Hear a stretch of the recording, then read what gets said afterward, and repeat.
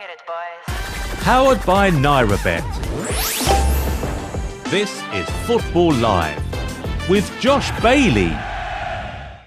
In around 8 minutes' time. Thank you very much, Matt Smith. It's an Arsenal team that obviously drew to Spurs last weekend in a fascinating North London derby. A 2-2 draw in that game. They're looking to get back to winning ways. They head to the South Coast today. That game is coming up at 3 o'clock. The other game that's coming up at 3 o'clock then is Manchester United v Crystal Palace in Manchester at Old Trafford, of course. Man United's league defeat by Brighton a fortnight ago brought an end to their 31-game unbeaten run at Old Trafford. They're going to look to start a new unbeaten run today against the Eagles, against Crystal Palace, who have only won 3 of their past 14 league away fixtures, drawing 3 and losing 8. But either way, that doesn't really tell the real tale of their season so far, does it? Crystal Palace, they've had an okay season up and down. Manchester United, they've fallen well below standards, haven't they, Jackson Cole? Yeah, good afternoon, Josh. Well, just 4 days ago, these two sides met in the Carabao Cup at the same place. Manchester United breezed to a 3-0 victory, but this clash has a very different feel to it. That's because a combined 10 changes have been made to both starting 11s. 4 of them at Manchester United, with Marcus Rashford, Bruno Fernandes, Rasmus Højlund and Victor Lindelof all coming in. There's also a start for Facundo Pellistri, who makes his first Premier League start for the Red Devils. The full Man United team is Andre Onana, Diogo Dalot, Victor Lindelof, Rafael Varane, Sofiane Amrabat, Mason Mount, Casemiro, Pellistri, Fernandes, Rashford and Højlund. After Pep Guardiola, Roy Hodgson is looking to become the second visiting manager to win 3 successive Premier League matches at Old Trafford, and he's made 6 changes to Tuesday night's poor showing at the Theatre of Dreams. Sam Johnston comes in for former United man Dean Henderson, while Joel Ward, Mark Gahey, Eberechi Eze, Joachim Anderson and Will Hughes have also been given the nod. Manchester United versus Crystal Palace is 9th versus 10th, but I'm sure there'll be plenty of quality on show. Kickoff is coming up. Thank you very much, Jackson Cole. From one Manchester team to the other, now the blue side, they are on Merseyside. Well, no, they're not on Merseyside. No, they're in the Midlands today, and they are facing Wolves, travelling down to Molineux. And Wolverhampton, they're seeking to end a run of 4 games without a win in all competitions, drawing 1 and losing 3. However, Manchester City are vying to win their opening 7 Premier League matches for the first time. And that's a little bit incredible, isn't it, Patrick and Noirette? Because we kind of associate Manchester City with breaking all these records and winning consecutively on the bounce so many times. But the fact they haven't won a Premier League, their opening 7 Premier League games to a season is quite astonishing and just shows how amazing they've been so far. So it's going to be a tough battle for Wolves today at Molineux come 3 o'clock, isn't it?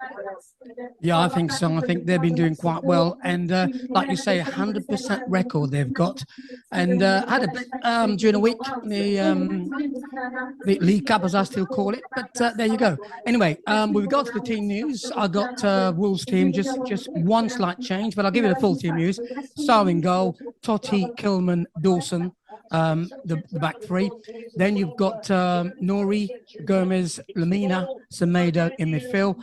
Then Chan, Gunha and Neto up front. So it's a 3-4-3 formation which they're playing today. Be interesting to see how they get on. With regard to Man City, just a couple of changes for them. Ake comes in and also Kovacic comes in, being the fact that Rodri is suspended. Their whole lineup is as follows: Edison in goal, Ake left back, Diaz, Akenji, Walker right back, of course, Kovacic and Nunes in midfield, Doku, Alvarez, Foden, and Haaland up top. So with 4 minutes to go to the kickoff, that's going to be interesting to see how Wolves play this. Do they sit back or do they try to outpass City? I'm waiting for it. Can't wait. Thank you, Patrick. Now to Kane Wears and to the team that beat Manchester City in the week and to the stadium that they lost in. Yes, we're off to Newcastle. We're off to St James's Park because the Tyneside team are hosting Burnley today. And actually, there have been 13 instances of teams scoring at least 8 goals in a Premier League match. But the only teams who have lost their following game were Newcastle in September 1999. I'm referring to the massive, the incredible 8-0 win in Sheffield United against Sheffield United last weekend for Newcastle. Kane Wears, while Newcastle are breaking records. Burnley, they failed to win in their opening 5 matches for the 5th time in 9 top-flight seasons, drawing 1, losing 4. This is an instance of 2 teams on very different paths to open their season, isn't it, Kane? Yeah, as you say, Newcastle coming to today's game following on from their 8-0 win last weekend against Sheffield United. And Newcastle are coming into the game in their last 9 league meetings with Burnley being unbeaten. But Eddie Howe makes the changes from last weekend's 8-0 win at Bramall Lane with Livramento, Dummett, Target Hall, Miley, Tonali, Murphy and Joe Linton all dropping out of the squad, with Trippier, Shaw, Dan Burn, Bruno Longstaff, Anderson, Almiron and Anthony Gordon all making a return to the team. Alexander Isak has passed a late fitness test and starts for the Magpies, but unfortunately, like Harvey Barnes, Sven Botman and Callum Wilson are out of action. Burnley coming to today's game still searching for their first win of the season, with Vincent Kompany making just one change to the side that got beat by Manchester United last weekend, with Sander Berg, who actually scored midweek against Salford City in the League Cup, replacing Johan Berg Goodmanson, who is not in the squad today. The last time that Burnley won at St James's Park was in the old Division 1 in 1976, but they went on to get relegated in that season, so hopefully not a bad omen for Burnley today. Thank you very much, Kane. From one struggling team to two struggling teams now to Everton and Luton. Jonny Holmes at Goodison Park for us today. Everton, well, they won last week against Brentford 3-1, scoring more goals and earning more points in last weekend's fixture, their 3-1 win, than their opening 5 league fixtures combined. For Luton, well, they could remain winless after their opening 6 league fixtures for only the 4th time in their history. And really, they should have done a lot better last week, shouldn't they? Because they reduced Wolves down to 10 men, but they just couldn't take advantage, drawing 1-1 in that game, Johnny. So 2 teams who desperately need to win today, and 2 teams that something's got to break for them, hasn't it? Absolutely, they both absolutely need the points today. It's lashing it down at Goodison Park. But as you mentioned there, Josh, Everton have found a little bit of form recently. They did, of course, defeat Brentford 3-1 away from home last time out, and also in midweek defeated Aston Villa 2-1 in the EFL Cup. The big team news for Everton today is that Dominic Calvert-Lewin starts up top, replacing Beto after Calvert-Lewin, of course, scored against Brentford, came straight off the bench in his 250th appearance for the club and put the ball in the back of the net almost immediately. Looking at Luton now, who got their first points of the season in that draw against Turnham Wolves, that 1-1 draw. Luton sit 18th in the Premier League overnight, and they're going for a 3-4-2-1 formation. Kaminsky in goal, Morris up top, and the question is, can manager Rob Edwards muster up another point today? Thank you very much, Johnny. That is what we've got to see. And now we're going to finally head over, because the games are about to start, and we're going to finally head now to West Ham v Sheffield United with Michael Jeffers. West Ham, who started the season brilliantly, Michael, but they're now in danger of losing a 3rd consecutive league game. That's Sheffield United. Well, they've lost 5 of their last 6 league games this season, only getting a draw against Everton, and last week's thumping against Newcastle 8-0 at home has really condemned them to a very dark and moody start to the season, and clouds as they look forward, isn't it, Michael? So both teams really need of a win as well here. Oh yeah, definitely. With Sheffield United, only one side in Premier League history has lost by 8 or more goals and then won the next game, and that was Wigan back in 2009. Wes Fotheringham in the United goal has faced the most shots on target and made the most saves of any Premier League, but he won't be facing Kudos, who's a 38 million signing from Ajax, the summer for West Ham. He won't be starting today, nor will Creswell, but Jared Bowen is still looking pretty lethal. With 4 goals and 6 Premier League appearances, he's the one that I think could be breaking the deadlock today.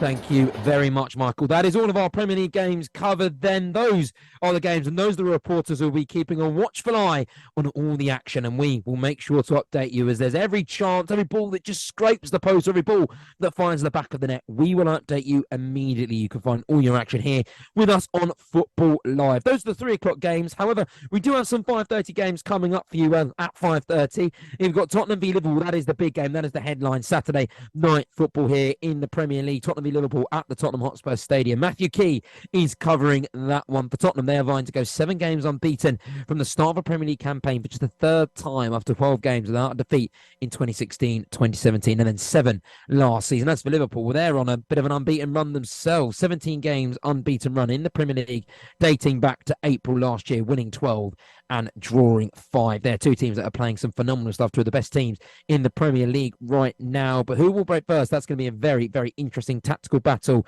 Jurgen Klopp v Ange Postecoglou. As for, well, that's the Premier League game. We've also got a Bundesliga game and a La Liga game coming up for you at the same time at 5:30. Leon Jones is going to be covering Leipzig v Bayern Munich. These are 2 teams which are favourite for the Bundesliga title, positioned nicely at the top there. And actually 2 teams that faced not a while ago. It was the German Super Cup, wasn't it, when Leipzig defeated Bayern Munich 3-0, shock defeat, which kind of shockwaves around not just in Germany, but around the whole world. So Bayern Munich will be looking to cast their revenge on that game. Leipzig, who are only a point behind Bayern Munich so far, a loss instead of a draw. That's the only difference in their records. Leipzig are the ones with the loss, and Bayern Munich are the ones with the draw. And then in the La Liga, we have Girona v Real Madrid. Luke Charlton is covering that one. And these are 2 teams that are unbeaten. Well, they aren't unbeaten, but these are 2 teams that are right at the top of the La Liga. And that's incredible to say for Girona. They're sending shockwaves around the world with their start. It's only their 4th campaign in Spain's top flight, yet they've picked up 19 points from 7 matches. And a win today, or even into this week before Barcelona played yesterday and drew yesterday. Well, so they played yesterday and won yesterday, beating Sevilla 1-0. Sergio Ramos' own goal. They were top of the La Liga. That's going to be a really, really interesting battle in that game. Girona v Real Madrid coming up at 5:30. I'll also keep you up to date on the scores around Europe and also some scores in the Championship too. There was also a game in the Premier League earlier. That was at 12:30. Aston Villa v Brighton. 2 teams of the new look Premier League. Unai Emery and Robert De Zerbi kind of spearheading those teams and spearheading some brilliant football. Yet it was Unai Emery who got one over on De Zerbi today, a 6-1 win. I think getting one over is probably a little bit of an understatement, isn't it? A 6-1 win at home at Villa Park. Absolutely incredible, and really sends a message to the rest of the league, doesn't it, about how serious Aston Villa is as they look to get into their stride. And with that win as well in the Premier League today, Aston Villa, well, they climb up to 3rd in the table. 5 wins, 2 losses, 18 goals scored, 11 conceded, goal difference of 7. They've got 15 points. They beat Chelsea last weekend as well. So they are definitely a team leapfrogging Brighton in the table. They're definitely a team to look out for. We've got loads of chances going in and around the Premier League right now. We will get there shortly, but just to give you an update on the rest of the games in the Bundesliga as well, because there's a few games currently happening right now. Bochum 0-0 with Mönchengladbach. Cologne 0-0 with Stuttgart. Heidenheim 0-0 with Union Berlin. Mainz losing 1-0 to Leverkusen, and Wolfsburg are beating Frankfurt 1-0. In the Serie A as well, Lecce are currently losing to Napoli. Napoli leading in that game, and your goal scorer there, well, it wasn't Victor Osimhen, who was substituted on in the second half after not starting this game. The goal came in the 16th minute. It was Ostigard who scored that. So for all the Osimhen fans around in Nigeria, you have to say that he's on the pitch and his team are winning. In the La Liga, Getafe and Villarreal, they drew 0-0, a 10-man Villarreal. Right, let's get to the Premier League then, and let's start at the Vitality Stadium. Bournemouth v Arsenal. Matt Smith is covering this one. Currently 0-0 here, Matt. Arsenal in the green, Bournemouth in the red. There might be differences in the kit, but there's differences in the way they're playing right now. Bournemouth, surprisingly, Josh, are maybe sort of opening this sort of 5 minutes with a little bit of fight in them.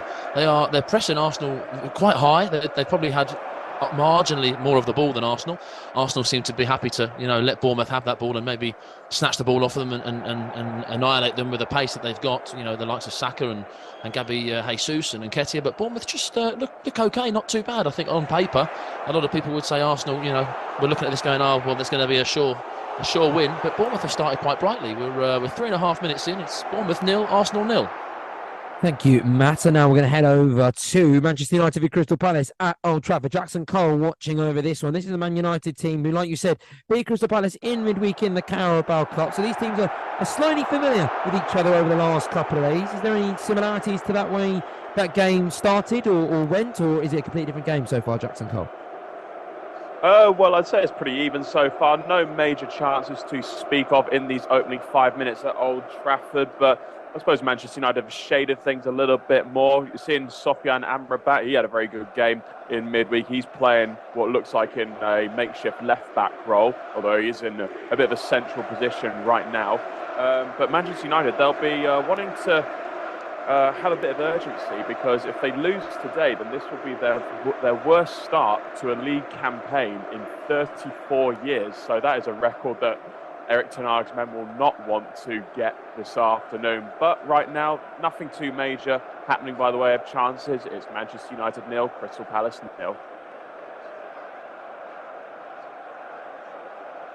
Thank you, Jackson. Patrick Noirette now to Wolves, the Manchester City at Molineux. Man City have won their past 6 Premier League meetings against Wolves, scoring 19 goals and conceding 3. If you consider the form of these two teams, Patrick, this game should really be only going one way. Is that how it's been in the opening 5 minutes?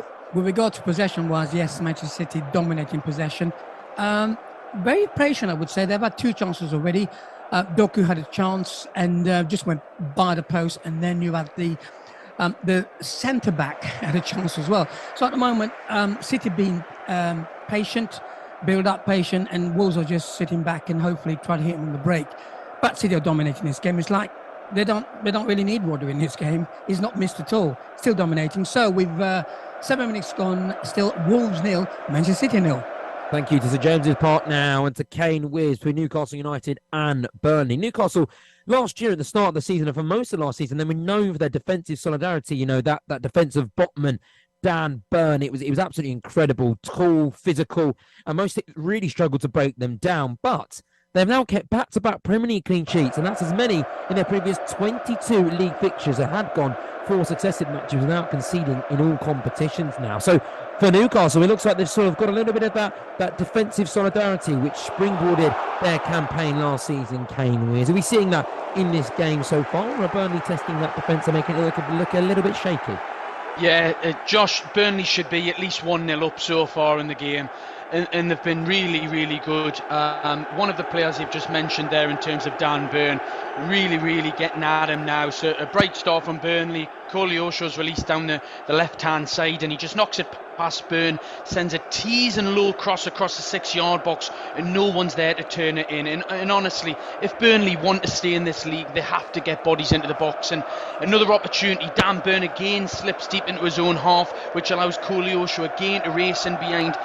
Where's the ball inside the area to Amdouni, who takes a great first-time shot, but sees his effort kept out by Nick Pope. Really great start by Burnley. Newcastle haven't settled and got into the game, but it's still 8 minutes in. Newcastle 0, Burnley 0.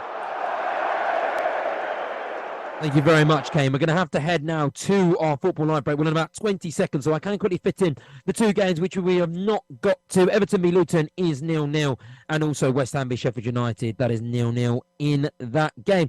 Those are the Premier League matches. Then we will get to those games accordingly when we're back. But for now, this is Football Live. Coming up tomorrow on Football Live. Nottingham Forest against Brentford.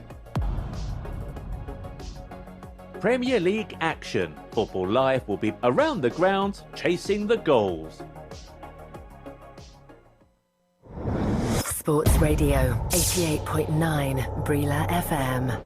Secure an instant win with Noirette when your team leads by 2 goals in the match. How many times has one of your betting selections had a meltdown after going 2 goals up? Don't stress. With our new 2 goals up market, if your selection goes 2 or more goals ahead at any stage in the match, then your selection will be settled as a winner, regardless of the final match result. Place your bets on the 2 goals up football market at www.noirabet.com. Include the 2 goals up selections in your bet slip with as many other selections as you want. For more details, check out our promotions page. Full terms and conditions apply. Must be over 18. Bets placed on the match winner market do not qualify. Market available on pre-match bets only. Please gamble responsibly. You are listening to Football Live. 4 hours of football every Saturday and Sunday on Brila FM. Unbelievable. With Football Live. It's not a fantasy anymore, mate. Take Brila anywhere, everywhere. Yes, you can take Brila with you anywhere, everywhere. The Brilla app is available for free download on Google Play. It is also there on the Apple iTunes Store. Yes, on Google Play and the Apple iTunes Store. Look out for the Brilla football and microphone logo with the letters BRILA in green colour. That is our authentic app. It gives you Brilla FM, Brilla.net, BrillaSports.tv, and all the extra betting tips, live score, plus our Twitter, Facebook, Instagram, Google Plus, and YouTube posts. Sports fun. You can post your videos and eyewitness reports. Brilla, BRILA. Available for download on Google Play and the Apple iTunes Store. You are listening to Football Live. Let's get back to the action on Football Live. Hit it, boys. Powered by Noirette. This is Football Live with Josh Bailey. Yes, hello everyone, and welcome back from that short break, only a couple of minutes. And now we are getting straight back into the football action because it is hot and it is simmering pretty nicely. And I think we're going to have a really, really good show today. Right, let's go let's go from where we left off, and we're going to start at Everton v Luton. We're going to start at Goodison Park. We're going to go with Jonny Holmes, who is covering this one. 10 minutes, or just over 10 minutes gone on that one. Johnny, how's it gone there? Yeah, I would say Everton have definitely been the side on top so far, and a couple of very nice chances for them, including one which very nearly turned into an early contender for goal of the season. It was Dwight McNeil who was running at Kabore, and the ball flicked up and landed perfectly for him about 25 yards out, sat up on the volley. He watched it over his shoulder, watched it come down, and he smashed it, and it's dipping, but just never quite on target and just goes wide.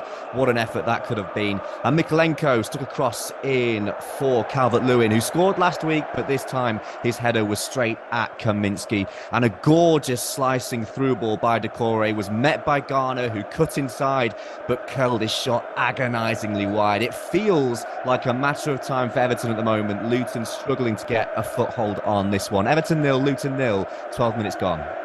Thank you very much, Jonny Holmes. We have our first goal of the afternoon. The goals, powered by Noirette.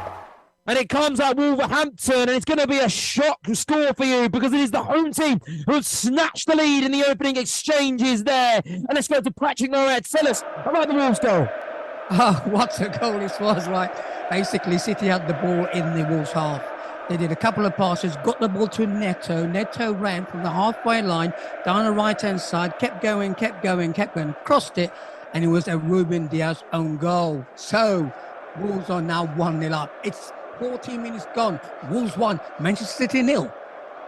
Patrick, is that a deserved lead for Wolves? I mean, I know you said the Manchester City have dominated the possession. Was that a shock, kind of snatch and grab from Wolves there? No, I think they grew into the game. Watching the game, Wolves got close to them, and they were just watching the game. And I think they just got really close. And it is deserved, well deserved. Well, there we go. Thank you very much. We know what they say about buses, don't they? You know, you say you wait so long for one, and then once you wait for that one, the second one comes along straight away, and that's exactly what happened. Well, with goals here at Football Live, because we have our second of the afternoon. The goals, powered by Noirette. And it comes on Tyneside in St James's Park for the home team. Newcastle lead there. It's Almiron who has taken the lead. The Magpies, they really are soaring right now, aren't they? Defeating Sheffield United 8-0 last weekend. Beating Manchester City at St James's Park in midweek at home. And now it's only taken them 15 minutes to score in that game. They've scored, that is now their 17th top flight goal, their most at this stage of a season since netting 22 under Kevin Keegan in 1994. We spoke to Kane Wears just a little while ago, who said the Burnley actually should have taken the lead in that game. Well, they're going to really be kicking themselves, aren't they, Kane Wears? Because Newcastle are the ones that have taken the lead in that game. Yeah, Burnley will be absolutely devastated that they're not 1 or 2-0 up and actually they're 1-0 down. But it's an absolute beauty from Miguel Almiron. And Trippier wins the ball back off Ramsey just inside the Burnley half and breaks and just slides Almiron in. Almiron drives forwards and just cuts inside onto his left foot and just pens an absolute stunning strike past Trafford into the top left-hand corner. So a great start for Newcastle in terms of scoreline. It is 14 minutes in, Newcastle 1, Burnley 0. Thank you, Kane. It's taken us a while to get to Michael Jeffers at the London Stadium. We're watching West Ham v Sheffield United, but it looks like, Michael, we've timed it perfectly because West Ham have just had a brilliant chance. Yeah, it's been very evenly contested up until this point where Fotheringham has made an incredible double save from the corner. The first header coming from Bowen, and then he deflects it into Souček, who does another header, and then another save from Fotheringham. We know he's good. Most Premier League saves so far, but he is really holding it in for Sheffield right now, who are playing well, but it looks like the more vulnerable of the two. At the moment, though, West Ham 0, Sheffield United 0. It's goals galore here on Football Live because Arsenal have just taken the lead on the South Coast. The goals, powered by Noirette. We know that Arsenal have gone 10 league and cup matches without a defeat, winning 7 times. Well, they're well on their way to making that 11 league and cup matches without a defeat and making that 8 wins because they have taken the lead against Bournemouth, visiting the South Coast there this afternoon after kind of stagnating a little bit against Tottenham last weekend. They're looking back to get on that winning track, and they're doing exactly that. And who else? Bukayo Saka. He scored 4 goals and assisted 2 in his last 7 top-flight appearances. Make that 5 goals in his last 8 top-flight appearances. He is really reaching a new level this season. He's got to be one of the best players in the world. It's absolutely incredible. It's a pleasure to cover him each week, and he has put his team in the lead in that one. It's Bournemouth 0.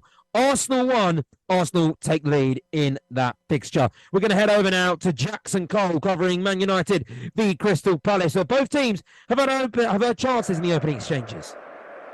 Yeah, no goals so far at Old Trafford, but 2 good chances, 1 for each side. The first actually came to the visitors. It was Mark Gahey, a cross from the left. He got his glancing header onto it. It bounced just wide of the goal. And then a minute later, Rasmus Højlund, he was played through. And then he beat Mark Gahey to a 50-50 ball, put the ball past Crystal Palace goalkeeper Sam Johnston, but Tyrick Mitchell came to the rescue and cleared the ball off the line. A little bit earlier than that, Casemiro, he was yellow carded for a very robust challenge on Ghana international Jordan Ayew. Casemiro can have no complaints whatsoever, and I think he's going to have to be careful with his tackles for the rest of the afternoon. But right now, it's Manchester United 0, Crystal Palace 0. To Matt Smith now to tell us some more information about that Saka goal for Arsenal. Yes, it's Bournemouth 0, Arsenal 1. The move started with Bukayo Saka. He lofted the ball all the way to the back post or towards the back post. Gabby Jesus was there. Gabby Jesus nods it back towards the goal. It's not really central. It hits the post. And fortunately for Bukayo Saka, it's right on his forehead and he nods it in past the goalkeeper Neto and makes it Bournemouth 0, Arsenal 1. It has been coming. They've had 70% of the ball. It's a bit of a lucky one, but he won't mind. It's off the bonds. It's off the forehead. 17 minutes played. Bournemouth 0, Arsenal 1. Thank you, Matt. Just a quick word on Arsenal and last weekend, really, after drawing their 2, after drawing against Fulham, after drawing against Spurs now. 2 draws to start the season and 4 wins, maybe a 5th if they can hang on against Bournemouth over the remaining a lot of minutes to still play in their fourth match.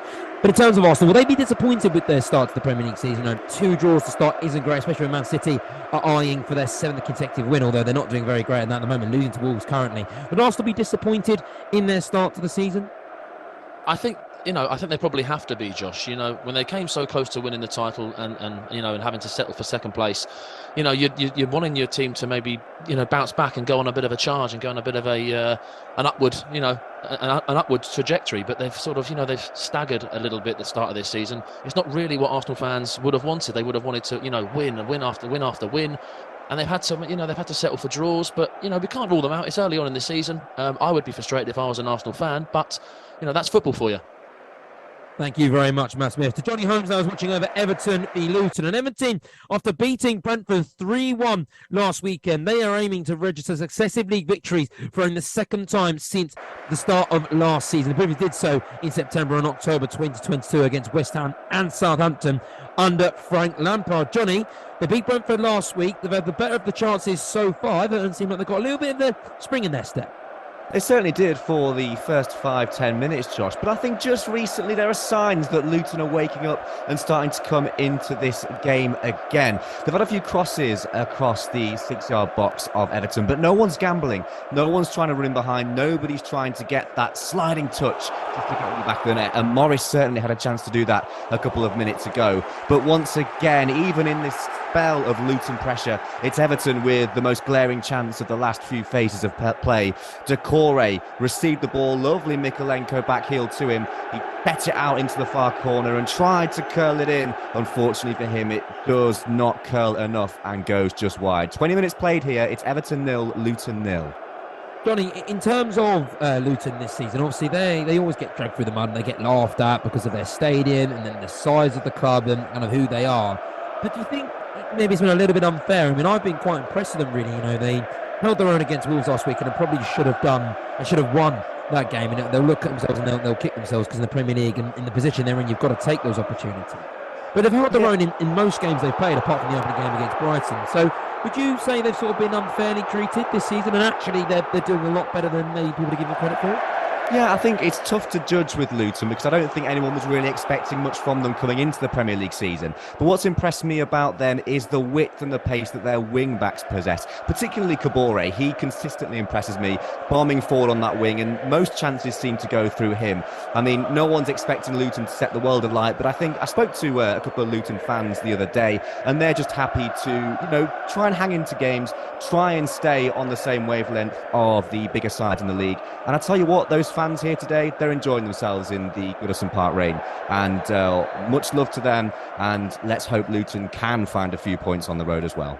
Yeah, Luton really do carry some brilliant fans wherever they go. I feel like they're just not happy to be there, but obviously they're relishing the chance and the opportunity to support their side at some of the biggest grounds in the world. Thank you very much, Jonny Holmes. That is obviously Everton 0, Luton 0. A round up of the scores then before we get a few more chances. It's Arsenal 1, it's Bournemouth 0, Arsenal 1, Everton 0, Luton 0, Manchester United 0, Crystal Palace 0, Newcastle 1, Burnley 0, West Ham, and I was about to say that, but we have just had a goal on Merseyside. The goals, powered by Noirette. Jonny Holmes said, and wait, before I give news the Luton goal, we've just had another goal, but this time in London.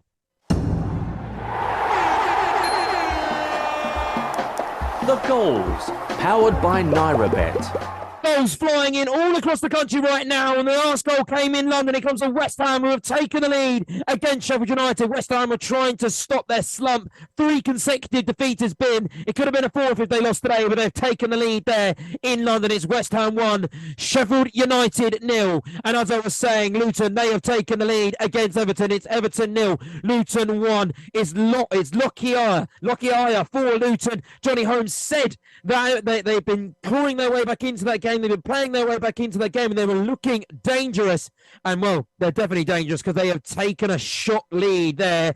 They said it was raining in Goodison Park. Well, I can imagine the Everton faithful just got a little bit more miserable with that goal. It is Everton 0, Luton 1, and West Ham are taking the lead against Sheffield United. It's Jarrod Bowen for West Ham. Jarrod Bowen is in fantastic goal-scoring form in each season, really, and he scored 4 goals in 6 Premier League appearances for West Ham this season. You can make that 5 goals in 7 Premier League appearances for West Ham this season, although they all come away from home. So that's his first goal at home. Isn't it, Michael Jefferson? I bet the London faithful, the West Ham faithful, they love that. Oh, it's a lovely goal. It comes from a neat little bit of play with Kufau, who's been electric on the right-hand side. And he cuts the ball back from the flank. Bowen, who hits it first time so delicately into the corner. There's very little power on it, but it's so precise. But Fotheringham has no chance. And this man is just full of confidence. I think getting one at home is going to be crucial. Getting the first goal in this game is going to be crucial, especially after that slump. And it will really be difficult now for Sheffield United to get the confidence to come back now. West Ham 1, Sheffield United 0, 24 minutes gone. There is drama brewing in the Premier League because it is Man United who have just gone behind against Crystal Palace. The goals, powered by Noirette. Man United, who seem to have just stopped the rod a little bit after beating Crystal Palace comfortably in midweek in the Carabao Cup.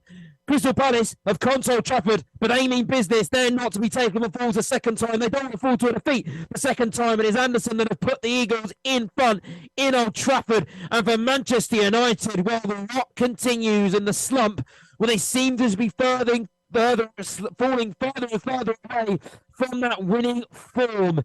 It is not looking good. Defeat would signal United's worst start to a league campaign for 34 years. And Anderson has just put United on the cusp of that. But don't forget, they do like to come from behind at home, especially. Nottingham Forest a few weeks ago, they were 2-0 down in the opening exchanges, but they clawed their way back. They won 3-2 in that game. But for now, they're going to need to recreate that form. They're 1-0 down once again at home. And this time it's to Roy Hodgson's Crystal Palace. Manchester United 0, Crystal Palace 1. There was VAR at Luton, but the goal stands, Jonny Holmes. And you were saying the Luton fans were enjoying themselves. They're enjoying themselves a lot more with that goal. It could be party time for the away support. And what a bizarre goal this is. The corner comes in, it's floated in by Doughty, and up rises Morris, who powers a header goalwards. And Pickford gets a brilliant tip save, pushes it back onto the crossbar, but it comes back out and drops at the feet of Ashley Young. The experienced man, you think he'll know what to do with this. Well, he just blasts it, cannons it straight at Lockyer, who doesn't know anything about it, just smashes into him, and into the back of the net it goes. I'll tell you what, he'll take it. Everton 0, Luton 1, 26 minutes played. You need a little bit of luck in the Premier League, don't you? And they didn't get their luck last weekend against Wolves at home. That kind of through playing against the 10-man of Gary O'Neill's side. But they got their luck there, travelling away to Goodison Park, and that means they are now 1-0 up. The luck was just a little bit weaker later, but they'll take it. Rob Edwards' team, they won't be complaining. They lead in that game. We're going to go to Jackson Cole now. Tell us about the shock Palace lead. Manchester United 0, Crystal Palace 1. It's a shock lead for Crystal Palace, and I'm shocked at the way it's gone in. It's an absolutely stunning effort by the Danish centre-back Joachim Andersen. It was a free kick from the right, whipped in by Eberechi Eze. It was a flick on by Jeffrey Schlupp. And then Andersen had to go back on himself, and then he just crashed it into the top corner of the net. Andre Onana, no chance, an absolutely brilliant finish. The likes of Erling Haaland would have been really proud of that. Never mind Joachim Andersen. And, well, Manchester United's misery continues. It's Manchester United 0, Crystal Palace 1.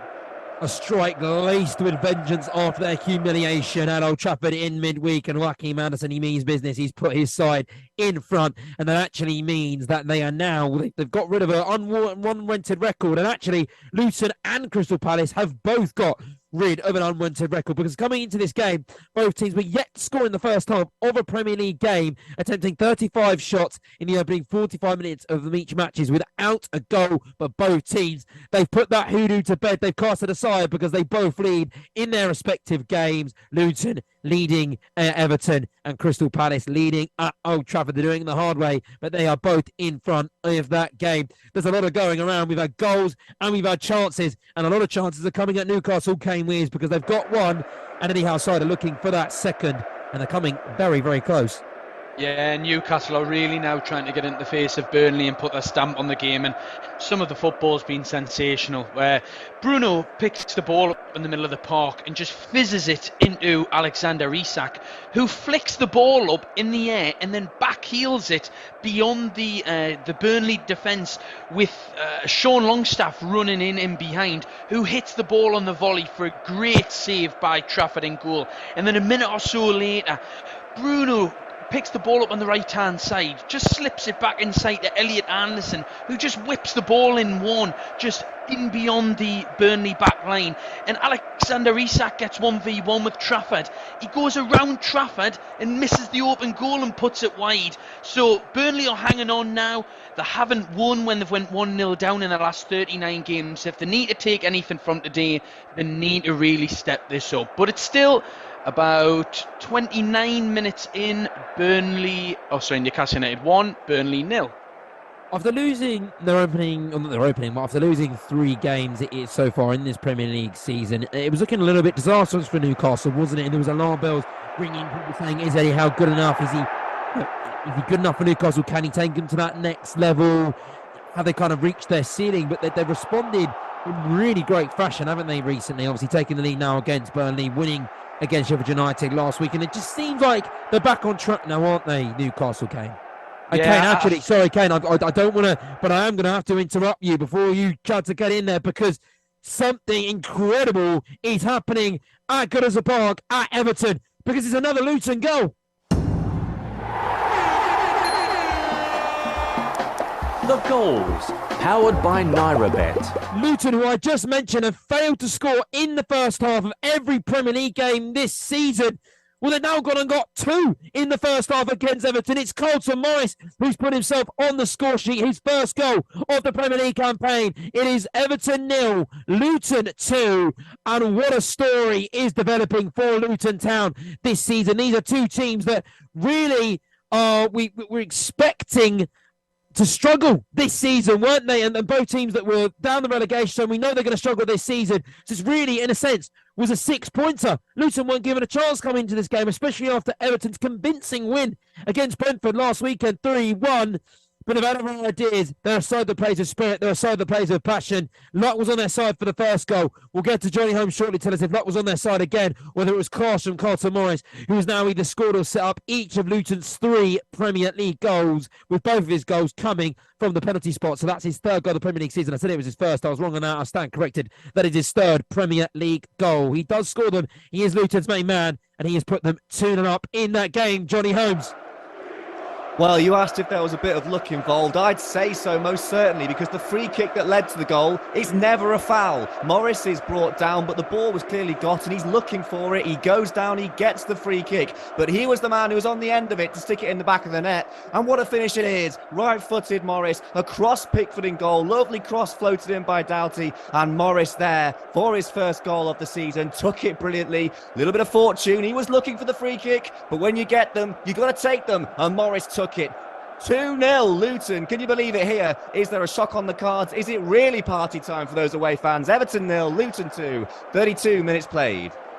Thank you very much, Jonny Holmes. I want to talk a little bit more Everton shortly, but for now, we've got to get around the grounds because we haven't had from Patrick Noirette a while as well, looking over Wolsey, Manchester City, because there's just so much going on around the Premier League, Patrick. Wolves still leading in that game 1-0, and that's really surprising to say, isn't it? Because we don't normally see Manchester City behind for long when they do trail. Do they look like getting back into this game, or are Wolves in control? I wouldn't say Wolves in control, or are they going to get back into the game? They're taking their time, but Wolves are defending very well. Nothing in the middle whatsoever. They're pushing them wide, and when they get the ball, well, they're playing on a counter. They actually try to pass their way out to get the ball wide and then attack City. So they're making sure that if it's not on, the attack's not on, they just keep the ball. They play keep ball because they don't have to score because they're 1-0 up. At the moment, I said here to do like they won't miss Rodri, but they do. Because he's the one who actually does that pass between the lines. They haven't got that. That's what's missing. So maybe second half they might change that. But I just noticed that Guardiola is not on the touchline. He's on top watching the game. So I think he's banned from the touchline. So he's got his headphones on. Well, his little headphones he's got. Obviously sending messages down. But his influence is not there. You can see that. So he can't really get anything across to them. But we'll have to wait and see. It's 34 gone. Still Wolves 1, Manchester City 0. It's what makes Manchester City so great, doesn't it, Patrick? The fact that they don't never panic, they always bide their time, they believe in what they can do, and it's almost like kind of inevitably waiting for them just to score, isn't it? In that psychological battle, they're so brilliant, aren't they? Yeah, I mean, the way they're going to score here, if Wolves give the ball away, they've done it a few times where they've given it away in the wrong area of the park, but they got lucky with it. But the thing about it is, what's the point of just kicking it long, losing it, and then trying to defend again? So what they're trying to do is win the ball and keep it. It is hard against City because City press you. But they've kept certain players quiet. Foden's been quiet. Doku's been quiet. Nunes, Wolves player, he gets booed all the time he touches the ball. So at the moment, so they're keeping them well. We have to wait and see. So we've what is it? 35 gone. Still Wolves 1, Man City 0. The vitality now to Bournemouth v Arsenal. Saka's goal put Arsenal 1-0 up in that game. Matt Smith, are they looking close to that second, or has Bournemouth sort of steadied the ship on the south coast? I think immediately after the goal, Josh, Arsenal were looking for a second almost immediately. A couple of half chances here and there. Zinchenko had a shot saved and put out for a corner by Neto. But Bournemouth have had flashes of confidence, but nothing to really, worry David Raya in goal. Arsenal's back four, and I say back four, it's mainly a three because Zinchenko is the inverted left full-back sort of position. So sometimes he's playing alongside Declan Rice and pushing Odegaard and Havertz forward. Just as you've come to me, Kai Havertz picked up a yellow card just for a little late challenge that Michael Salisbury had no option but to call for a foul and call for a booking. 34 minutes played, Bournemouth 0, Arsenal 1, but it is all Arsenal, Bournemouth having flashes of confidence.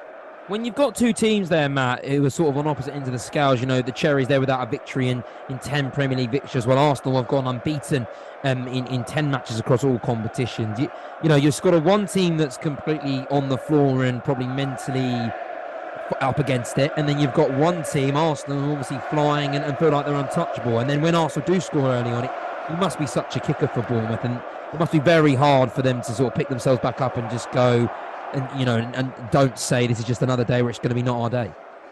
Yeah, it's going to be extremely difficult when you're playing the likes of Arsenal. You know, it's going to be difficult whether you're home, away, the cup game, friendly. It's going to be tough because, you know, Arteta's got them playing in a similar way, in a similar fashion to, you know, the likes of Guardiola and Manchester City. He's got them really well drilled. It's a well drilled side, maybe arguably better last season than this season so far, especially with the start they've had to this season. But I think Bournemouth can't give up hope yet. 35 minutes played. All it takes is one little mistake, one chance, and Bournemouth can get an equaliser. They're on their home turf, so they've got to give their fans, all these fans that are here watching in their vitality, they're going to have to give them something worth cheering about. Yes, thank you very much, Matt Smith. Well, the Bournemouth fans might not be cheering, but the West Ham fans certainly are, because their team now lead 2-0. The goals, powered by Noirette. David Moyes has won all 7 home matches as a manager versus Sheffield United in all competitions by an aggregate score of 19-2. Well, he's well on his way to doing that right now, because it's Thomas Souček who has doubled down on Jarrod Bowen's opening goal and getting the goods himself, because he has got himself a goal, and West Ham now lead 2-0 against Sheffield United. The Sheffield United team are looking to pick themselves back up after last week's begrudging defeat against Newcastle. Humiliating, wasn't it, losing 8-0 on your own turf? It really does not get much worse than that. But they're not doing very well at the moment in trying to respond to that, because they are losing. And we're going to go to Michael Jeffries now. Tell us of that Thomas Souček goal. It's some very poor play from Sheffield United, trying to play out the back, but it's intercepted by Paqueta, who passes it to Antonio, who's been looking a little bit shaky himself when he tries to go for goal, but he lays it off to Souček, who it looks like he's struggling to get out of his feet, but somehow gets his left foot around the ball and neatly passes it into the bottom corner. I don't even think Fotheringham was expecting him to get a shot off, let alone one so accurate. But Souček has that in his roster, and that really puts West Ham in a very comfortable lead. West Ham 2, Sheffield United 0, 37 minutes played. Thank you very much, Michael. Thank you very much for that. And he's got to be enjoying himself, hasn't he, watching West Ham play the football they're playing right now. For Sheffield United, it's just a case of where do they go from here? Losing yet again after losing 8-0 last week. It's just not looking great for them at the moment, is it? A team it's not looking great for is Manchester United. Jackson Cole still trailing to Crystal Palace. And what's the mood there like at Old Trafford? Are they responding to the Man United team? I'm assuming who are trying to get themselves back into that game, or is he gone sour?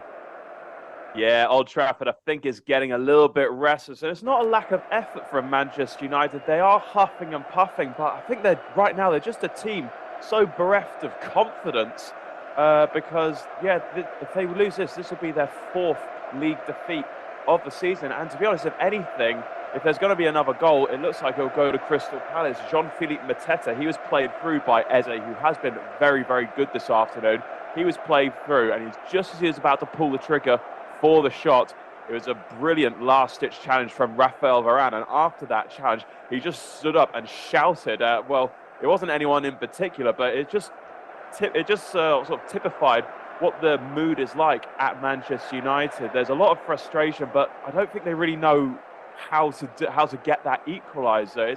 It's very weird at Old Trafford. It's a far cry from the days under Sir Alex Ferguson, when if the team did go behind, they would just find a way, and there was never really any concern. But I think most of the Man United fans inside just can't see a route back. It's still Manchester United 0, Crystal Palace 1.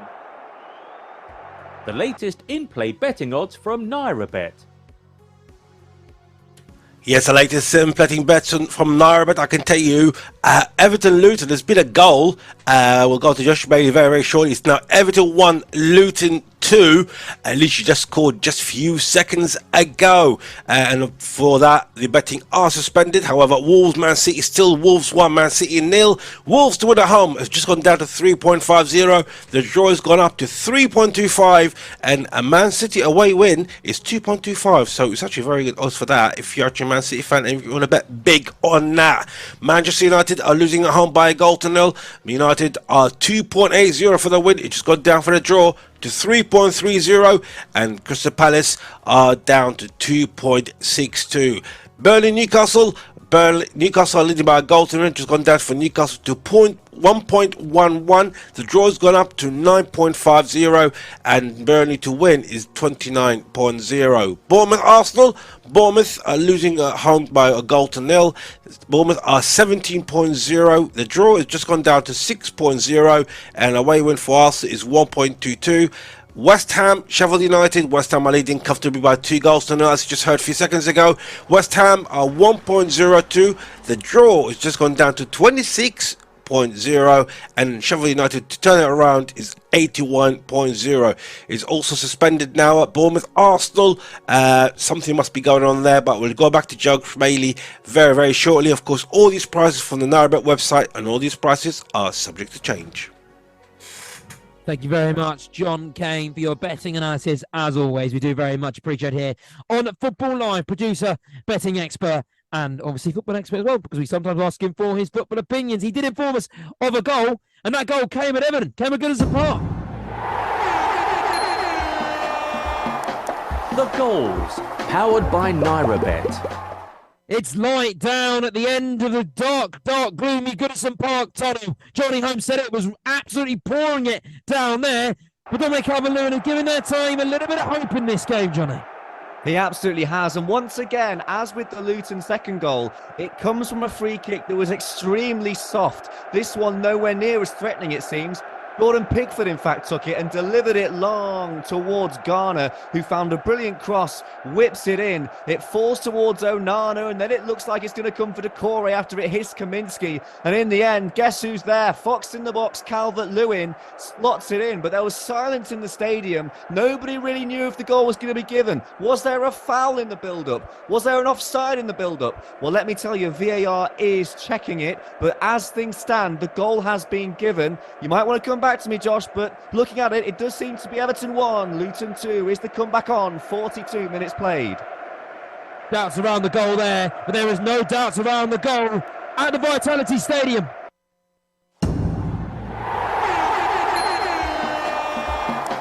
The goals, powered by Noirette. Because Arsenal have taken the lead from the penalty spot, and it is Bukayo Saka's second goal of the afternoon. He is on flames at the minute. He's really impressing, and every ground he plays in and every team he plays against, he seems just to be the best player on the pitch, and he's got his second in that game from 12 yards, delivering coolly on the penalty spot like he did last weekend against Tottenham Hotspur. He's one of the best penalty takers in the league right now. Think if you forget about kind of what he went against the Euros, he's now really good and reliable from 12 yards out. He's Arsenal's number one man from the penalty spot, and he has given them a comfortable afternoon on the south coast. I can imagine the sun is out and they can start getting their deck chairs out, because they're now 2-0 up in that game. It's hard to see if any way for Bournemouth to get back into this game, Matt Smith, because Arsenal 2-0 up, they don't lose those, do they? They don't, and it's just before half-time. It is Bournemouth 0, Arsenal 2. Michael Salisbury, he blew his whistle for a foul from Max Aarons. He brought down Nketiah. It's a bit of a strong tackle, and you know, it's a no doubt. No one really sort of questioned it. You know, it's a penalty to Arsenal, and Saka had the ball in his hand, and you know, and it was, oh, let's see who's going to take it. Saka, I think, maybe soaked up all the pressure from the Bournemouth players, and he's looking to take the penalty, but it's Odegaard who actually steps up, and it's a great strike from the spot by Morten Odegaard, and it's low into the left of the net, giving the keeper Neto no chance at all. It's Bournemouth 0, Arsenal 2. Well, there we go. I stand corrected on that one. Thank you, Matt Smith, for correcting me there and saying that Odegaard was the scorer. Odegaard, who, well, I mean, I imagine Saka was involved in some way because he's such a brilliant player, but Odegaard is equally as good. And he was reliable, and it's really interesting that Arsenal do that, don't they? Always changing up their penalty take, because most teams obviously like to go to the traditional, just one man always taking on the penalty spot. But Arsenal, they like to change it up. They like to make things a little bit different. They like to keep the goalkeepers guessing, and that's what they've certainly done there. And it seems to be paying off because they have scored their second penalty in consecutive weeks. Martin Odegaard, after disappointing performance against Tottenham Hotspur on the score sheet, hopefully that will give them a little bit of confidence. We're going to go to Jonny Holmes now because the Everton goal has been given. It's been on and off. It's been a long VAR check. What happened there, Johnny? Long VAR check, but we have got the confirmation through. Everton have got a goal back just before half-time here. The question centred around whether Luton defender Burke was playing Calvert-Lewin onside as Decore rolled it, perhaps a couple of feet just away from the outstretched glove of Jordan Pickford, who'd made a great save from Onana closing down on him. Decore looked like he was going to slot it in, but elected instead to roll it to his right, and there was Calvert-Lewin. Did roll it forward. It looked like it might be slightly offside. It was so close, and out came the lines. And I tell you what, it was hard to see even with those drawn on. But in the end, the officials have made their choice. Everton 1, Luton 2, 45 minutes played. We're creeping into injury time around the league. Then a lot of injury time everywhere we look. Added time going up. We haven't been a lot of places to a while. We're going to quickly let's go to Kane Wears, the Newcastle v Burnley. Newcastle were peppering the Burnley goal at St James's Park, weren't they, Arsenal? Kane, has that form continued, or have things just calmed down a little bit? No, Newcastle are still going for this and can really sense that fear with Burnley now. Since that goal from Almiron, Burnley just look like they've gave up. But it's an unbelievable save from Trafford where the two academy boys, Longstaff and Anderson, link up well, where Longstaff's just charging down the right-hand side. Dinks the ball into the far post where Anderson's arriving with a diving header just on the 6-yard box, and Trafford sticks out his left hand to deny him, and then it's cleared off the line in there. Newcastle could be out of sight in this game, but there's 2 minutes being added into the game. We're about a minute and a half or so into that, but it's still Newcastle 1, Burnley 0. Thank you very much, Kane. We're going to go to Jackson Cole now, who is watching over Manchester United's misfortunes against Crystal Palace. Still losing 1-0 thanks to an Anderson rocket there, Jackson. And Man United, they're really no closer to getting an equaliser there. No, not at all, Josh. It's still Manchester United 0, Crystal Palace 1. As I mentioned when you last came to me, they're just bereft of confidence, Manchester United, and the fans sense that, and they're getting uneasy. And Crystal Palace, dare I say, have been pretty comfortable ever since Joachim Andersen spectacularly put them in front at Old Trafford. We're in the final seconds of the first half, and it is still Manchester United 0, Crystal Palace 1.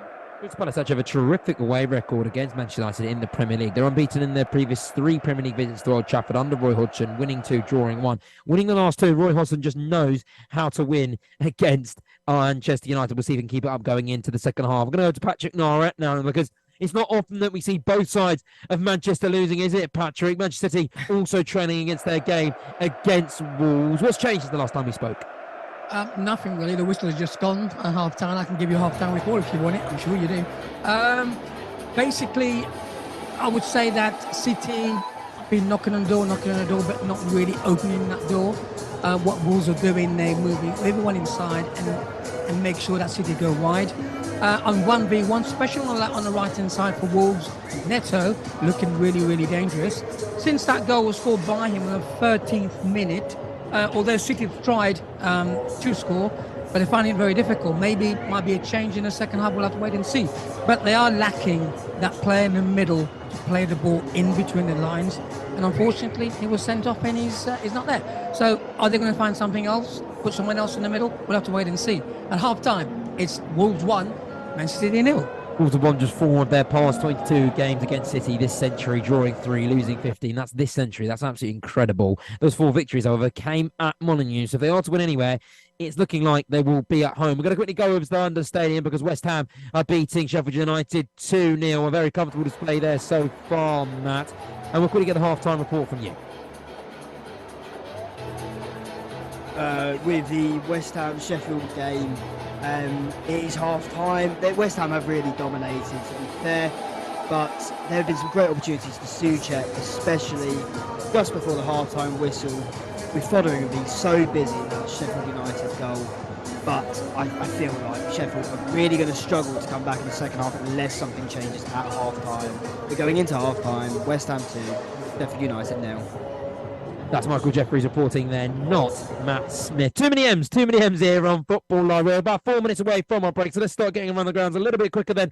And we're going to head over to Matt Smith between Bournemouth and Arsenal because they are 2-0 up thanks to a Saka goal and a Martin Odegaard. But Bournemouth arguably started the brightest, but Arsenal slowly made their own impression on the first half. In the 17th minute, Bukayo Saka lofted a long ball towards the back of the Bournemouth box. Gabriel Jesus was there to head it back across the box. The ball hits the post and it fell perfectly for Saka to head it in from 5 yards out to put Arsenal 1-0 ahead. Bournemouth did have some flashes of confidence in front of goal and in the final third, but nothing to worry David Raya and his back four for Arsenal. And in the 44th minute, just before half-time, Eddie Nketiah was blatantly brought down by Max Aarons in the box. And despite Bukayo Saka soaking up the pressure and looking like he was taking the penalty, Martin Odegaard took the ball from the Englishman, took the penalty itself and struck the penalty deep into the left side of the net to make it Bournemouth 0, Arsenal 2, and that is how it stayed. Half-time here at the Vitality, Bournemouth 0, Arsenal 2.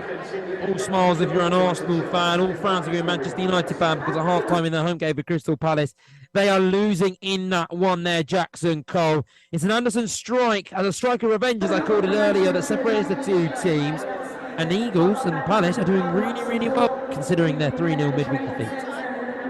Yeah, Manchester United 0, Crystal Palace 1. A shot on the cards at Old Trafford. A splendid strike by Joachim Andersen, all that separates the two sides.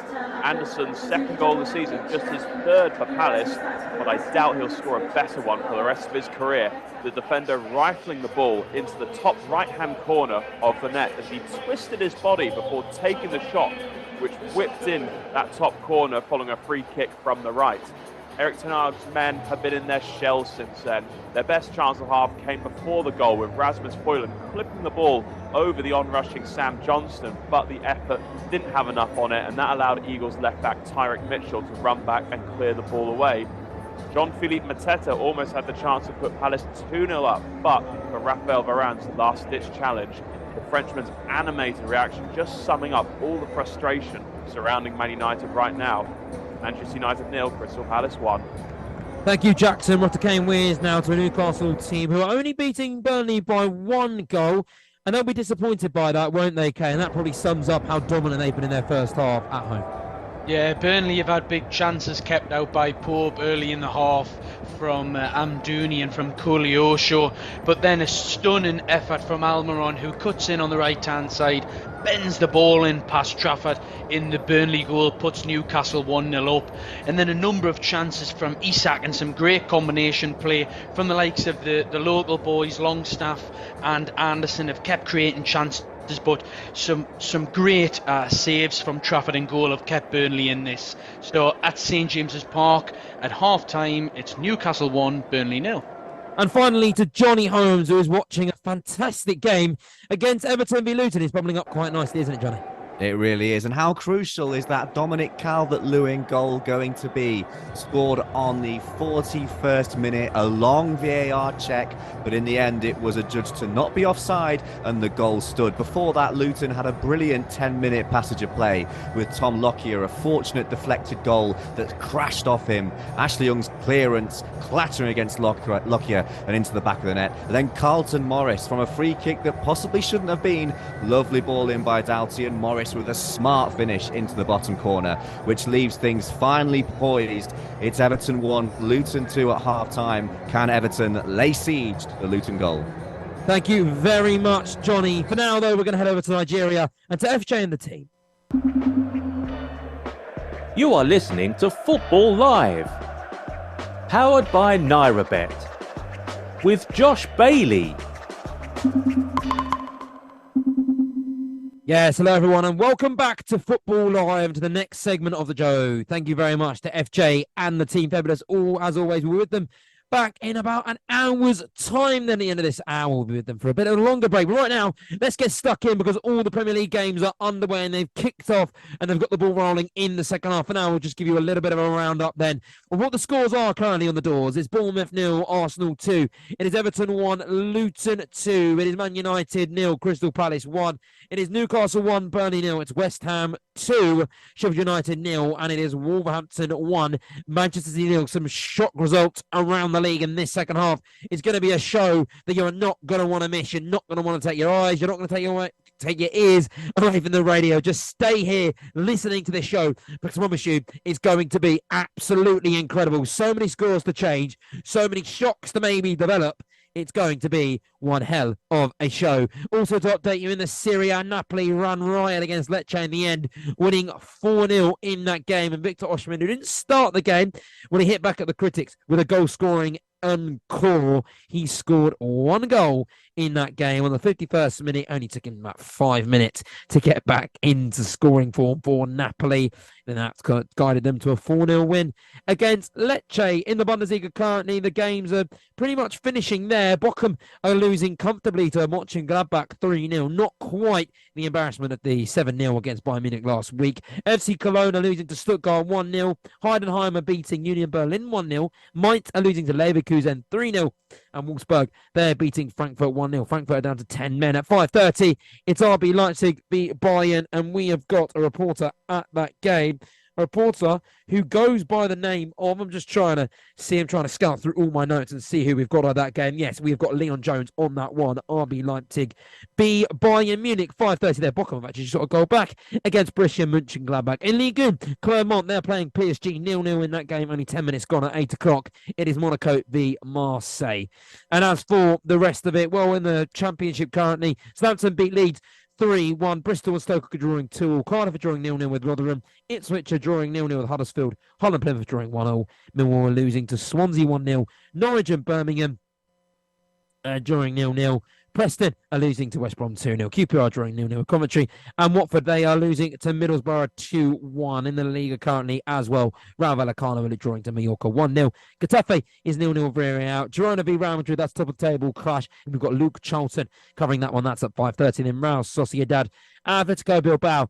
That is coming up at 8 o'clock. So that is all the scores in England. That's all the scores around Europe. You are up to date and you are ready to get in your seat, and you're locked and loaded, ready for what should be a thrilling and mouth-watering 40 minutes to go. We're going to start then at the Vitality Stadium. We're going to start between Bournemouth and Arsenal. Matt Smith covering this one. It was Saka and Odegaard who were the goal scorers in the first half. Odegaard getting from the score. So we're in the penalty spot just before the end of that first half, Matt. I can imagine Arsenal were pretty much in cruise control and well on their way to 3 points on the South Coast.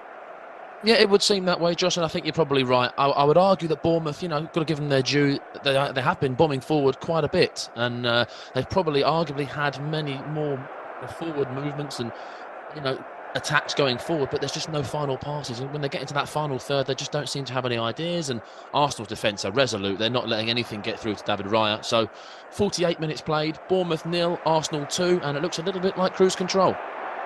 Thank you, Matt. We're going to head over now to Old Trafford, to Manchester United, Crystal Palace. Anderson is the reason that Crystal Palace are in front in that game, and the reason that they have now ended their hoodoo, have yet to score in the first half of every Premier League game they've played in so far this season. Anderson was the reason they're in front there, Jackson Cole. How about this second half? 5 minutes gone there.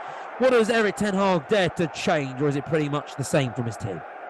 Well, no changes for either side at the start of this second half. Still Manchester United 0, Crystal Palace 1. I can see what pattern the second half is going to take. Manchester United, they probably had about 85% of the possession, but Crystal Palace are more than content just to sit back and play on the counter-attack, be compact. I have a sense this is going to be attack versus defence for the remaining 40 minutes of the 90 or so.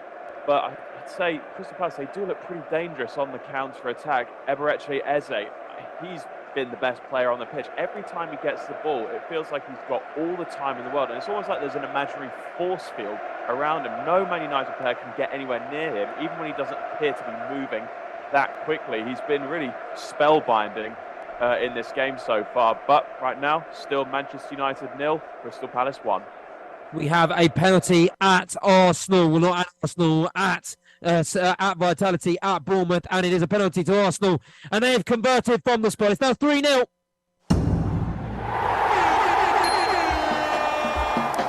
The goals, powered by Noirette. Me and Matt Smith just spoke about how we thought that game was going to be going into cruise control for Mikel Arteta's men. Well, if it wasn't then, it certainly is now. Saka from the penalty spot. This time, he's back on the penalties. He's taking the ball off Odegaard. He's the one who scored from 12 yards out. That's his second goal of the afternoon. It is now Bournemouth 0, Arsenal 3, and it's Havertz with the penalty there. Another change up in penalty scores. They love to change it, don't they? It was Saka last week. It's Odegaard. And it's now Havertz. Mikel Arteta does not like to keep the same score, the same penalty takers. And it really confuses us broadcasters here. It really does, Matt Smith. Havertz on the penalty spot. Yeah, Havertz from the penalty spot. It is Bournemouth 0, Arsenal 3. Ryan Christie was the one that committed the foul on Odegaard, can you believe? He's found himself in the penalty area. And it's a slide tackle. You know, referees are looking at that and say, well, maybe not. But I think the referee has got it right. Michael Salisbury, he's pointed to the spot. And again, the Arsenal players were umming and ahhing about who's going to take it. And Kai Havertz took the responsibility, and it was already preparing the ball. And he ran up to the ball, he stops and waited for Neto to commit himself. And it slotted the penalty into the bottom left corner to make it Bournemouth 0, Arsenal 3 after 51 minutes. We said whether this game was over, and I think it might be just now, Josh. Yes, thank you, Matt. I mean, as for Arsenal, then, what do they do now? Because it's 3-0. It's 3-0 now. They've got a lot of the game to go. Is it a case that they just make the substitutes compare themselves to the Champions League game midweek? What do they do? I think if you're Arteta, you think potentially, you've got to be resting players. You've got to be. You've got to be maybe resting players. You've got Lons. They're not a massive side, but it's a Champions League game, and I think definitely need to rest some players. The likes of Odegaard, the likes of Saka. He's just come back from injury, so I think it's best to rest a few players, and I think that's what he may do in the next sort of 10-15 minutes. I think you'll see a lot of rotation. Thank you very much, Matt Smith. I was going to head to Patrick Noirette to get to the Manchester City game, but we're going to go to Kane Wears because it is Newcastle they started the second half, the way they ended the first half, aren't they, Kane Wears, with a lot going on? Yeah, Newcastle. It's been all Newcastle at the start of this second half, and they want this game wrapped up. Dan Burn gets down the left-hand side and crosses the ball into the back post, and it's cleared only to the edge of the box where Trippier sends a low drive at goal, which is diverted inches wide by Beer. Another chance as well where Guimaraes sends a cross in to the left for Isaac. The ball drops to him, and he just then sets it for Fabian Shaw, who can't get a shot away from about 3 or 4 yards just outside of the goal. A VAR decision in terms of a check for a red card. Taylor goes into the book for a crunching tackle and a late tackle on that on Kieran Trippier, and it was a nasty one, but VAR checked it and they confirmed that it was a yellow. Anthony Gordon today has been quite quiet, but only about a minute or so ago picked the ball up on the left hand side, went for a nice jink and run down the line and just chips the ball in. He doesn't, but Longstaff can't direct his header goalwards. So Newcastle having loads of chances, but it's still Newcastle 1, Burnley 0. Going to go to our betting expert, Io, shortly. But before we do, just give you a quick update of the scores right now. Everton 1, Luton 2, Bournemouth 0, Arsenal 3, Man United 0, Crystal Palace 1, Newcastle 1, Burnley 0, West Ham 2, Sheffield United 0, and Wolves 1, Manchester City 0. We'll with our reporters to those games shortly. For now, then, let's bring in Io, our Noirette betting expert. Io, how are you? I'm very well, thank you. How are you today? Yes, I am great. Thank you, mate. A pleasure to have you here as always. We're going to focus then on the 5:30 game. All eyes on that one because it is between Tottenham v Liverpool, the big game in the Premier League this weekend. A Tottenham side that are rejuvenated under Ange Postecoglou, a Liverpool side who have found their strut back, haven't they, under Jurgen Klopp after last season's misfortunes in the midfield and causing them to finish in the Europa League. But they look like they're back to the side that we're so used to seeing under their German manager. They look fabulous, Liverpool, same as Tottenham. These are the two informed teams of the Premier League, alongside Manchester City, of course, and to a lesser extent, Arsenal. But these two teams are two teams that nobody expected to be where they are at this moment, and they are riding a crest of wave at the moment. Surprisingly, Liverpool are the favourites to win the game. Liverpool are the favourites to win the game at 2.25 with Noirette. It draws 4.00. And Spurs are 2.88. I'm not too sure how they've got this. For me, they've got this the other way around. Tottenham being at home at the Tottenham Hotspur Stadium should be 2.25, in my opinion. But my opinion is not what dictates the market prices. Liverpool are the favourites at 2.25, and Spurs are 2.88. The draw, as I said, is at 4.00. there's one key thing to notice in these two teams since the season started. They've scored goals, and the last 7 games of these two teams, 5 have had over 3.5 goals. My best of the day would be this game to have over 3.5 goals. So I'll get the odds for that for you. And I just saw it now. So over 3.5 goals. Over 3.5 goals is 7.50. That will be that's my value that's the value bet of this match. When you consider the fact that both teams have been scoring goals all season, and in the last 7 encounters, there have been over 3.5 goals in 5 of those games. It points to one thing: there'll be goals today. Both teams are attacking. Both teams Son is in fabulous form. Same thing, Salah is an evergreen player. He delivers at the biggest games, the toughest games. He's never shy in those games. He delivers just like he did last season. So, but my best would be over 3.5 goals. Who will score 4 goals? Who will score 1 goal? I don't know who that would be, but possibly we're going to have an over 3.5 goals in this game. One other market that is interesting is the first goal scorer market. It's interesting to see certain players like Luis Diaz as high as 9.50 to be the first goal scorer in this game. And you've got Kulusevski is at 11.00, Richarlison is 7.00, and Heung-min Son, the danger man for Spurs, who's been sensational this season, was sensational last weekend, and is a very, very, very low 6.00 to be the first goal scorer. I personally don't agree with that price. As I said, Salah is 6.00 as well, and James Maddison is 7.50. But for me personally, over 3.5 goals is the market I'll be playing in this match. Amazing. Thank you very much. I appreciate you as always. We're going to have to interrupt though. We're going to have to move on because Manchester City have got an equaliser at Wolves. The goals, powered by Noirette. We appreciate as always for giving us those betting information and giving you the best information to best place your bet. But for now, we're going to head over to Patrick Noirette because we said, Pat, it was only a matter of time when Man found their way back into that game. This is what they do. They're just a different animal, and they're the better animal than Wolves. Yeah, they're back into the game, but I think looking at it, it was a foul, edge of the box, and there was no need to foul the player. I think it was Neto who fouled Dodd, who came on as substitute for Muniz.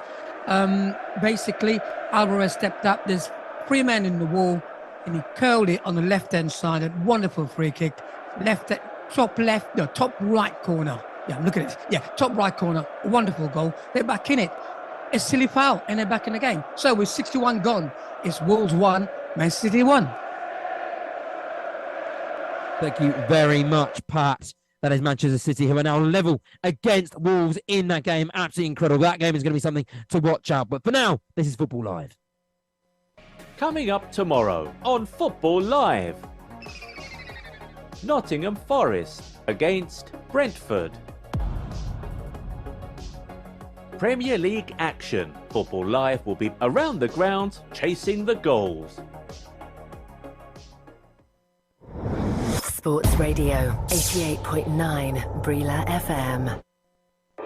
Take Brila anywhere, everywhere. Yes, you can take Brila with you anywhere, everywhere. The Brila app is available for free download on Google Play. It is also there on the Apple iTunes Store. Yes, on Google Play and the Apple iTunes Store. Look out for the Brila football and microphone logo with the letters BRILA in green colour. That is our authentic app. It gives you Brila FM, Brila.net, BrilaSports.tv, and all the extra betting tips, live score, plus our Twitter, Facebook, Instagram, Google Plus, and YouTube posts. Sports fun. You can post your videos and eyewitness reports. Brila, BRILA. Available for download on Google Play and the Apple iTunes Store. You are listening to Football Live. Live and exclusive on Brila FM. The Premier League, the Bundesliga, Serie A, La Liga. 4 hours of football every Saturday and Sunday on Brila FM with Football Live. You are listening to Football Live on Breela FM 88.9 and 101.1 FM. Predict 6 correct scores to win a life-changing 20 million Naira. Naira 6 is the new and exciting free prediction game to play at www.nairabet.com. We challenge you to predict the scores of 6 pre-selected fixtures, usually from the Premier League. Guess all 6 correct and the prize is yours. The guaranteed jackpot will be up for grabs each week, with plenty of prizes for runners-up. The best thing about Naira 6 is that it is completely free to enter. All you need to do is log into nairabet.com and click the free tab. Select Naira 6 and enter your predictions. Wait for the final scores. So what are you waiting for? Available to registered players only. 1 entry per person. Must be over 18 to sign up. Full terms and conditions apply. Please gamble responsibly. You are listening to Football Live.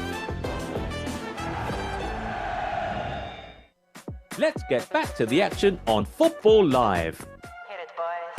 Powered by Nairabet. This is Football Live with Josh Bailey.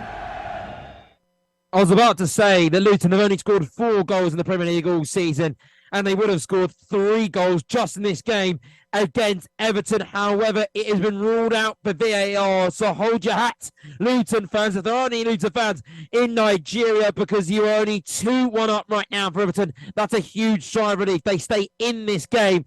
Dominic Calvert-Lewin scoring in back-to-back matches in all competitions for the first time since May 2022 against Brentford. So it's 3 games in a row he scored against now. That man is in hot form, and he'll be licking his lips. He'll be looking at that opportunity and maybe, just maybe, seeing a chance to get his team 2-2 in this game with the form that he is in right now. For now, though, our attention's going to go around the rest of the Premier League because there's been so much going on. There's been goals everywhere. Before I left you, we heard about how Manchester City had drawn level against Wolves in that game. Julian Alvarez was the player who got himself on the score sheet to make it Wolves 1, Manchester City 1. For now, we're going to turn our attention to the red side of Manchester, to their arch rivals Manchester United, who still trail against Crystal Palace. Jackson Cole, and they had a penalty appeal turned down. But Jackson Cole, before I go to you, the Manchester United fans at Old Trafford, they're going to be a little bit happier because Manchester City, they've fallen behind.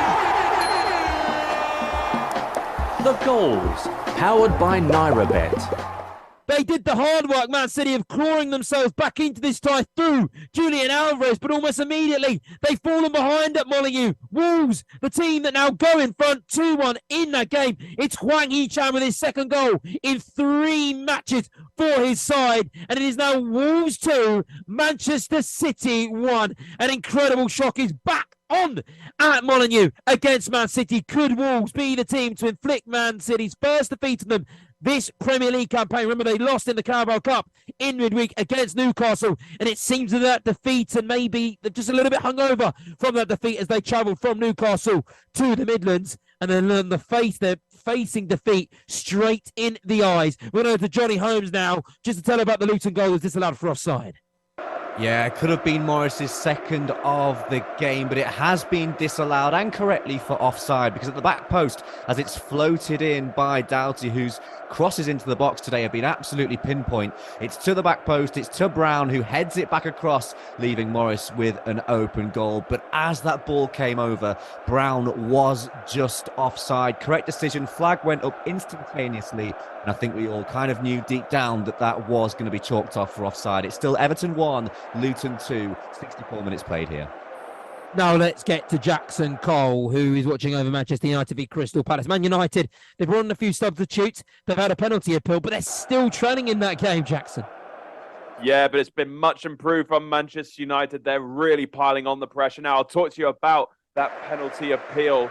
It was a ball played in by Bruno Fernandes towards Marcus Rashford, and Joel Ward was running towards Rashford. His back was to the ball, and then it did hit him on the hand. I mean, because the waters are so murky on the handball laws, you wouldn't have been surprised to see it given, but Joel Ward was given a reprieve by the referee and VAR.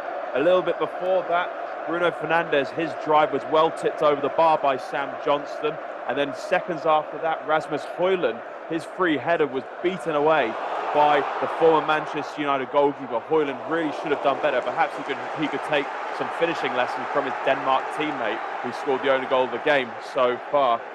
But with Crystal Palace, while they are sitting back, They are looking pretty dangerous on the counter-attack. Will Hughes, his stinging drive was saved by Cameroon international Andre Onana. And as you said, substitutes Alejandro Garnacho has come on for Facundo Pellistri. I think that's a good move by Eric Ten Hag. Pellistri didn't really do much. And I must say I'm surprised Garnacho didn't start this game because he has looked electric so far. But despite all this, Manchester United are still behind. It's Manchester United 0, Crystal Palace 1. The fans will be growing a little bit more frustrated the more the clock ticks on. And that means the least time I've got a way to find a way back into that game, get my words mixed up. There's so much action going on. I'm so excited. I'm struggling to find the words to speak because it's been an incredible show so far here on Football Live. We're going to head over now to Patrick Noirette because it is Wolves who have got back in front against Man City. No one saw that coming, Patrick.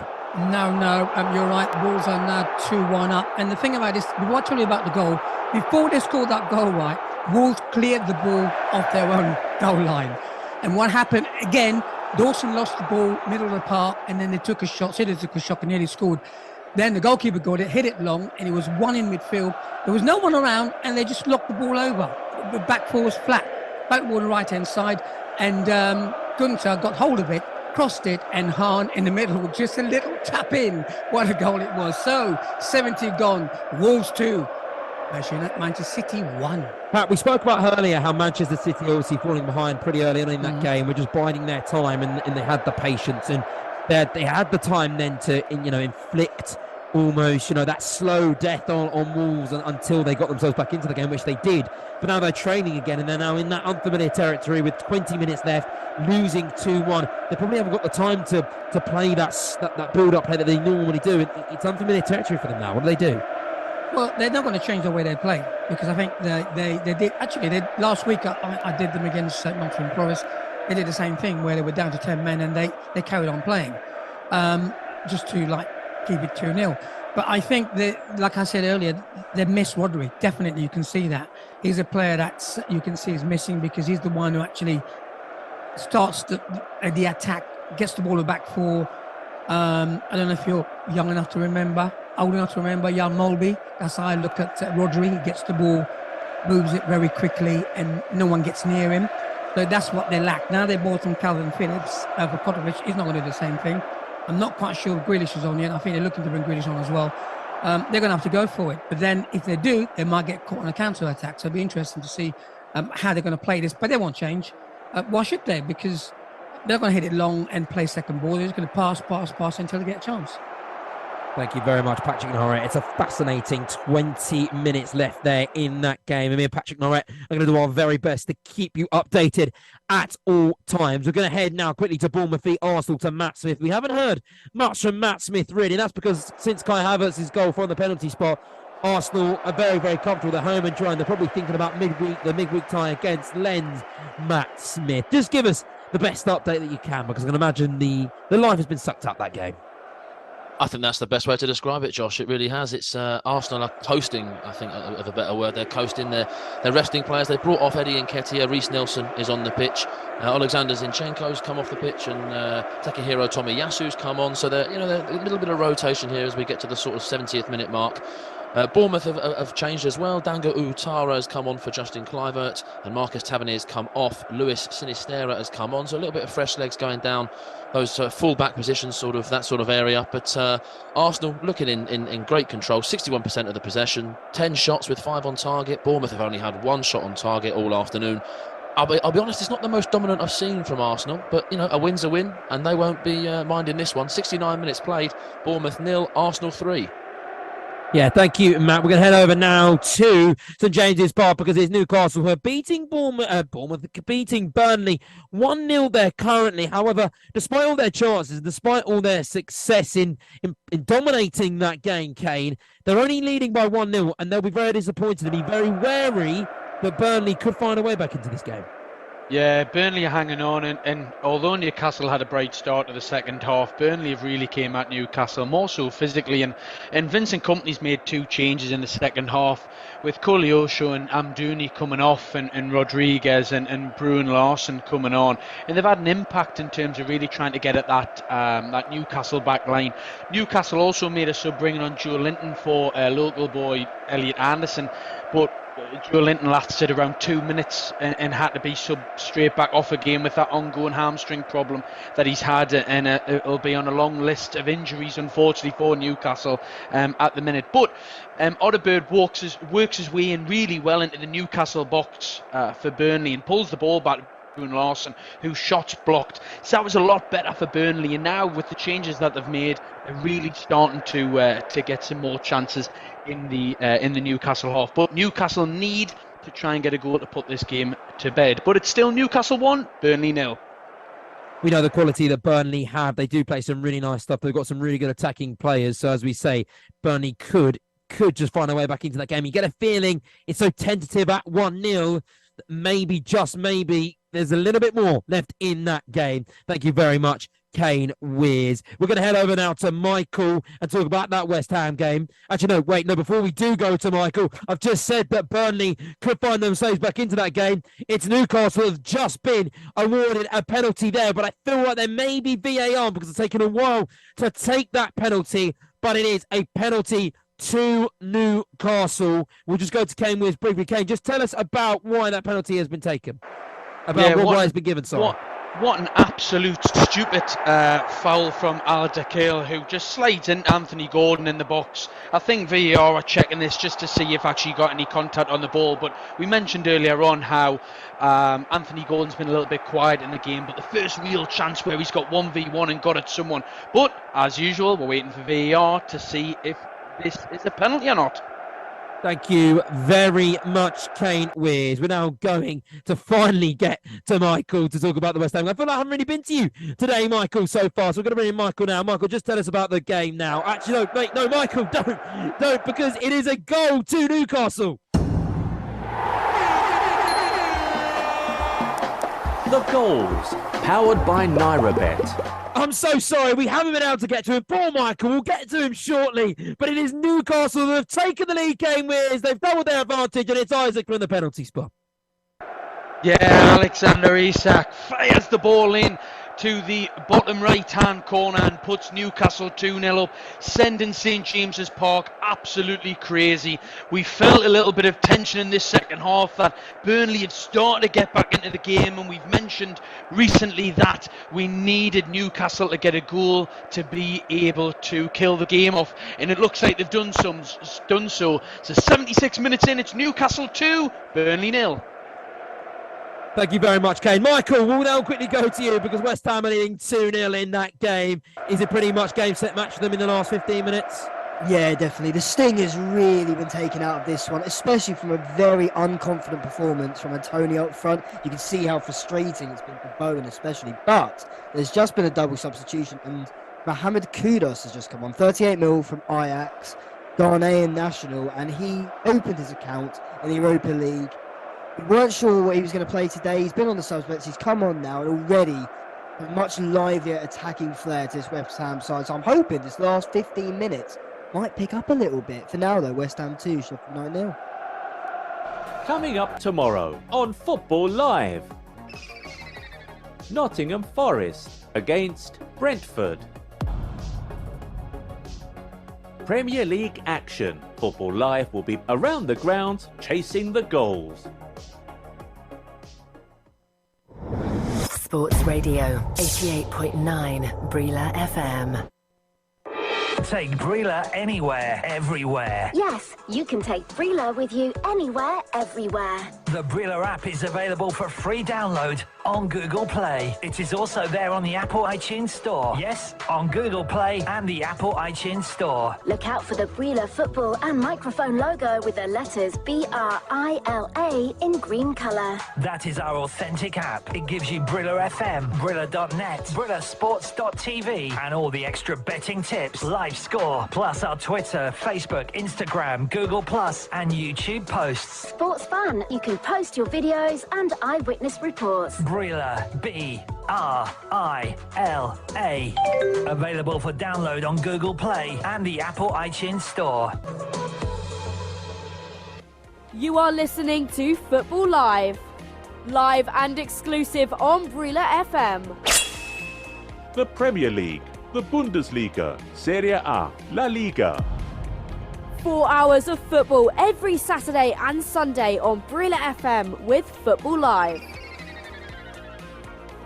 You are listening to Football Live on Brila FM 88.9 and 101.1 FM. Place 10 bets, get one free. You can earn an unlimited number of free bets with Noirette. No matter which game you're watching right now, feel the thrill with our live match special. For every 10 in-play bets placed, you will receive a 5,000 Naira free bet. Log in to www.noirebet.com. Click on the Live tab. Place 10 in-play bets on different games. Then the free bet is yours. Full details can be found on our promotions page. Must be over 18. Minimum stake of 5,000 Naira per live bet. Minimum odds of 1.2 per live bet. General and free bet terms and conditions apply. Please gamble responsibly. You are listening to Football Live. Let's get back to the action on Football Live. Powered by Noirette. This is Football Live with Josh Bailey. Yes, good afternoon, everyone. It's not Josh Bailey. We've got some technical difficulties. This is John Kane here. So while we're sorting out the technical difficulties, we'll be going back with Josh very, very shortly. Let's just quickly go to Newcastle. Kane Wears. I believe Burnley losing 2-0. They're throwing the kitchen sink at the moment. Massive opportunity for Burnley. Massive opportunity. Alderkirk looks to immediately make up for his penalty error as he stoops the ball just to the back post and just forces Nick Pope just to tip the ball over. So Burnley are trying to get a goal and trying to get back into it, but still Newcastle 2, Burnley 0. Thank you very much, Kane. Yes, that's Kane Wears from St James Park, and I'm delighted to say I'm welcoming back Josh Bailey into the show. And Josh, take it away. Yeah, thank you, John. Yes, I'm back. I'm not sure what quite happened there, but I'm back. Don't worry, everyone. Deliver the last 10 minutes of this thrilling Premier League Saturday match week for you. As you just heard from Kane Wears, we're going to go to Jonny Holmes now to talk about another Everton chance. They look to get themselves in that game. Well, Beto was brought on replacing Decore, presumably to take a couple of chances like the ones he's just missed. Oh, I don't know how he's missed the first one there, Beto. What a huge chance it is. It's crossed in towards him, headed back by Harrison. And there's Beto, middle of the goal. Free header, no one around him. And he balloons it over the bar, and he can't believe it. He stood there in shock. How have I missed that? How has he missed that? How are Everton not level? And then a few minutes later, another big chance for Beto. Through ball comes through.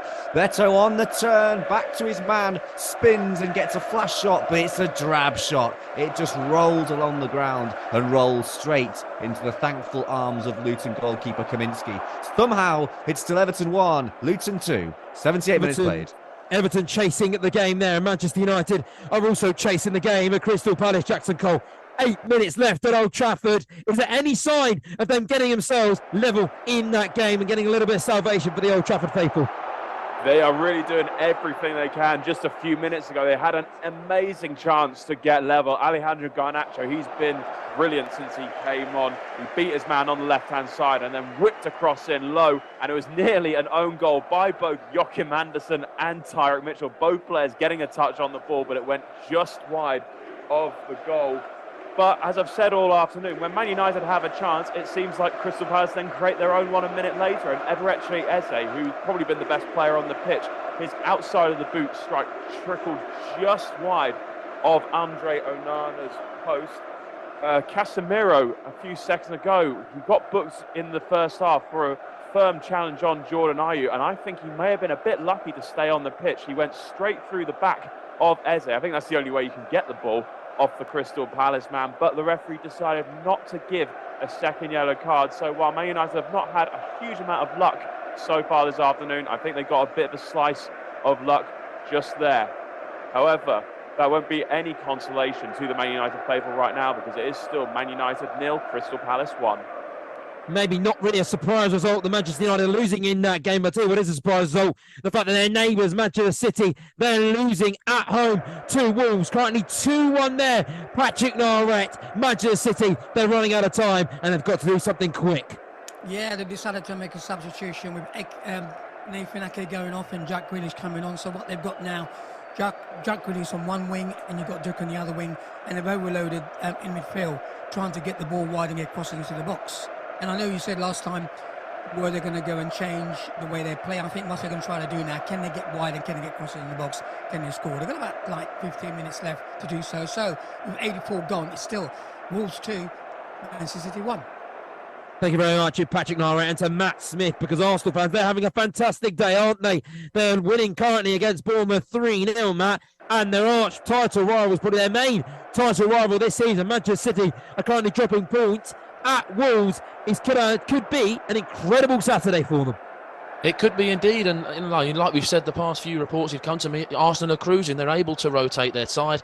Bukayo Saka, a bit of a cause for concern for Arsenal fans. He did, with question marks whether he was going to start this game, and he has come off in the sort of 76th minute mark, so about 5 minutes ago he did come off for Fabio Vieira. Emile Smith-Rowe has come on for Kai Havertz, Jorginho's come on for Declan Rice, so it's all rotation at the Vitality. Joe Rothwell also coming on for Philip Billing for Bournemouth, but 81 minutes played. It's Bournemouth 0, Arsenal 3, and Arsenal, like I said, coasting. Bournemouth are trying their very best, but they are leagues and leagues below Arsenal. It's not really working for Andoni Iraola, and it's Bournemouth 0, Arsenal 3. A round up of the scores then. It is Bournemouth 0, Arsenal 3, as Matt Smith just kindly told us there. Is Everton 1, Luton 2. It's Manchester United 0, Crystal Palace 1, Newcastle 2, Burnley 0, West Ham 2, Sheffield United 0, and Wolverhampton 2, Manchester City 1. It is so delicate, boys, in so many games. We do have a 5:30 game coming up for you as well between Tottenham and Liverpool. That is what our attention will turn to shortly after these games have dried up and finished. The team news then for both sides is as follows. For Tottenham at home, it's Vicario in goal with Pedro Porro and Udogie as the fullbacks. Then Romero and Van de Ven in an unchanged back four. It's an unchanged midfield as well, with Sarr and Basuma lining up next to each other in the midfield. And it is Maddison and Son who start despite their doubts on the midfield and out on the left. And it's Kulusevski on the right. And it is Richarlison leads the line, replacing the injured Brennan Johnson. As for Liverpool then, well, it's Alisson in goal. It's then Gomez, Matip, Van Dijk and Robertson as the back four. It's Szoboszlai, McAllister and Jones who line up as the midfield three. And then the front three of Diaz, Gakpo and Salah. Gakpo playing through the front of that game after Diaz's really good, promising performance. It's then Tottenham beat Liverpool coming up then at 5:30. For now, we're going to head back to Old Trafford, head to Manchester United, because they're still training there, Jackson Cole, and time is really of the essence because they haven't got a lot of it. Yeah, time is running out for Manchester United, and you know what? I don't think it's their day. Just a few seconds ago, Rasmus Højlund had a great chance to get a shot away, but he just couldn't sort his feet out, and then he ended up flat on his backside inside the Crystal Palace box. I think the Manchester United fans are starting to think they're staring down the barrel of a fourth league defeat already this season. Only 7 games played. It's still Manchester United 0, Crystal Palace 1. Is it getting a bit desperate for Manchester United now, Jackson, or are they just sticking to what they know? Is it lone ball time yet?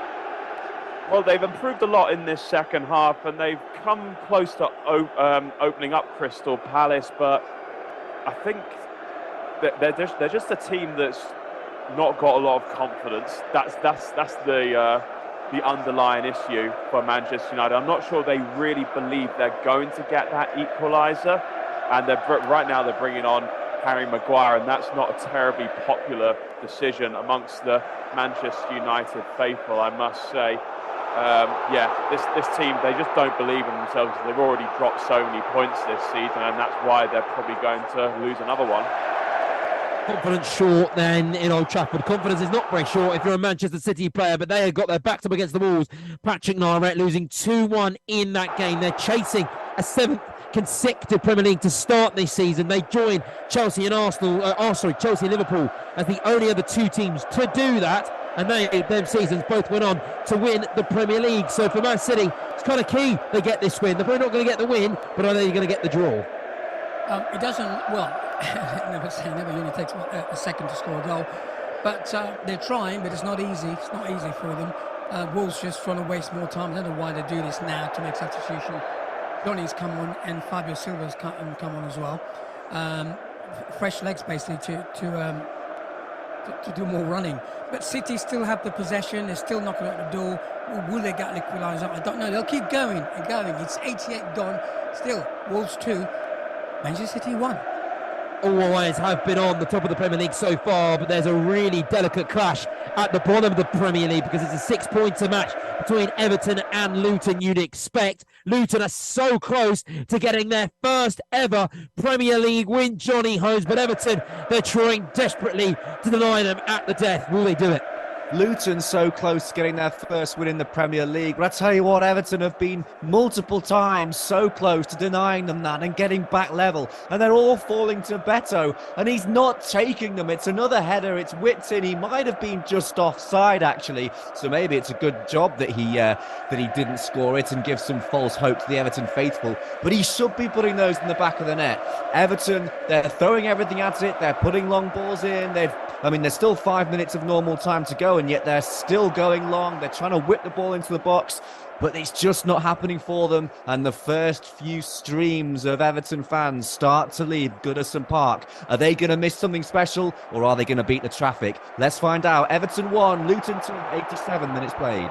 There's just so much drama, it's hard to know where to look, but it's also important to keep you updated on the games that are pretty much all said and done. And we're going to start with Kane Wears. Newcastle beating Burnley 2-0, an Isaac penalty about 10-15 minutes ago is the reason that this game is said and done as we eke into the final few minutes of that game.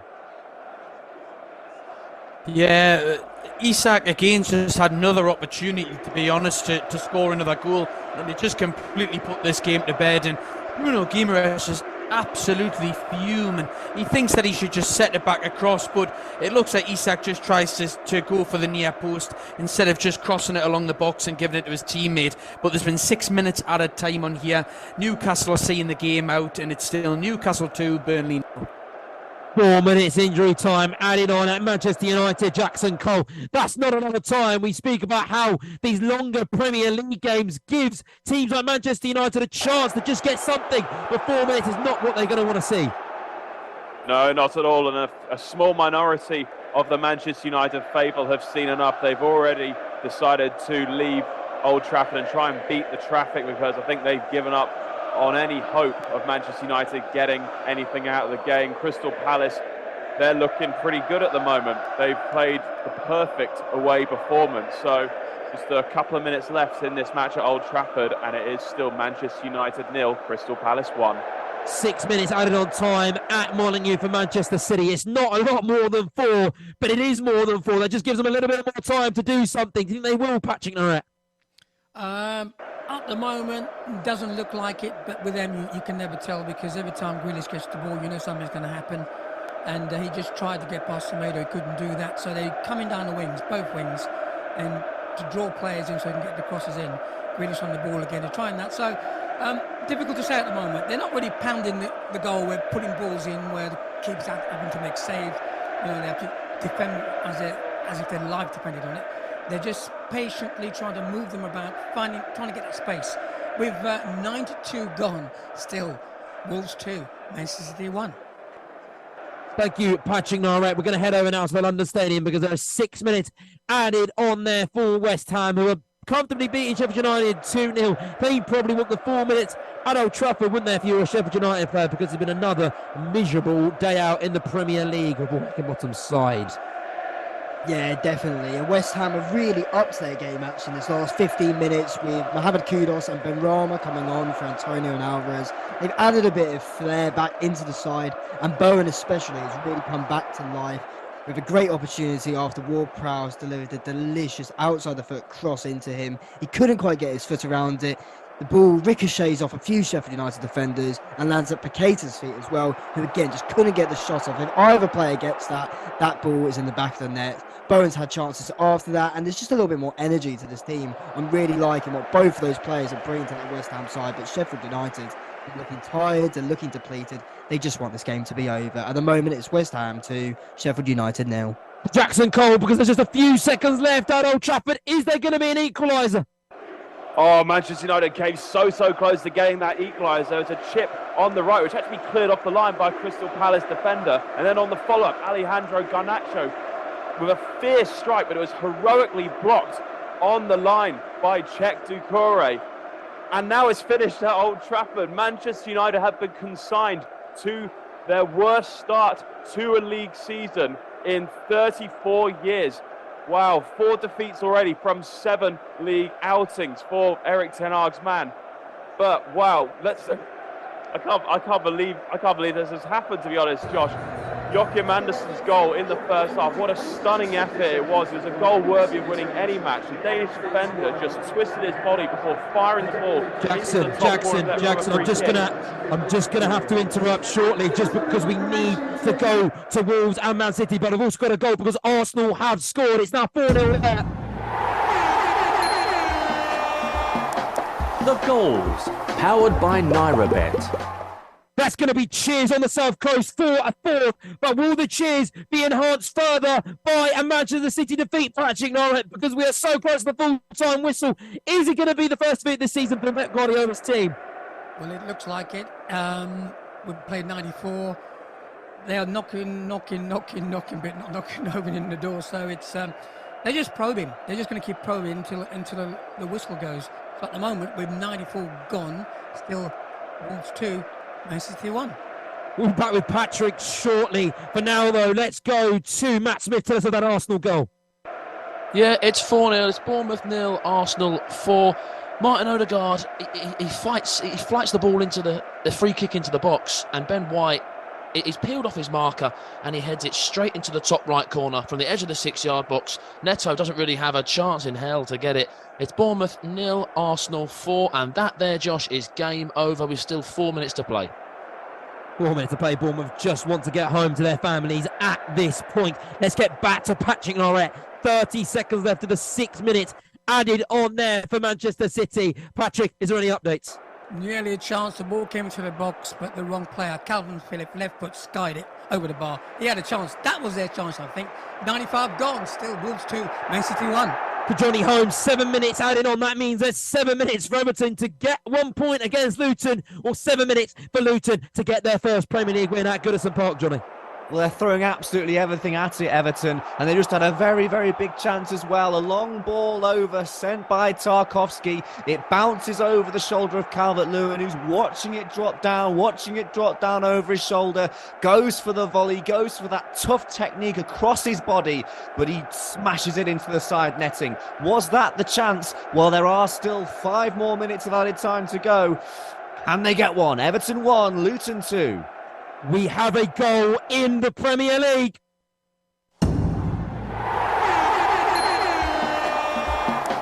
The goals, powered by Noirette. But is it at Manchester City?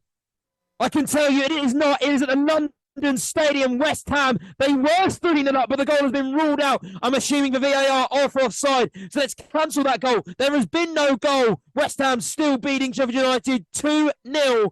And Patrick Noirette, the full-time whistle has gone at Wolverhampton and Manchester City. Man City have lost the first game of the Premier League at the hand of Gary O'Neill's team.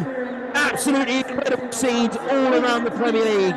It is Wolves 2, Manchester City 1. And Patrick, just quickly tell us about the scenes there. There's 31,245, I can tell you that much. I can see them all jumping all over the place. I would say tactical masterclass by O'Neill. He got his spot on, played 5 at the back and denied Haaland service basically, and kept them at bay and kept them in front of them. So City played the same way all the time, but unfortunately, like I've been saying, I think every time you came to me, one man was missing, which is Rodri, to open the door. And they didn't have that player in the middle to do that. Calvin Phoenix couldn't do it. Kochevich couldn't do it. Phoenix couldn't do it. So that was their problem. But no, I mean, they deserved to win it. I think Wolves deserved to win it.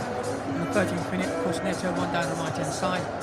On the halfway line, all the way down, and then crossed the ball, tried to cross it, but he hit the defender, and he went in. It was 1-0 at 13. Second half, same affair, it was quiet. Unfortunately, they did a bad foul edge of the box, and Alvarez stepped up, curled the ball, left-hand side, right side of the keeper. That made it 1-1. Then it was you play, we play. I've got to say that. And what happened in 66 minutes, it was an easy pass over the top. The back four of City were called flat. Down the right-hand side, men who run down the right-hand side, cross the ball, and He Young, really get this right, He Young Kwan, a tap in for him, made it 2-1 on 66 minutes. So a well-deserved win by Wolves, tactically spot on. The finish, Wolves 2, Man City 1. Thank you very much, Patrick. Noirette. That means then the full-time was, before we go to Nigeria and FJ, the full-time scores around the Premier League are as follow. Bournemouth lost to Arsenal 4-0. Everton, 97 minutes gone. They're not finished quite yet. Luton on course to get their first Premier League win. Man United fell to defeat against Roy Hodgson. Crystal Palace had been in a 1-0. Newcastle beat Burnley 2-0. West Ham beat Sheffield United 2-0. And Wolves have defeated Man City 2-1 in the Premier League. Their first defeat of the Premier League season. And that means Liverpool are to beat Tottenham at half-5. They will go top of the Premier League. And Arsenal have now climbed to 17 points. Just 1 point off of Manchester City after that defeat. It's been an incredible afternoon on our 3 p.m. kickoffs here on Nigeria. For now, let's get to FJ and the team. You are listening to Football Live, powered by Noirette, with Josh Bailey. Yes, hello everyone, and welcome back to Football Live. I hope you've caught your breath and gathered your thoughts and just calmed down a bit, because that was an absolute roller coaster, phenomenal, mouth-watering first half of the Football Live show with our 3 p.m. kickoffs. It was non-stop action from start to finish, goals and drama all over the place, right down to the wire, and boy, did it throw up. Did it conjure up some incredible and some key results that will send shockwaves all across the Premier League and all across Europe, if you're a fan in Europe, of course, as well. We're going to start then between Manchester United and Crystal Palace. Man United lost their game against Palace. Another defeat, the 4th defeat of the season for them, Jackson Cole. Things are looking very, very glum for Erik ten Hag. Very glum indeed. Manchester United 0, Crystal Palace 1. Joachim Andersen's stunning strike in the first half has consigned Man United to their worst start to a league season in 34 years. It was a goal worthy of winning any match though, as the Danish defender twisted his body before firing the ball into the top corner of the net, following a free kick on the right. Erik ten Hag's men huffed and puffed, creating enough chances to win the match, with Rasmus Højlund going close twice. Bruno Fernandes forced Sam Johnson into a good save, while Alejandro Garnacho's stoppage time strike, which was heading goal bound, was heroically blocked. Yet despite all this, you got the sense that Man United never truly believed they were going to get that equaliser, despite putting today's opponents to the sword just 4 days ago. Speaking of 4, that's now 4 league defeats from 7 outings so far this season. If that's not a crisis for the 13-time Premier League winners, I don't know what is. Manchester United 0, Crystal Palace 1. Thank you very much, Jackson. Appreciate it, as always, looking over Man United's demise there. It's really concerning times if you're Erik ten Hag, or if you're a Manchester United fan. It's really not looking good, is it? You just got to hope that somehow they'll turn it around. The rest of our reporters, they've unfortunately had to leave us here on Football Live, so we'll get to those games by myself, just giving you a brief roundup and a brief reminder what happened in those games. But for now, we're going to head over to Newcastle, because Kane Wears is there. Newcastle Burnley in that one. And in the end, a well-deserved victory that maybe was looking a little bit in doubt at some point, Kane, when the fact that Newcastle couldn't capitalise on the dominance they had, but thanks to an easy penalty they got there. Yeah, Koleosho and Amdouni had chances earlier on in the game for Burnley, but a terrific effort from Almiron, who cut in from the right-hand side and bent sent the ball into the far post past Trafford, put the Magpies 1-0 up, and Newcastle from then really just started to take control of the game and had a number of chances from the likes of Longstaff, Anderson, Trippier, Shaw and Isak, who really should have put the game to bed. And then 75 minutes in, Al Dakhil slides in on Anthony Gordon, who had a bit of a quiet game today, and the referee though putting it to the spot. And as cool as you like, Isak side foots the ball into the bottom right hand corner and Trafford went the wrong way. So as the full time whistle blew, the song Moving On Up rang around St James's Park as they move up to 8th in the table and welcome PSG to St James's Park on Wednesday. While Burnley, although mixing up the style today and were more like the old Burnley, more physical and a bit more direct, didn't really lay a glove on Newcastle for all the earlier chances and are still searching for their first Premier League win of the season. So it finished at St James's Park, Newcastle United 2, Burnley 0. Thank you very much, Kane. Appreciate your time as always. Thank you to all of our team of reporters today. Some fantastic reporting out there and some fantastic games to match that level of reporting as well. It really was a phenomenal 3 o'clock round of games. The teams coming out the tunnels right now between Spurs and Liverpool. It's an electric atmosphere at the Tottenham Hotspur Stadium as two teams are in incredible form. Go toe-to-toe today, Matthew Key. He's going, we've had some massive treat in our 3 o'clock games, but it's only going to get better now, isn't it? Yes, well, before the day, Josh, you'd have said this was the headline game, but with some of the other results, perhaps not. But I'm really looking forward to this game. Should be an absolute thriller. 2 of the last 3 unbeaten teams in the league. Tottenham, obviously, only in that really good away point at Arsenal last week. A place they don't have a good record against, but managed to get a point, and they'll be hoping for more of the same because they come up against the Liverpool side, which they have an awful record against. It's at the Tottenham Hotspur Stadium, and Liverpool are the only team that Tottenham haven't beaten here since moving, and they've won 1 of the last 23 meetings between the two sides. Quite unbelievable when you consider Tottenham have been really rather good of late, but of course Liverpool so good in recent years, had a couple of drop-off years, but yeah, always a tricky one for Tottenham this, but should be a really close game. Really looking forward to it.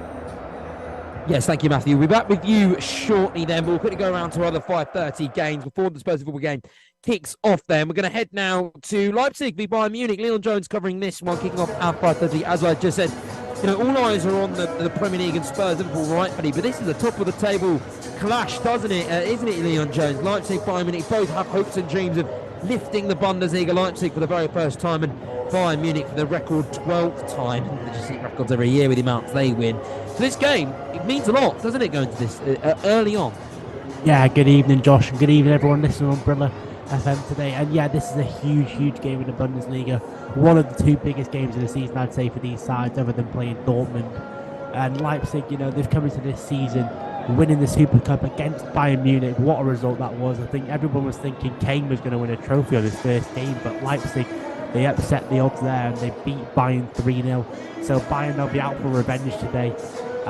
Just to tell you a bit of team news, there's been 2 changes for Leipzig. Carvalho and Sesko have both been dropped for Forsberg and Poulsen, and 3 changes for Bayern with Upamecano, Goretzka and Musiala in for Mazraoui, Choupo-Moting and the injured De Ligt. This game, I've got a feeling, is going to be an absolute cracker, and I'm really excited to watch the two of the best youngsters in Europe, Xavi Simons and Jamal Musiala. Can't wait for this one.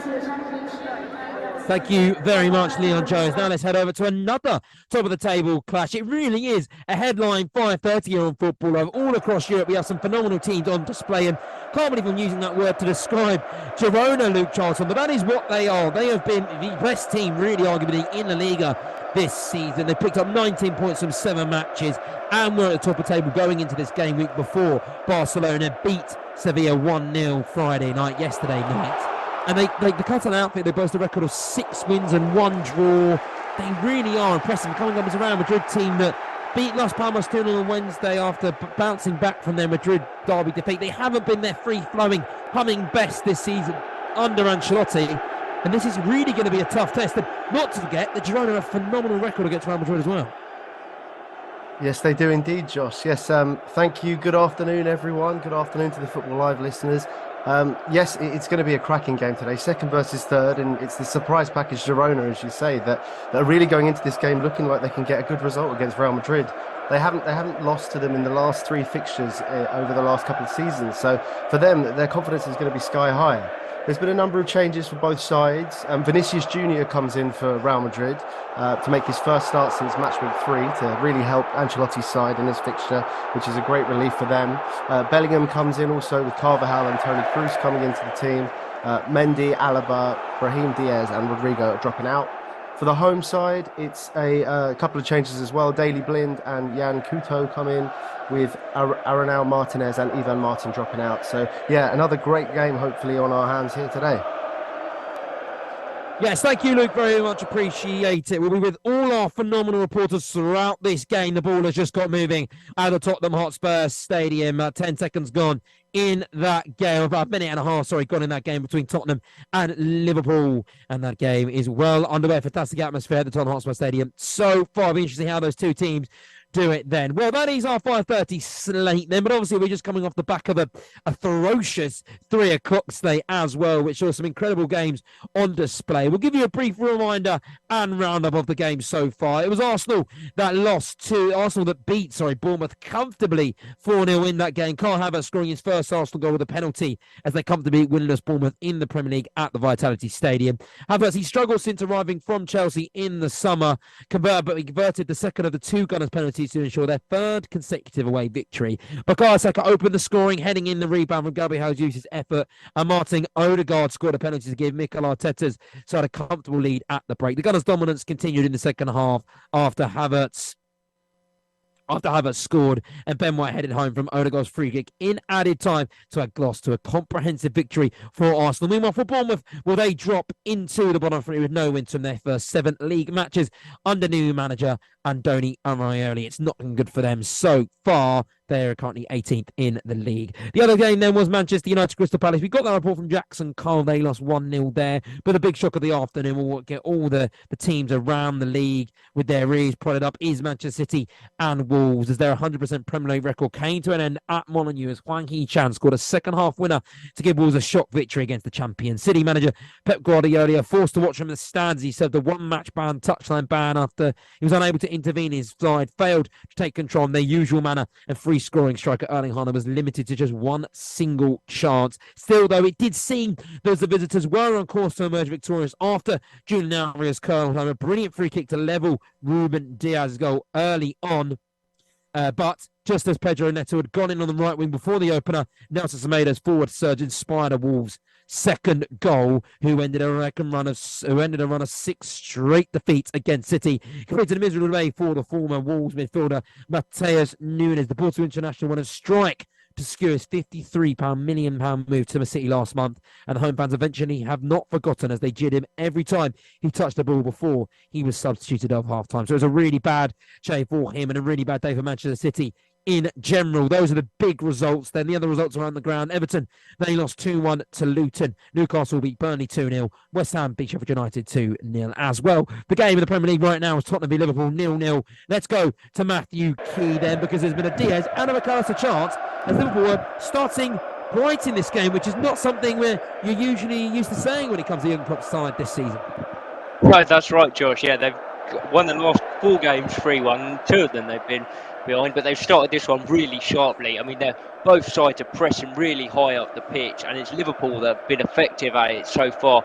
Switch play to Salah, who brought the ball down beautifully and played a lovely pass into Diaz, whose shot was really well blocked by Udogie, who had to be really sharp and was to get it from the corner. And Tottenham half cleared the corner to McAllister, who hit it on the volley.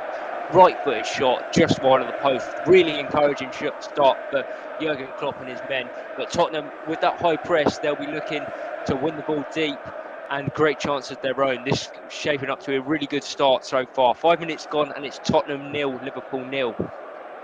We'll be back with you shortly, Matthew Key, but there's already been so many chances across all our games in Europe. We're going to go to Leon Jones because Bayern Munich have had a huge chance as they travel to the Red Bull Arena. Yeah, absolutely massive chance for Bayern Munich, and it came from a brilliant bit of initiative play there from Josh Kimmich. Coman was fouled on the halfway line, and Kimmich, he took the free kick quickly to Kane. Kane with a lovely through ball. We know his passing ability from what we saw in the Premier League, and he's kept it up in Germany. And then it fell to Musiala. It was one-on-one with Blasvich, and he just couldn't finish. It was a good save by the keeper, but I think Musiala will be disappointed that he didn't make it 1-0. Still 0-0 here in Leipzig.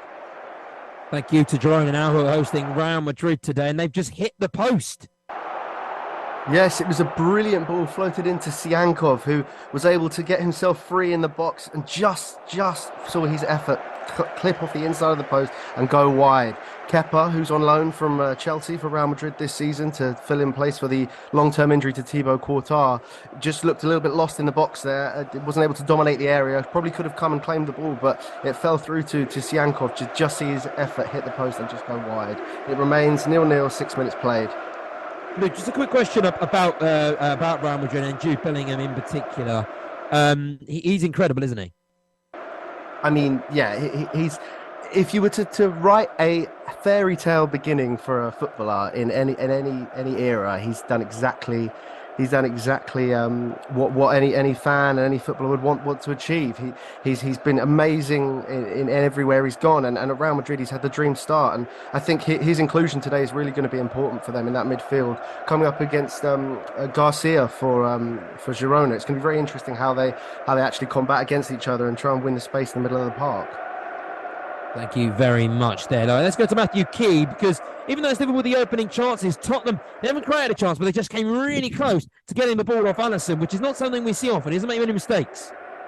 No, that's right. And I said in the last report, Josh, that Liverpool are pressing so high, but fair play to Tottenham. They've not shrunk back at all. They've continued to press Liverpool, and they've almost nicked it off him. And Jesus for Arsenal had a really good chance last week when Arsenal nicked it off Tottenham, shot over the bar, and almost carbon copy. It was Alisson who, as you say, doesn't make many mistakes, but Tottenham was so quick onto him, and Liverpool were just about to clear. And then at the other end, again, Liverpool press high, but this time, fair play to Tottenham once again.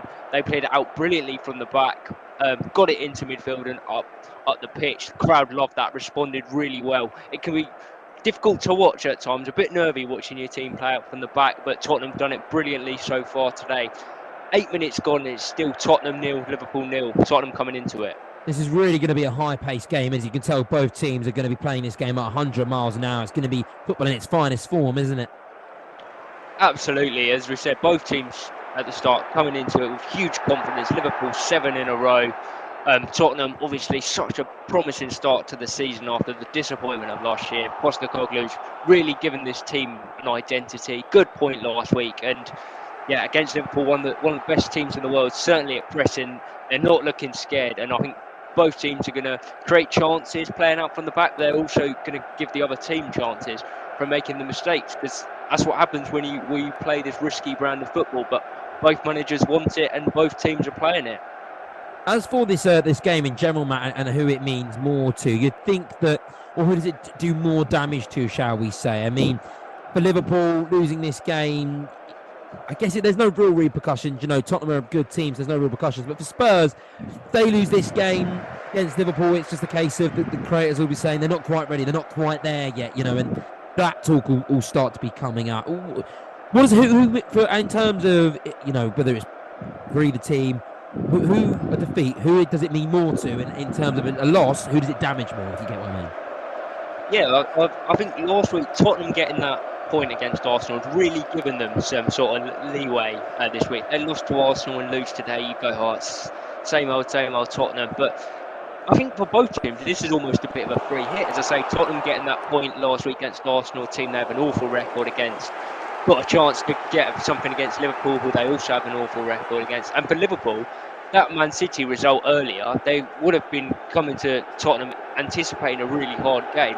But with Man City losing, it's a bit of a free punt for them. They either don't gain any points on Man City anyway, or they gain 3, which take them top of the table and could really give them the belief that they are in this title race and give Man City something to worry about. So both teams can afford to play with real freedom here, and hopefully the game will be all the better for it.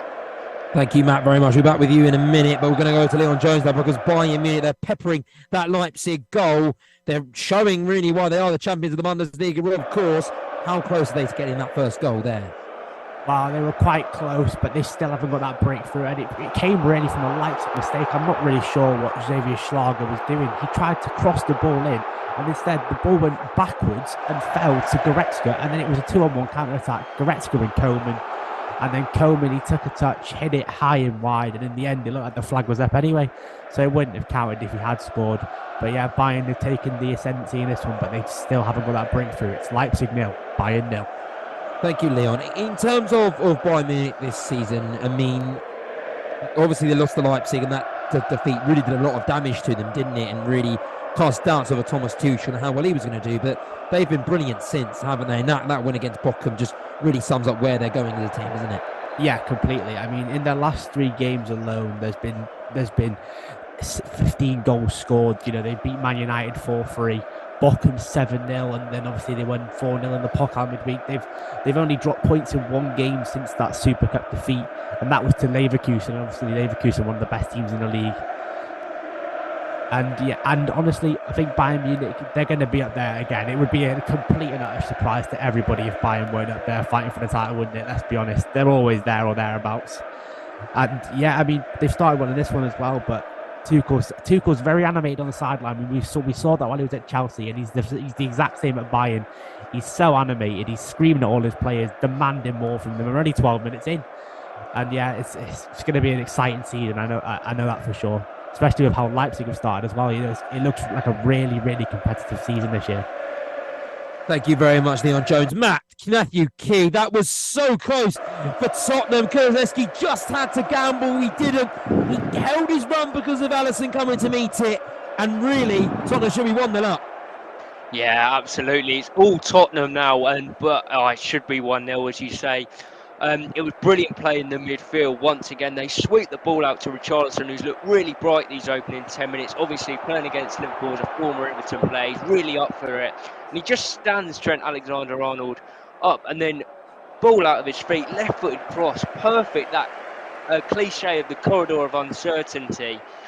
But, Kulusevski's at the back post, and he just doesn't gamble. If he goes for it, chucks himself at that, it's 1-0 Tottenham. It really should be.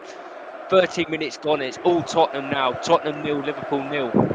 Matt, you just have to be so impressed by both teams here. Just the way they win the ball back, the pressing, the ability to get the ball back. It's absolutely phenomenal to watch, isn't it? Yeah, absolutely. I mean, it's going to be such a game of momentum, Josh. I think it's going to swing both ways. Obviously, we saw Liverpool have the first 5 minutes. Tottenham have had the next 5. Both teams are really controlled on the ball, and it means that when they lose it, they're in such a good position to press and win it back. And Tottenham started slowly, but they've really come into it now, and the crowd right behind them, and it's almost a bit of an Anfield atmosphere, but which Liverpool, they're so used to having it, they're going to have to deal with it for 5 minutes or so, weather the storm. And in terms of we've just seen a massive chance there for Liverpool, haven't we, Matthew Key? That was so close. A fantastic save from Bakary yet again, a double save to deny both Robertson, and I think that might have been Gakpo. Yeah, absolutely. What did I just say about the momentum, Josh? It's just swung again out of nowhere. Liverpool on the counter-attack down the left-hand side. Robertson gets into the box, just puts his foot through it, and it's a brilliant save from Vicario. He does well to parry it out and gets up so quickly to stop another shot from Gakpo coming in. It's out for a corner. We'll have to see again whether Gakpo could have done any better with that, perhaps. But what a save from the Tottenham goalkeeper. Had a bit of a tough start to his career against Brentford, but since then he's been excellent for Tottenham, really reliable, and there's 2 fantastic saves there. Yeah, just on the replay, done really well. It gets up so quickly and managed to parry it out from a corner. Really good save. This game's bubbling, Josh. I'm not sure it's going to be long till we see our first goal. 15 minutes in, and it's Tottenham 0, Liverpool 0. I was going to say, Matthew, he is a good save, but at the same time, it's poor finishing from both Robertson and in particular Gakpo, being the striker and being the man that had that time, had that space, had more centre in front of goal. Yeah, I mean, Robertson's got it out of his feet and just hit it, hasn't he? But Gakpo, when he's got so much time there, he can afford a touch and a look up. I mean, the goalkeeper's done so well to start with, but he can only cover a certain part of the goal from that position. And Gakpo just gets his head up, he can calmly slot that pass, and it's 1-0 to Liverpool. But take nothing away from the goalkeeper there. Excellent save. In terms of Gakpo, Matt, that ability to play in that 10, that finishing, being more clinical, that is where he's got to do if he wants to become that clinical top 10. He can play anywhere, isn't it? But he's just got to improve his finishing, hasn't he? Yeah, I mean, that's the thing with him and Darwin Núñez. Gakpo's got the nod today, scored in midweek, so got the nod today, but him and Núñez, if one of them can just nail a few chances, they got their number 9 shirt in this Liverpool team. Thank you very much, Matthew Smith. We've got our first goal of the afternoon, or the evening.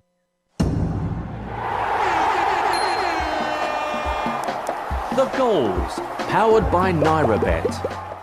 It's a long old day when you sit in these seats, isn't it? So you get a little bit confused with the time. But let's go to Luke Charlton, who won't be confused because it is Real Madrid who lead against Girona. It's an excellent finish from Joselu. Real Madrid have steadily been building themselves back into this game, and it's that man we were talking about earlier, Jude Bellingham. He takes up the ball in the middle of the park and he runs out wide, has little interchange on the left with Vinicius Jr. and plays an exquisite Trivela pass into the 6-yard area of Girona's defence, and Joselu is there just hanging off the back of his man, and he's able to put the ball in hard and low. The keeper gets a hand to it, but he can't keep it out of the net, and Real Madrid take the lead. With 18 minutes gone, it's Girona 0 and Real Madrid 1. Great response for Real Madrid after the defeat last week. Obviously, they beat Las Palmas in midweek, but then there's I can't get my words out in terms of the Atletico Madrid game. They lost last week. So it's a little response to them to be leading early on against Girona. Let's see the character of Girona and where they really are at, like, as a squad. We're going to head over now to Leon Jones because Bayern Munich, they shed the early blows, but they've been a bit of print ball football in Football Live so far, and especially in Germany, where Leipzig have also just had a huge chance.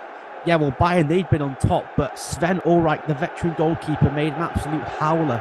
He cleared the ball, slipped, and it fell straight to Forsberg. But he was on the halfway line, and he's just smashed it. And it went in slow motion. It passed Sven Ulreich, and it was rolling, and it rolled just wide of the goal. Sven Ulreich, the luckiest man in the Red Bull Arena right now. And somehow this game remains Leipzig 0, Bayern 0. Penalty shot at the Tottenham Hotspur Stadium for the home team, Matthew Key.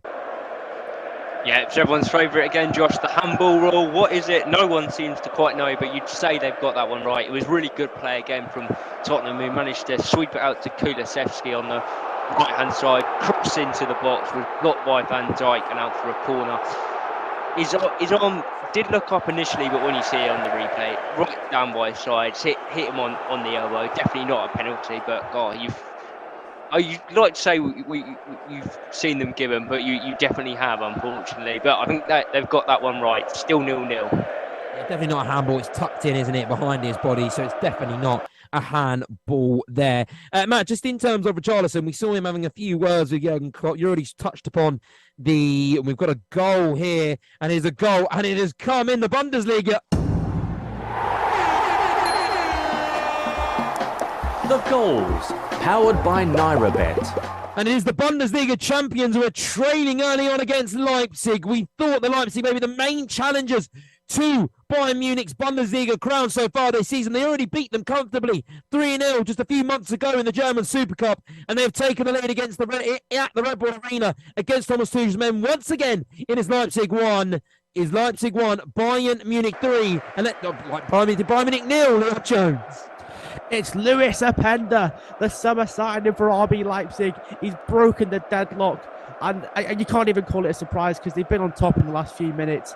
Brilliant piece of football from Leipzig, and it's Schlager who plays the ball through to Openda, and he does Kim Min-jae for pace, hits it on his left foot, takes a slight deflection off Kim Min-jae and beats Sven Ulreich at his near post.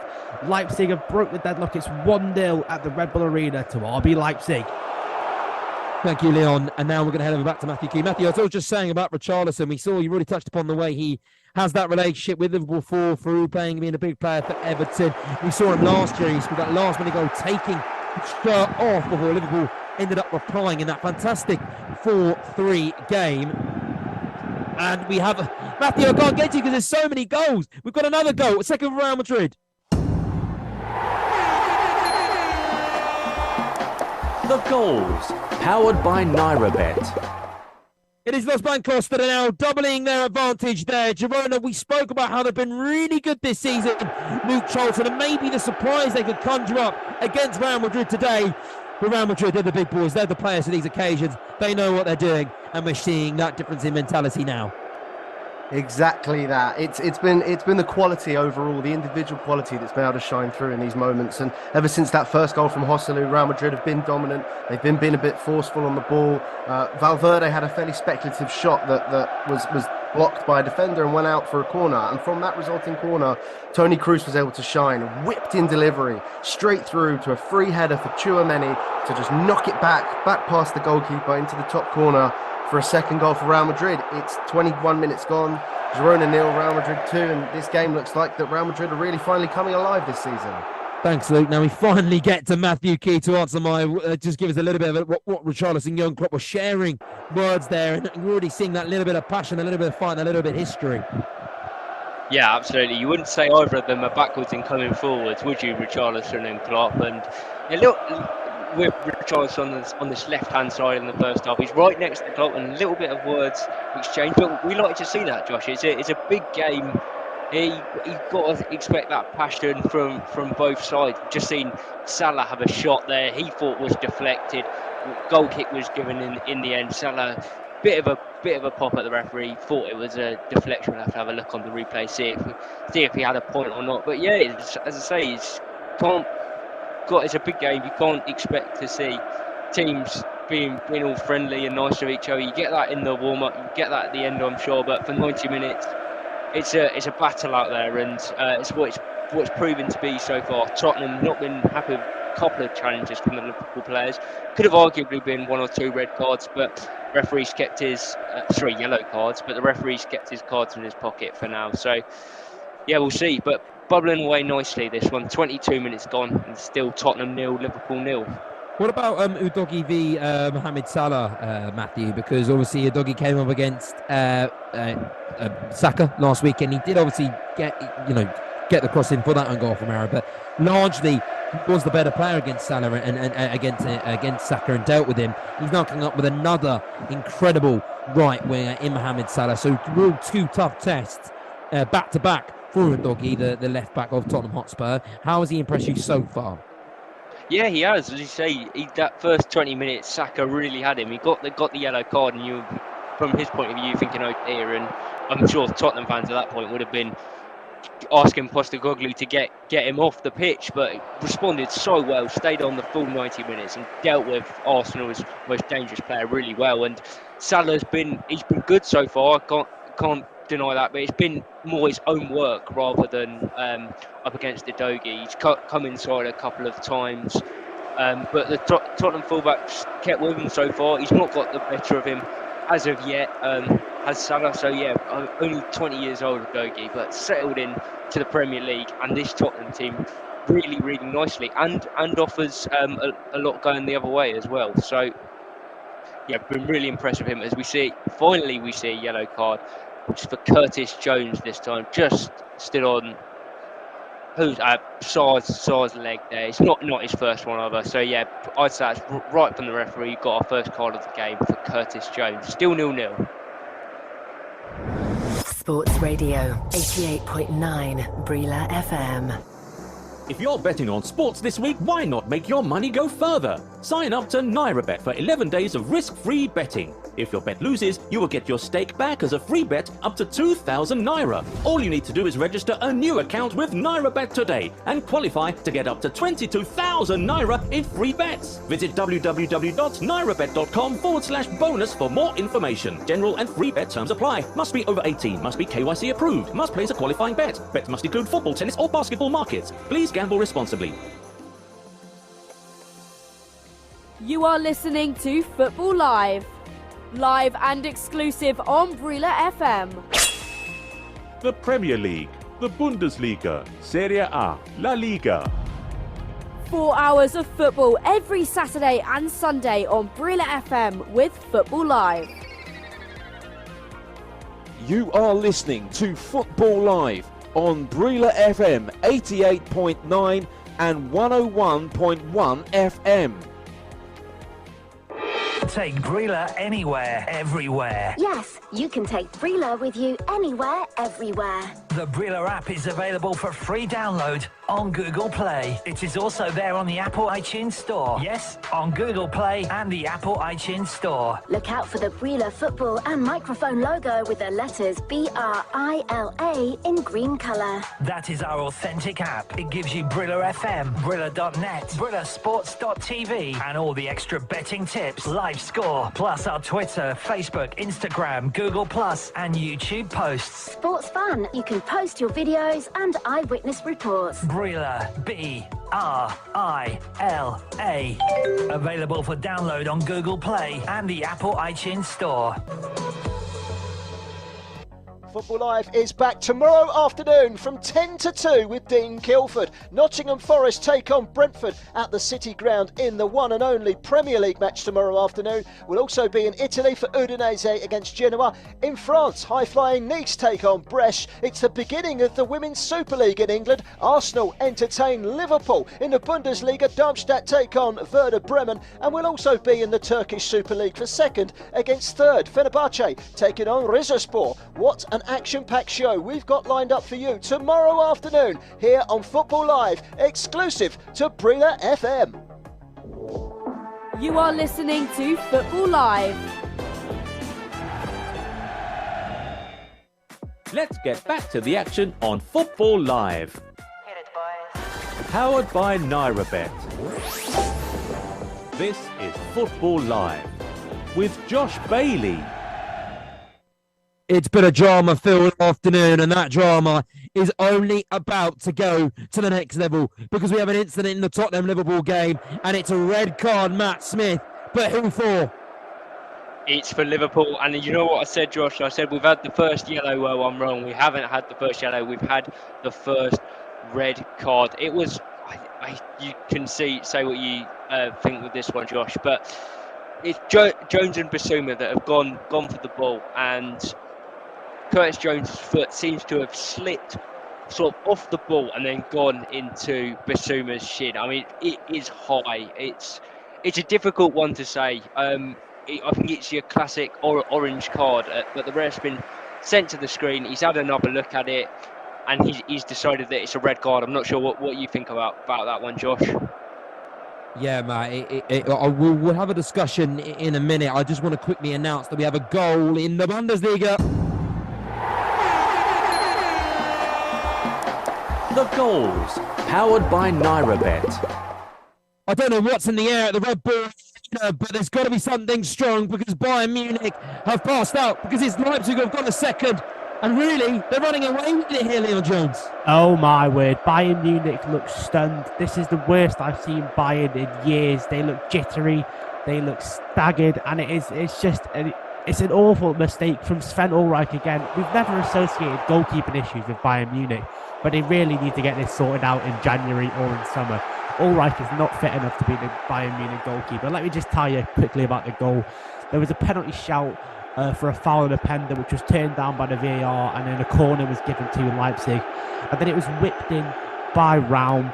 Ulreich, he missed it. He went to get the ball, just completely misjudged the flight, missed it, fell to a Pender at the back post, headed it across, and who's there? It's Castello Luqueba. A brilliant finish by the centre half, and it's Leipzig 2, Bayern 0. And Leipzig, they might run away with this now. Bayern look absolutely shell-shocked. They do, and I'll tell you a team that does look shell-shocked, Matthew Key, is Liverpool right now because they have lost their central midfielder, Curtis Jones.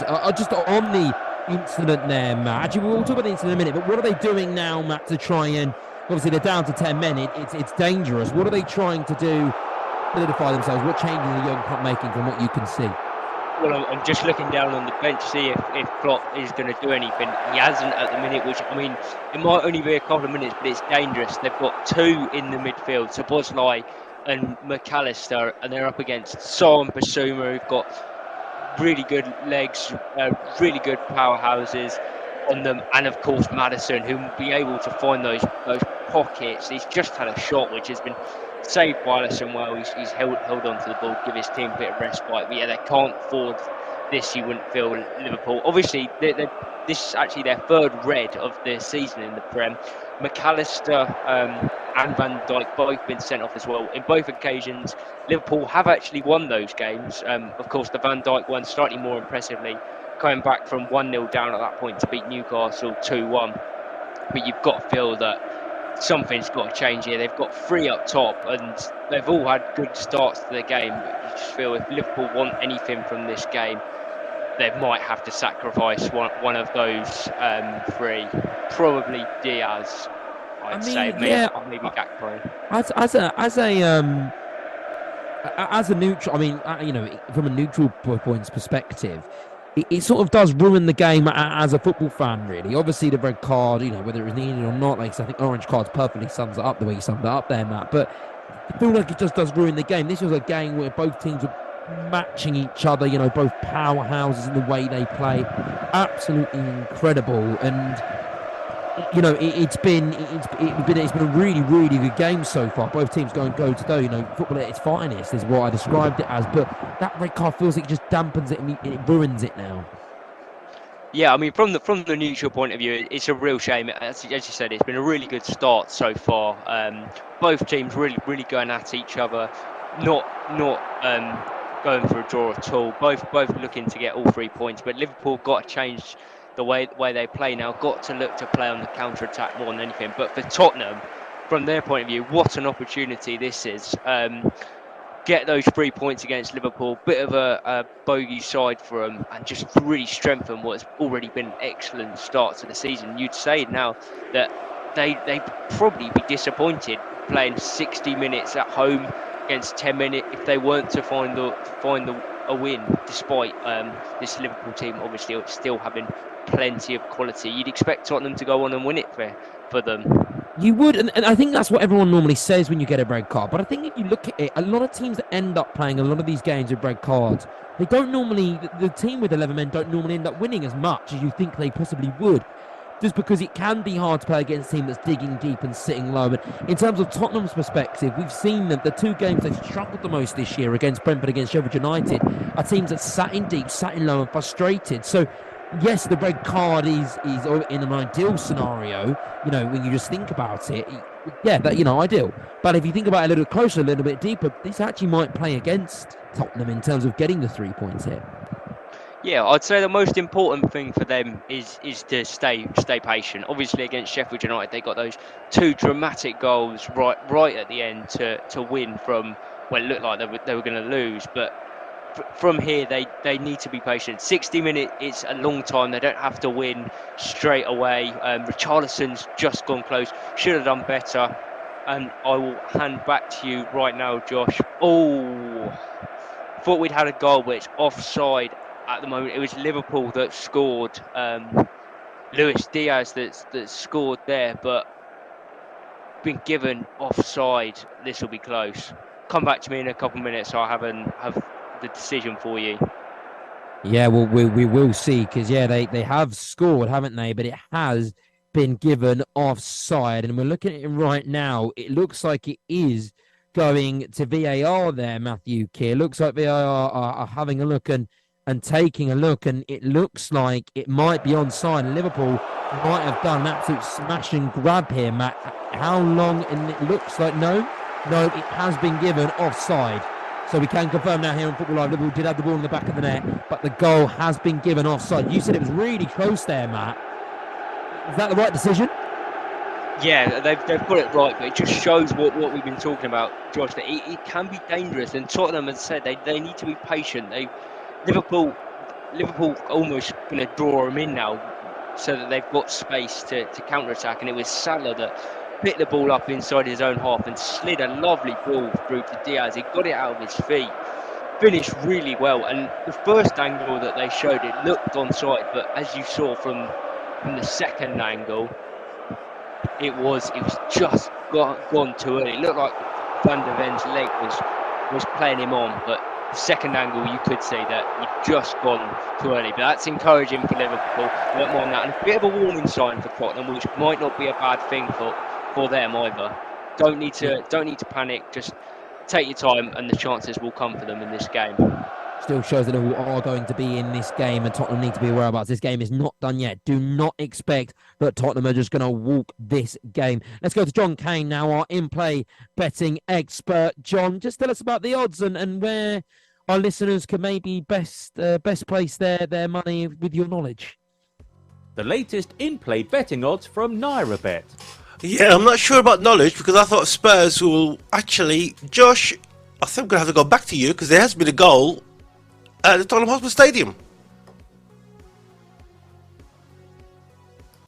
The latest in-play betting odds from Noirette. Yes, there has been a goal, and it has gone to Tottenham Hotspur. The goals, powered by Noirette. Liverpool have just had the ball in the back of the net. We thought they may have taken the lead, but it is Spurs who have gone down the other round, and it is Heung-min Son who has put his side in front. Yes, that's right. It's 1-0 to Tottenham Hotspur, and it is Son once again. He got 2 last week. He's got 1 today, and it's really good play from Richarlison. It's an excellent ball from James Maddison. Who else? He slides it through to Richarlison, past Joe Gomez, and Richarlison does brilliantly, gets his head up. Alisson started to commit himself. He's picked out Son, and Son has the simplest of tasks, rolls it in just like he did a couple of times last week, and Tottenham have got the lead. We said about them being patient. Well, that's massively changed the game now. Liverpool got to change what they do because it's 37 minutes gone and it's Tottenham 1, Liverpool 0. James Maddison, what a player Matthew Key is. Absolutely incredible, isn't he? That ball to Richarlison, that vision, that's amazing. Yeah, it's unbelievable. I mean, Liverpool got flat line there, and you could slightly critical of Gomez and the fact he's let Richarlison come inside him, but you've got to say, James Maddison, what a ball that is. He's just picked it up. He's got a bit of space for the first time in the match due to Liverpool having that one man less.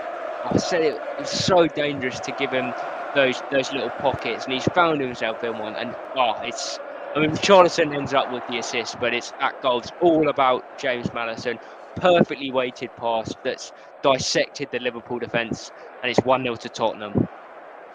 You've got to look at Alisson there, though, right? I mean, you feel like once Richarlison was in, he had Son square to win, that it would be a goal, but Alisson has made it pretty easy to him by kind of getting caught in two minds and not coming to collect the ball to Richarlison and kind of getting stuck with Son. Poor goalkeeping.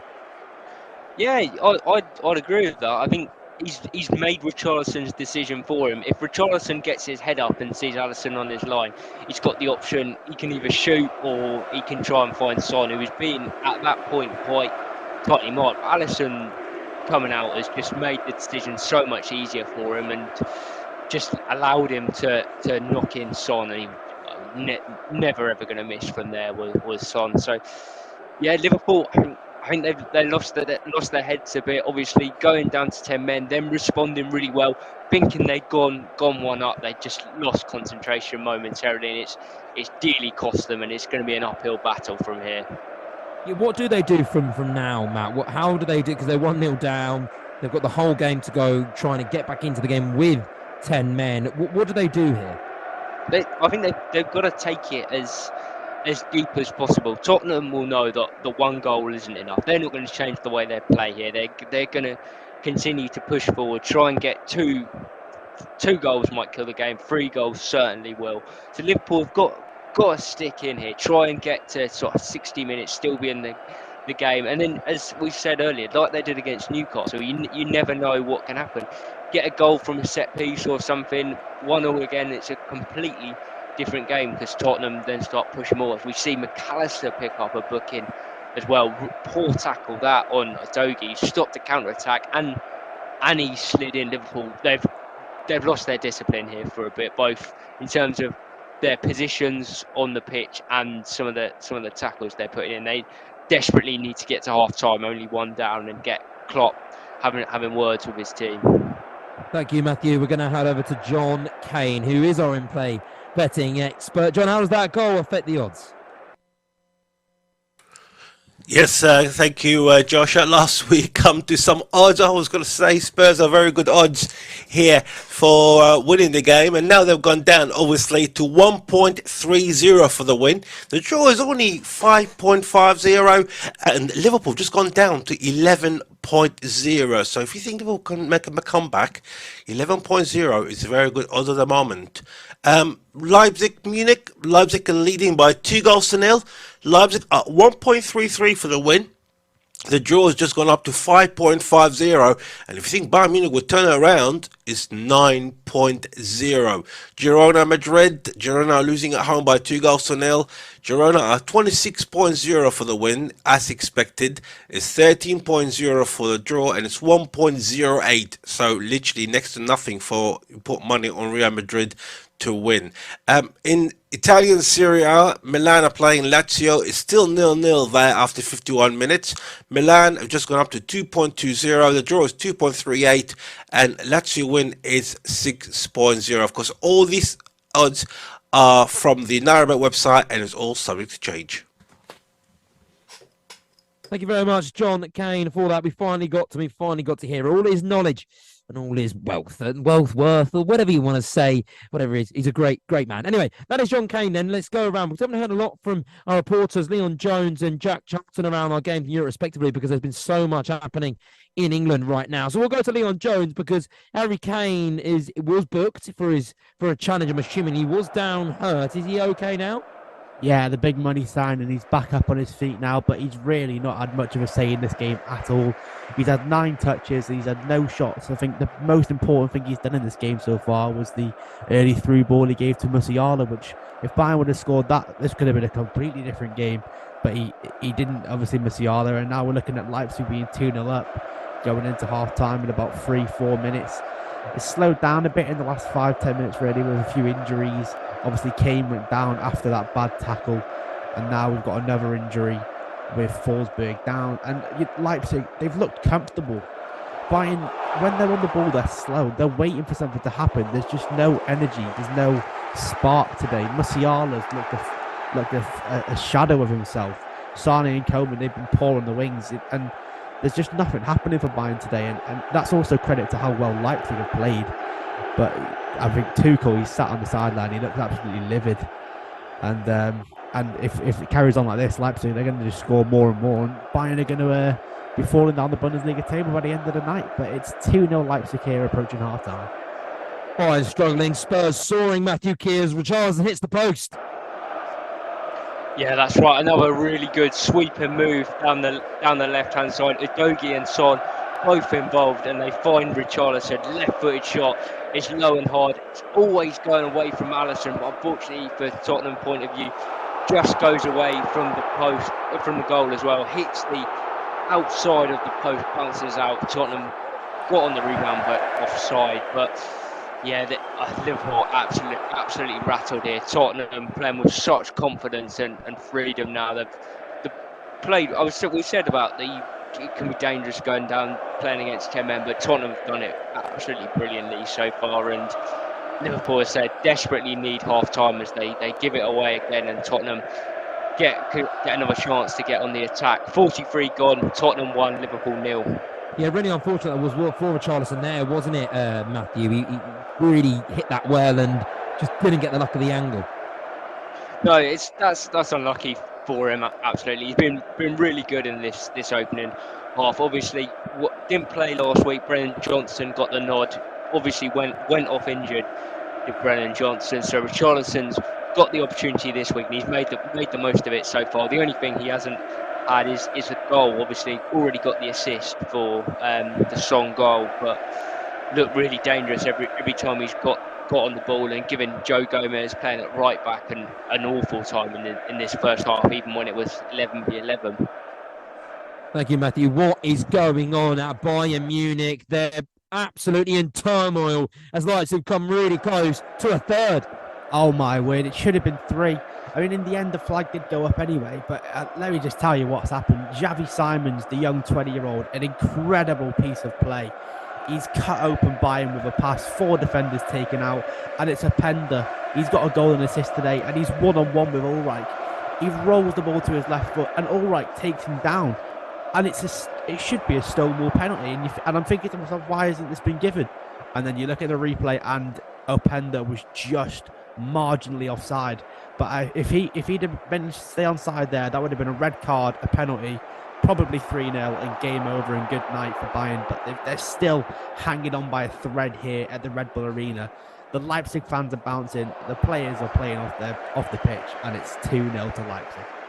Is the tide turning in the Bundesliga? We saw Bayern Munich nearly lose to Bayer Leverkusen, getting a 2-2 draw in that game. We're now 2-0 down to RB Leipzig. Is it just slowly, is the tide just slowly changing there in the Bundesliga? It's left to be seen. The tide isn't changing over in the La Liga. Girona, they've been flying so far in this La Liga season. However, that Real Madrid have kind of brought them back to earth, Luke Charlton. 2-0 there. Any more updates for us? Not at the moment, it seems. Girona have kind of found the composure and shown a bit more of the side that we believe they should be as a team that currently occupies second in the league. But they're not able to kind of deal with the moments of quality that Real Madrid still possess. I think the fact that Vinicius Junior started from the off has really been causing problems, because when he's on the counter-attack, he's able to stretch the Girona back line, and it gives the influential midfielders of Cruz and Tchouameni and Camavinga and Bellingham in particular to really have the chance to be threatening on the ball and to make things happen. But in the last few minutes, it has been more Girona with the ball, but it has sort of petered out. It's not as an electric match as it was in the earlier stages, and particularly that 4-minute period where Real Madrid scored both goals. They had the cooling break.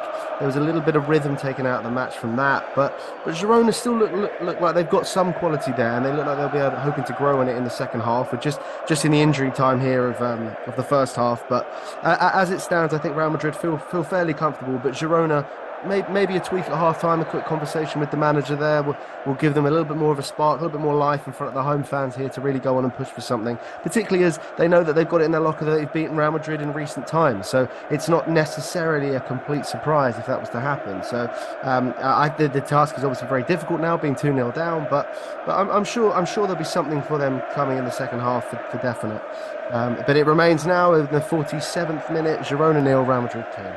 Yeah, Girona have got a really good record against Real Madrid. They're unbeaten in their last 3 league games against Los Blancos. They've won 4-2 in this corresponding match last term, while they've lost just 2 of their last 6 La Liga matches v Real Madrid. So they have a really interesting record against Real Madrid, but that's clearly not clearly doesn't mean anything for this game, is it? Because they're being well and truly beaten. 2-0 down is going to take a half-time miracle for them to get anything at home against Los Blancos. We are going to go to the Bundesliga now, because after being an offside whisk away from being out of this game, Leon Jones, Bayern Munich looked to respond. They came a whisker away as well. Yeah, it was Leroy Sané this time, and I'm just asking myself, where has this been for the rest of the half? It is absolutely beautiful what he's done. He's rouletted, if you know what that is, a little spin round the defender, and then a 1-2 with the former Leipzig player Konrad Laimer. And then he hits a curling effort on his left foot, and it skims the crossbar. And it's the biggest chance of the half, other than the Musiala chance in the first couple of minutes. And where has this football been from Bayern? Sané, he's got to use his skills and his pace to that wing, but it's taken him to the 47th minute, and now it's half time, and their momentum that they've just built is gone. And it's mind-boggling what's going on here from Bayern, but there is signs of life if Sané can do what he's just done in the second half there. We've just got into half time. Thank you, Jones. We're back for your half-time report shortly. We're going to quickly get to the Tottenham Hotspur Stadium now for the Tottenham v Liverpool game. Then there's a booking for Udgo, wasn't it? Was it Udogie? Yeah, that's right, Josh. Looking for Udogie, their first one. Cynical foul on the break. Klopp goes wild, but always a yellow card. Still 1-0 to Tottenham. Thank you very much, Matt Smith. And we just said it's 1-0 for Tottenham, but we have an equaliser at the Tottenham Hotspur Stadium. The goals, powered by Noirette. After being in control for this whole game, Liverpool down to 10 men, but they strike right to the death. Matthew Key. Oh, unbelievable scenes, Josh. 50 minutes, Tottenham have been all over Liverpool, and you just thought they got another goal. They killed this game off. But unbelievably, Liverpool have equalised on the stroke of half-time. It's Cody Gakpo that scored it. It's a ball from Szoboszlai to the back post. Unbelievably, Virgil van Dijk and Matip are in the box for an earlier free kick. And Cody Gakpo just brilliantly, he takes it down on his chest, spins and right-footed volley from about 8 yards out, smashes it past Vicario and into the goal. 1-1, but I mean, a bit of bad news for Liverpool is that Gakpo's gone down after the goal, stayed down, looks to be holding his knees. That's not good for Liverpool. But on the bright side for them, they've managed to get themselves an equaliser. No reaction from Klopp on the bench, but he'll be absolutely delighted inside. Postecoglou be furious with his side not being able to go in at 1-0. But Gakpo back on his feet now. Good to see from a Liverpool point of view. And they've equalised right on the stroke of half-time. 50 minutes gone. Tottenham 1, Liverpool 1. That's an absolutely just... There's so many things to discuss about that goal and how big and how important it is. Let's break down that first, Matthew. That defending from Tottenham is horrible. Pedro Porro hasn't picked up Virgil van Dijk in the box. Then the players aren't... Van der Ven's not tight enough to Gakpo. Neither is anyone else. It's a fantastic finish, don't get me wrong. And powerful finish from Gakpo, but awful defending really from Tottenham. Yeah, I couldn't agree more. I think the free kick was initially for Liverpool, and Tottenham dealt with that really well. But they seemed to think that was job done, switched off, and the ball from Szoboszlai, there were two at the back post for him to pick out. Managed to find Van Dijk, and Matip was also there. Both stayed up from the initial free kick, and unbelievably, Liverpool nicked a goal. And you're right, Gakpo's taken it down really well, but he's been allowed to let the ball bounce and turn in the box without any Tottenham player really getting near him. No one got on the shot in a good enough position to block it, and it was past Vicario before he even saw it, and it's 1-1. And I'll tell you that Tottenham Hotspur Stadium has been absolutely bouncing this first half. A couple of people have gone to get their half-time pints and pies, what have you, missed that goal, and the atmosphere is just flat as anything now, as Liverpool really on top, almost making it 2-1 through Diaz there. Wow, complete change in this game. I said Liverpool, all they needed to do was get in at half-time at 1-1, but what a response from Jurgen Klopp and his side. And Postecoglou now need to get his side back up for it in the second half, because it looks like we're going into the break all level. 52 gone, Tottenham 1, Liverpool 1. Did you feel, Matthew, that Tottenham just got a little bit, lackluster? They got a little bit too comfortable. Then they got that goal and they thought, okay, the game's done. It's ours. We're in complete control there. But that's really, it feels like what's happened here.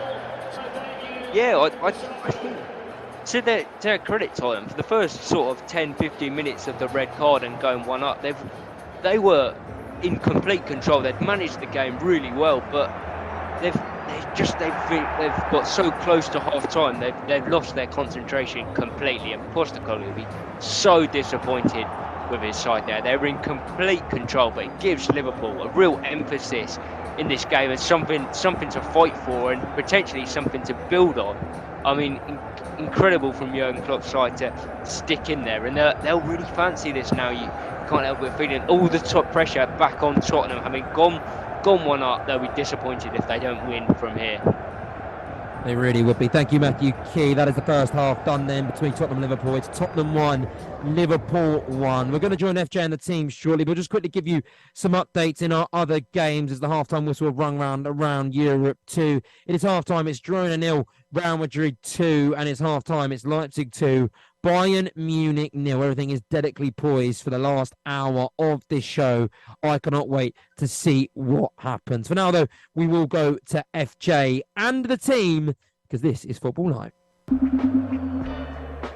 You are listening to Football Live, powered by Noirette, with Josh Bailey. Yes, hello everyone, and welcome back to our final hour of Football Live. What an hour it is going to be, because we've got 3 games that are all brilliantly poised for us to delve into. Obviously, the main game for us that we're focusing on is Spurs Liverpool 1-1 at half-time after a Cody Gakpo late equaliser for a 10-man Liverpool. But for now, we will go focus on our European games, and we will start with Leon Jones, who is watching over Leipzig v Bayern Munich, a game which is seeing Leipzig win 2-0, and they're winning comfortably, aren't they, Leon? Yeah, an incredible first half, I have to be honest with you. Leipzig, they've been comfortable. Bayern have looked awful. And in the Red Bull Arena, the crowd are going mental because Leipzig, they've started the second half really well as well. They haven't scored, but they've had a great chance with a Pender. And honestly, I just want to talk a little bit about that first half. I didn't expect anything like that. I thought we were going to have a close affair with a talent on both sides, Musiala and Kane, and no, nothing like that at all. And Tuchel's reacted. He subbed off Coman and Goretzka at half-time, and he must have given him a rollicking at half-time, because that was an unsatisfactory performance from Bayern in the first half. This second half, they're going to go out there like it's 0-0, and they're just going to have to fight and try and pull 3 goals from somewhere where they've not even looked like scoring 1 so far. But for Leipzig, what a start to the season, and what a start to the game for them, going 2-0 up with goals from Rapenda and Lukeba, and they'll hope to continue that form in the second half. It's Leipzig 2, Bayern 0. I mean, we really shouldn't be surprised, should we, Leon, to be honest? This is the Leipzig team that only a few short months ago beat Bayern Munich, in the German Super Cup. So we shouldn't be surprised. This is a very good Leipzig team and a Bayern Munich team that maybe lacks a bit of backbone compared to what it had. Yeah, 100% agree with you. I mean, we can very easily see a repeat of that scoreline 3-0 today. And that's without the star man of that show, Danny Olmo. Let's not forget he scored a hat-trick in that game. He played out of his skin in that game, and he's not even playing today. He's on the sidelines in his tracksuit. And yet Leipzig, they're still playing unbelievable football. And they've got youth in there with Xavi Simons. Sesko, he's not even playing today. And they're still scoring and creating chances with free will. The one thing I would have to say, though, is that Bayern, you know that they have the quality there. It's just about unlocking that quality, and if they can get 1 or 2 passes through to Kane, that's all he needs, and you know he'll score. He's got a track record. He's one of the best strikers in the world, and at some point, if they can get Kane on goal, he will score. But as of so far, Leipzig they've played him out of the game. He's had 9 touches. So Leipzig, their game plan's going to perfection, and Marco Rose, he's beaten Thomas Tuchel the 2 times he's faced him, and it looks like he's going to make it 3 out of 3 today. It's Leipzig 2, Bayern 0 here at the RB Arena. To Luke Charlton, who's covering Girona v Real Madrid. How's the opening exchanges gone there? Well, in the second half, it seems to be a little bit more Girona on the front foot here. They've just, in the recent moments, just had a corner delivered in, which David Lopez rose highest enough and headed it down. But it was directly at Kepa, but it was still a reflex save, and he had to parry it out and clear his area. But Girona are pressing, and they're really starting to get their imprint and their style of football onto the match. Up until this point, Real Madrid have really sort of been coasting at the end of the first half, particularly after taking the lead and then doubling the lead through with their second goal through Tchouaméni. But it hasn't been vintage Real Madrid, but they've been in situations like this before when they may not be playing very well, but they have the ability, they have the nous to kind of get through these sorts of games. But it'll be interesting to see the level of pressure that Girona are able to maintain, and that energy and the quick passing and the quick interchanges that they have in their midfield, pushing it forward into attack. They've made a substitution at half-time, taking off a player I thought was fairly influential, Siankov, for Valery. So that may have been for a potential injury or not. I'm unsure at this time. But that change maybe for them is looking to maybe freshen it up going forward, to make them a little bit maybe less predictable going forward for this Real Madrid defence, where Rudiger and the rest of the back line have been able to really kind of maintain their dominance with all the balls and the crosses coming in that Girona have had. But we're looking forward here that Girona may be able to do something and really kind of take the game to Real Madrid, because as much as Real Madrid are in the lead by 2 goals, it's always a dangerous scoreline. We know that. So 1 goal for Girona, and the layout and the balance of the game completely changes. But as it stands now in the 51st minute, it's Girona 0, Real Madrid 2. Let's get to the Tottenham Hotspur Stadium, because it's the second half that has seen substitutions, big chances and big saves, Matthew Key. Yeah, it's been a really fast start from Tottenham in this second half, Josh, and they've just had the first shot of the game. It's brought out a really, really good save from Alisson. It was Maddison, of course it was Maddison, who picked the ball up from Romero, who's playing really high, as a rule of the Tottenham team. In this second half, he finds Maddison with a lovely disguised pass, and left-footed Maddison whips the shot to the far post, and Alisson, we said he might have been suspect to the first goal. He's made up for it. He's brilliantly tipped it around the post to stop what was a certain goal, and Liverpool managed to clear the corner. There's been one change at half-time, and it's Gakpo, the goal scorer. He did hobble off after scoring.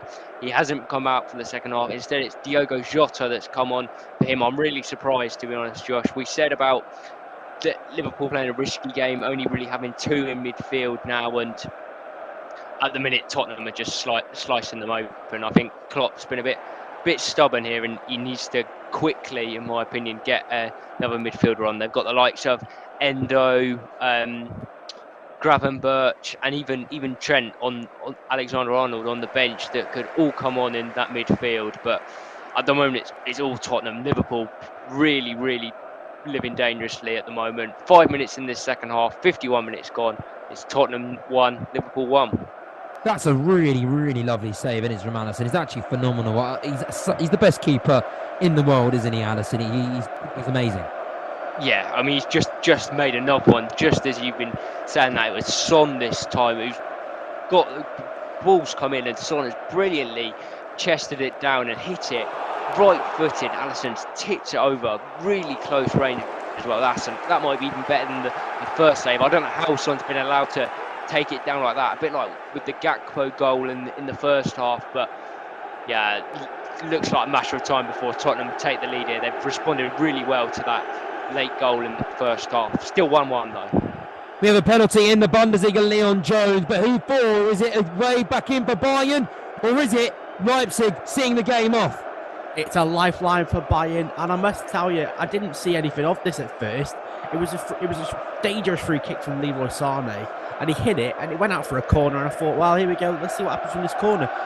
And then on close inspection, Benjamin Henrichs, the Leipzig right back, he's turned his back, lifted his elbow, and you just cannot do that in modern football. You can't have your arm in the air, you can't turn your back to the ball like that. And as soon as the ref went to the monitor, you knew what was going to happen. The VAR tells him, go and check it. Marco Fritz, he pointed to the spot, and it's a penalty for Bayern Munich. And we know who's stepping up for it. It's going to be Harry Kane. Let's find out. Harry Kane is normally so reliable from the spot, isn't he? So let's wait and see. By the time he steps in and take that penalty, let's wait and see if he can convert from the spot and bring Bayern Munich back into that game. And I'll tell you what, he can do that because he just scored. The goals, powered by Noirette. It's a way back into this game for Bayern Munich, isn't it, Leon Jones? Because they have been second best for that first 45 minutes. Weren't even at the races whatsoever. But Leipzig have made a mistake. Harry Kane's converted, and there is now a way back into this game for Thomas Tuchel and his Bayern Munich team. Yeah, they got the break they needed, and it was unfortunate for Henrichs, but you can't do that in modern football. And of course, Harry Kane made no mistakes. It's not a vintage penalty from Kane, but it's just placed right in that bottom corner, and it's a good height for the keeper, but his fingertips weren't enough to stop it. That's Harry Kane's 9th goal in 7 games. He adds to his hat-trick the other week against Bochum, and now Bayern are right back in this one. It's Leipzig 2, Bayern 1. Thank you very much, Leandos. Let's get back to Matthew Key now, because Spurs, they are absolutely peppering this Liverpool goal, aren't they? An incredible intensity to start this second half, but they're just not taking their chances, and that's got to concern Ange Postecoglou. Yeah, I think it's more sort of how Tottenham respond to those missed chances, Josh. They need to stay calm, stay patient. I mean, sometimes you've got to give credit to the goalkeeper. Alisson's made 2 fantastic saves at the start of this second half, but he's not going to be allowed to face a barrage like that all half and keep them from all going, keep them all out. So at the moment, as I say, it just looks like a matter of time for Tottenham, and Liverpool playing such a dangerous game. Anytime they get the ball, both Gomez and Robertson are herring up the pitch, trying to join up in the attacks. And you love to see the approach from them, but you can't help but feel if they get it wrong, then they're in real trouble on the counter attack. They can't let Tottenham, with a man advantage, be able to counter attack them and concede. They've done so much hard work up to now to ruin it like that would be a real shame for Klopp and his side.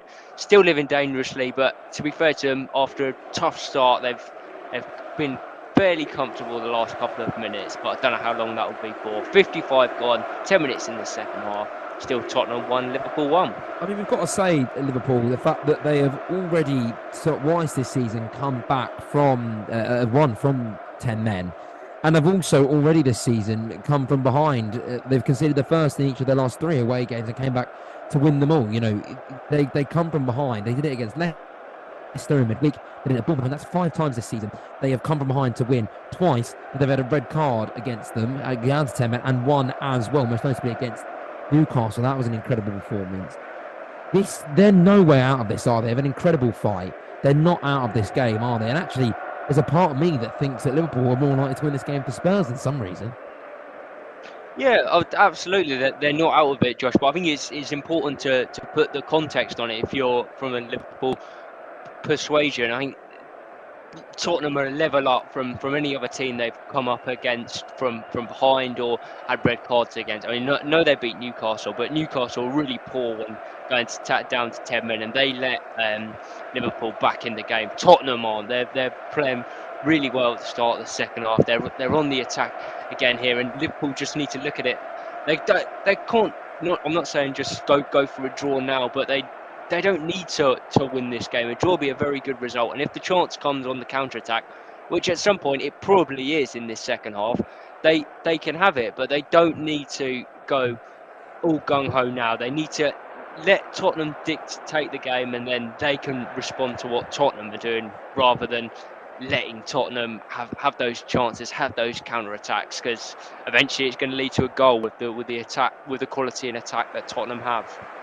We'll see. 56 minutes gone in that game. Tottenham 1, Liverpool 1. Thank you very much, Matthew Key. Let's head over to Leon Jones, because Bayern Munich, they've got a way back into this game. And that's one thing you can't do, is that a team like Bayern Munich get away back into a game. And Leipzig have done that. And it's getting a little bit rocky for them at the Red Bull Arena. Oh, it's getting very rocky for Leipzig. It was Kevin Campbell on the edge of his box. He slipped over and the ball fell to Rafael Guerreiro, who let a rocket fly. And it just skimmed the right-hand post. And it was so close. And Bayern now, I mean, this is the Bayern Munich we are accustomed to. We were talking about, our Bayern this, our Bayern that. Well, Bayern are a world-class team with world-class players. And if you let them into a game, they will punish you. And it feels like a matter of time now. You were mentioning about the Liverpool game, feeling like they're going to come back. There feels like an inevitability that Bayern are going to come back in this one. They're just so good, and now the quality is shining through. Kane, Musiala, they're both getting on the ball now. Sane's creating chances, and it is people like Rafael Guerreiro who had the chance there. They're having shots, and it feels like a matter of time before they just get that second goal. And I must say, I'm on the edge of my seat here. This game is incredible.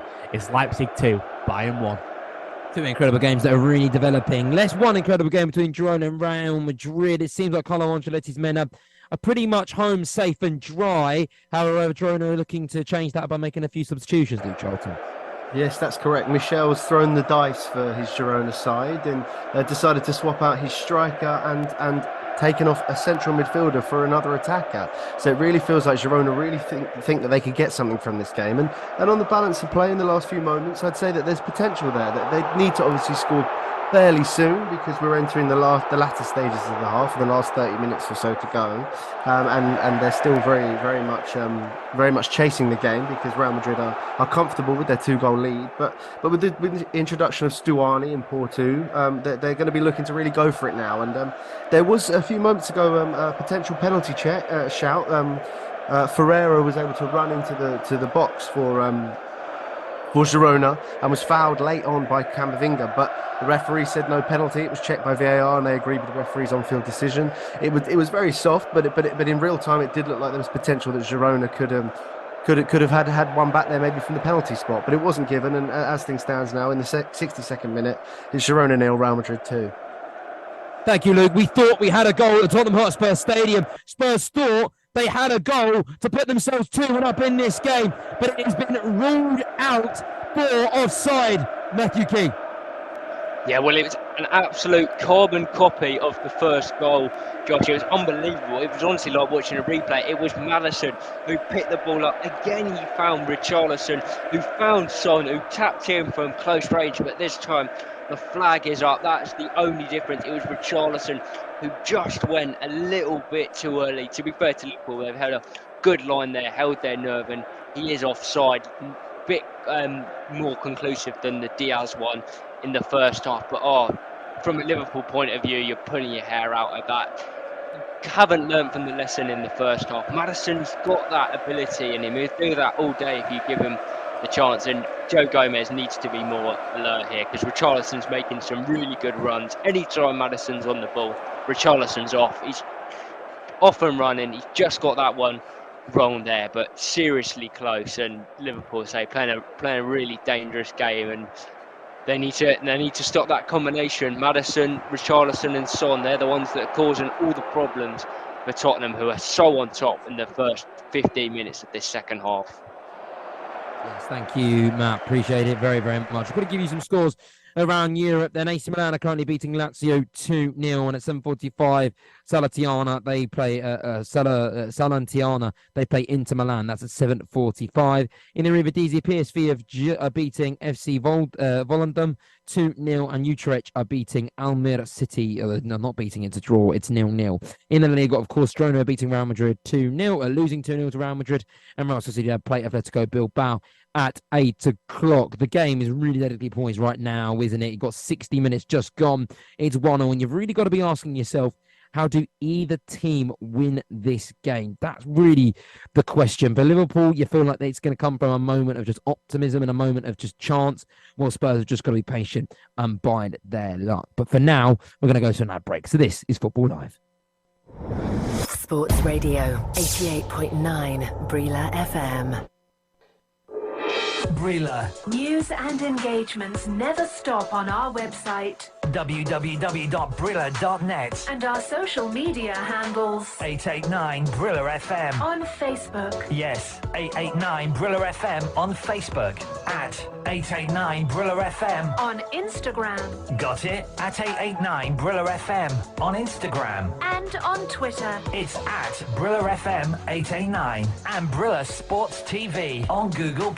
Brilla. News and engagements never stop. So do remember to like all our pages. Do like us. You are listening to Football Live. Live and exclusive on Brila FM. The Premier League, the Bundesliga, Serie A, La Liga. 4 hours of football every Saturday and Sunday on Brila FM with Football Live. You are listening to Football Live on Brila FM 88.9 and 101.1 FM. You are listening to Football Live. Live and exclusive on Brila FM.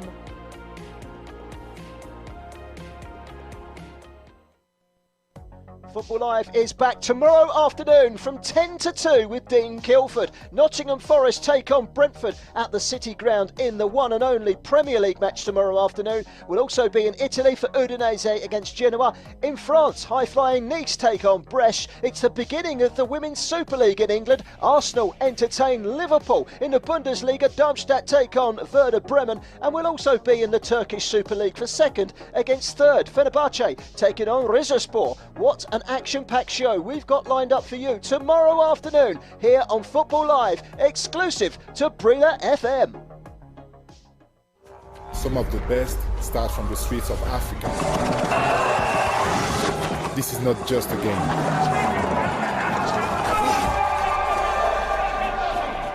It's a feeling within us. It's expressive. It's a passion. Play for the fun, play for the thrill, play responsibly. Proudly African, bet with the best, Noirette. You are listening to Football Live.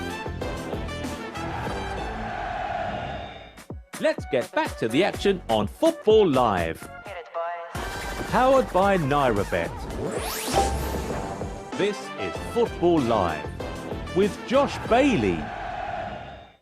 So much going on as we near the closing of all our games. We'll start at the Tottenham Hotspur Stadium at Spurs Liverpool, because some amazing defending from Basuma means that the scores are still level.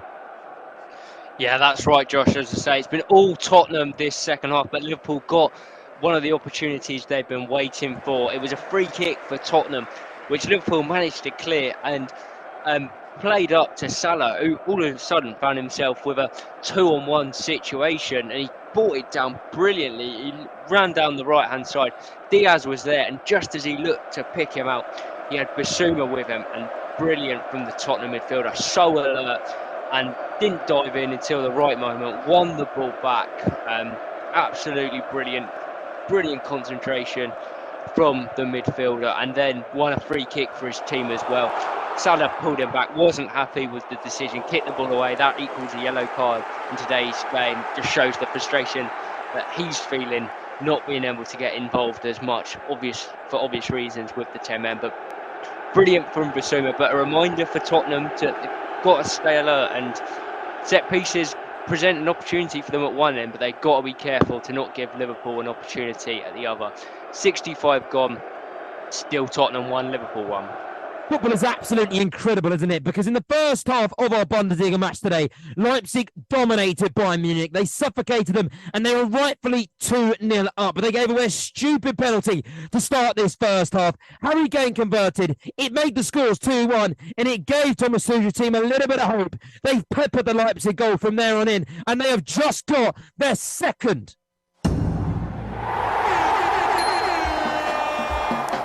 The goals, powered by Noirette. Leo Jones is absolutely incredible, and this is why you can never rule a team like Bayern Munich out. This is one of the best games of football I've watched this season. Bayern Munich were down and out in that first half, and within 25 minutes of the second half, they are level. What a goal this is on the counter-attack. Jamal Musiala, I mean, he has just ran the length of the pitch. It came from a Leipzig corner, would you believe? Schlager crossed it in, and it was headed out by Harry Kane. Harry Kane headed it out of the Bayern box. Musiala dribbled it the length of the pitch, passed it to Sane. He made no mistake. His 5th goal of the campaign. It is 2-2 at the Red Bull Arena, and I'm telling you now, that is not the last of the goals. Thank you, Leon Jones. It really is so. The way that game could go, wherever it is in Leipzig, you could be kicking yourselves, wouldn't you? You had an opportunity to get this game. You had an opportunity to go to the champions, host the champions, and win. To really lay a marker and a message to the rest of the team that you've bottled it. You've conceded a 2-0 goal advantage, and you'll be absolutely frustrated. And it just shows that next step you've got to take to be a team like Bayern Munich. When you've won 11 Bundesligas on the bounce, you have an entitlement to win games, don't you? And that's exactly what they have shown today. To Matthew Key now, to this game, because there's just been a card for Jota. But in terms of this game, 66-7 minutes gone now, Matthew. Seems like it's stagnated a little bit. Seems like Spurs are running out of options, running out of ideas. Hasn't got the intensity that it did at the same time. Some sloppy passes, and this suits the even more and more. And more and more. And before I go to you, we do have a goal, and it's in Real Madrid. The goals, powered by Noirette. Well, it's in Girona for Real Madrid, Luke Charlton, because Real Madrid have just got their 3rd, and that rules out any optimism that Girona may have had of a way back into this game. Exactly that. It's come on the break, and it's that megastar, Jude Bellingham.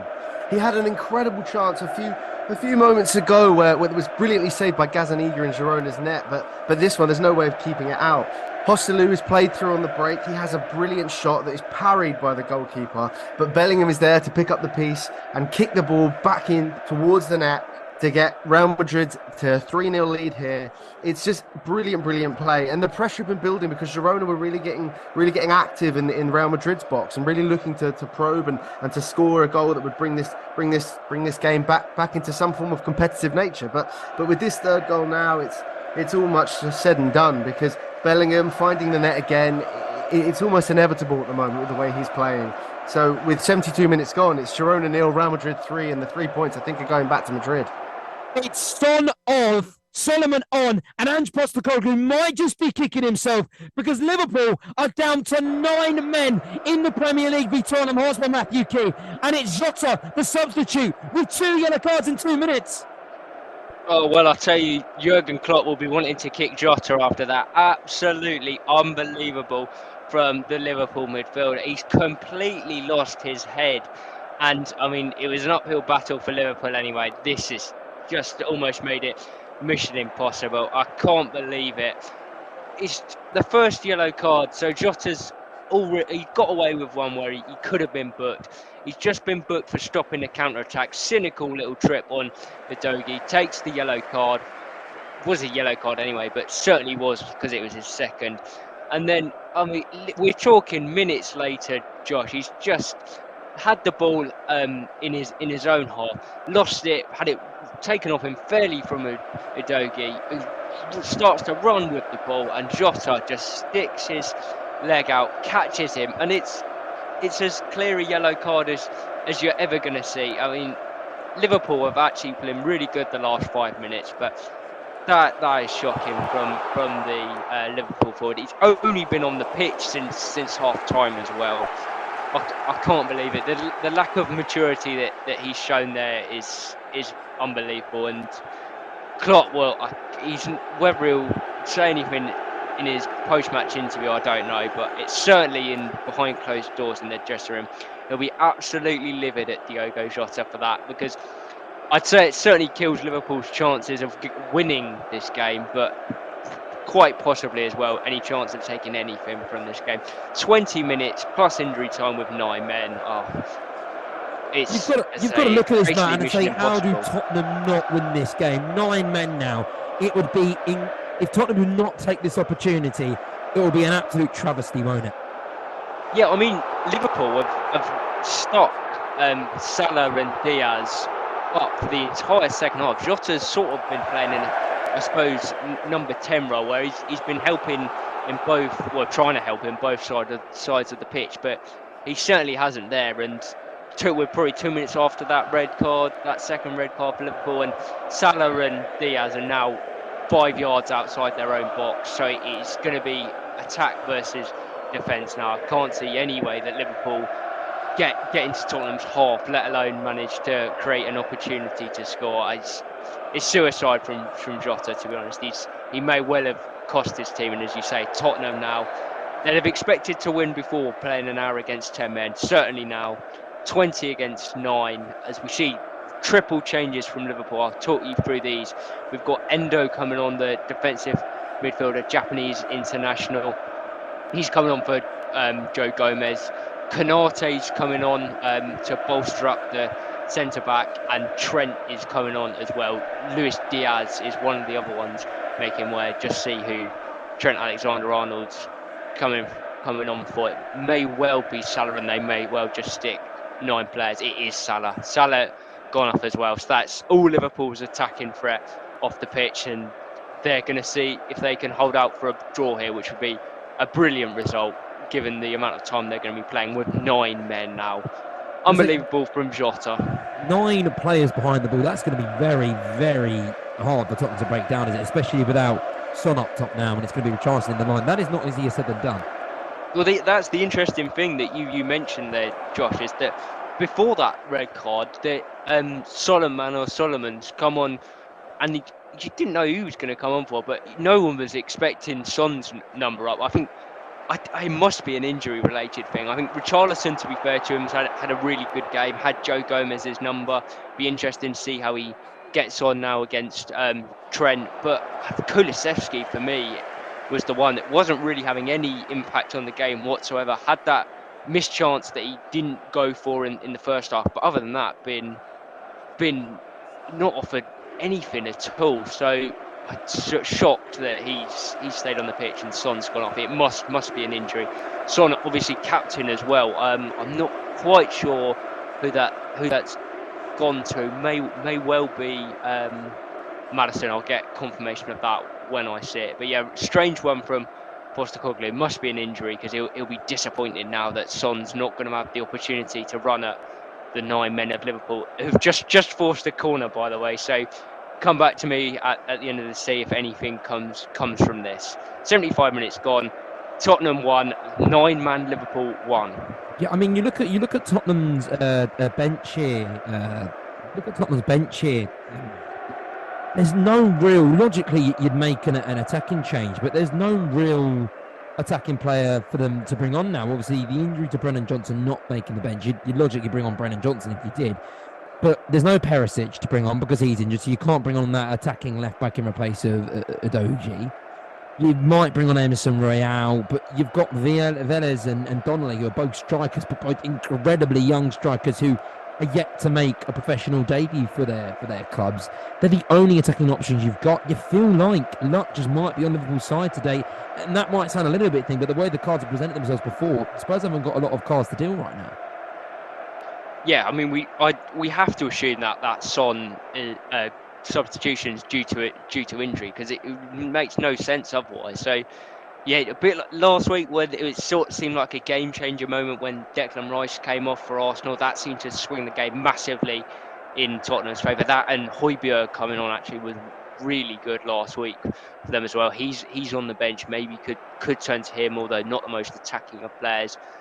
But yeah, that could be. I mean, Liverpool, we say, not really had any luck today at all, but that could be something that's gone their way. But we'll have to see how Solomon does. He had a really good season last year for Fulham. Obviously, not started his Tottenham career too badly, and what an opportunity this is for him to really make a mark.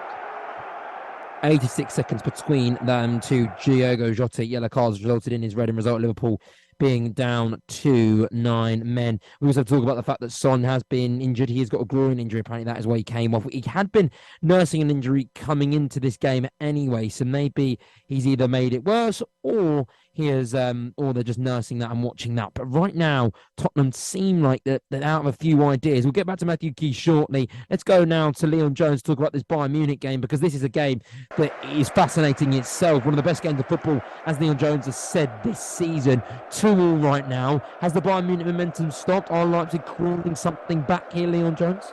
Well, as soon as that second Bayern goal went in, Marco Rose, the Leipzig manager, reacted and he brought Sesko on, and Sesko has been an absolute menace up top. They were struggling against Poulsen, and I mean, Sesko, if you've watched him play, I said it last season while I was doing some Salzburg games, he is going to be an absolute world beater. He's tall, he's quick, he's very similar to Haaland, and he's been a menace since he's been on. So Leipzig, they have taken control of the game again. But I just have to mention that they were absolutely livid, the Leipzig players and staff, about 5 minutes ago with their former player Dio Upamecano. But he was booked earlier in the second half for a bad challenge on Xavi Simons, and then Xavi Simons dribbled past him. He was taken down, and it looked like he was a through on goal. It could have been a strict red card. It should have been a second yellow. It was neither. And Upamecano is a lucky boy to still be on the pitch, in my opinion. And then, unfortunately for Leipzig, nothing came from the resultant free kick. But yeah, this game, it's had everything. It's had drama, it's had goals. But now with 10 minutes left, are we going to find the winner? Who knows? It's Leipzig 2, Bayern 2. The latest in-play betting odds from Noirette. Yes, the latest odds from Noirette website. Of course, all these prices are subject to change. As you know, Liverpool are down to 9 men and with about 12 minutes to go till full time. Spurs 1, Liverpool 1. Spurs just gone up to 1.80, so they're firm favourites to win that game. The draw is even higher than that. It's 2.40, and if you think Liverpool going to nick it with the 9 men, is 15.0, 15.0. Leipzig Munich, as we just heard from Leon Jones, still 2-2, 82 minutes gone. Leipzig at home, they are 6.0 to win the game. The draw is 1.67, and Bayern Munich are 3.80. So let's just reiterate the Spurs game. Spurs 1-0, Liverpool playing with 9 men. Spurs are 1.80 now. The draw is 2.40, and Liverpool are 15.0. Of course, all these prices from Noirette website, and it's all subject to change. Thank you very much, John Kane. We've got 11 minutes left of normal time between Spurs and Liverpool. Spurs need to do something. They've got to do something. It would be an absolute shame and a travesty for Ange Postecoglou, so early in his career, to not pick up the 3 points here. And Pedro Porro said a deflected shot as well. They've got to see what they do. It's the one all there. Before we do head over to Matthew Key, let's head over to Luke Charlton just to give us the final reports between Girona and Real Madrid. 8 minutes to go there, Luke. It's game over, isn't it? And Girona, despite their early season encouragements, they've been showing up for the team they are today. Very much so. The home fans have become a little bit despondent now, and it's very clear to see that there's not much to gain from this game now going forward, and you'd almost be hoping that there's not a lot of added time and the referee can just blow the whistle and then the teams can focus on their upcoming fixtures. Ancelotti clearly has made the decision that it's time to shut up shop. He immediately after Bellingham's goal subbed him off for Ceballos, probably with a view for the Napoli game that's coming up in a few days' time, which I imagine is going to be quite a tasty affair for sure. Rodrigo has also come on for Vinicius Jr. earlier in the match, but it's very much now just a case of keeping the ball, playing it neatly between each other. Girona are still looking to get a goal just to potentially to keep themselves on the scoreboard, to give the fans something to cheer about. But it's not really going to change the end result of this game. And as you say, with only 6 minutes now left of normal time, it remains Girona 0, Real Madrid 3, and there's only points for one team here. It's more defensive changes for Liverpool. They have just brought on Gravenberch for McAllister. So does that leave any attacking players left on the pitch here, Matthew Key?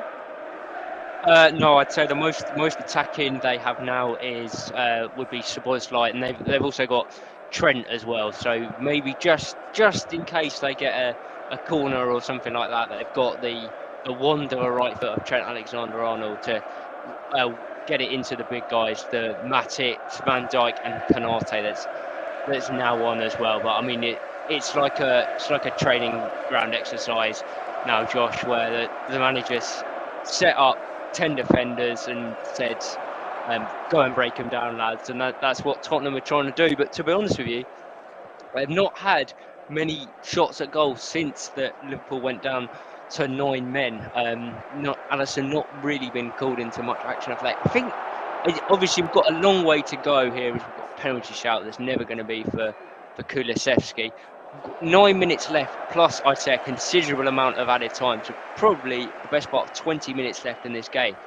But I'd say Tottenham look more comfortable playing against the 10 men than the 9. Liverpool obviously still trying to attack with 10 men. That's completely gone now. So yeah, maybe that red card was, I wouldn't quite say a blessing in disguise for Liverpool, but maybe it's hampered Tottenham just as much as it has done Liverpool. As Tottenham make some changes here.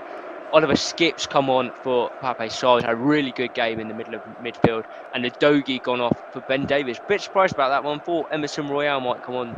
You'd say the slightly more attacking fullback, but more fresh legs on for Tottenham. Liverpool won't want to see that. Yeah, those are really interesting changes there, Matthew. You've got attackers on the pitch, haven't you? You've got on that bench. Obviously, no proven attackers on that bench, but then making changes with Skip and Davies, who are 2 more defensive changes, really odd.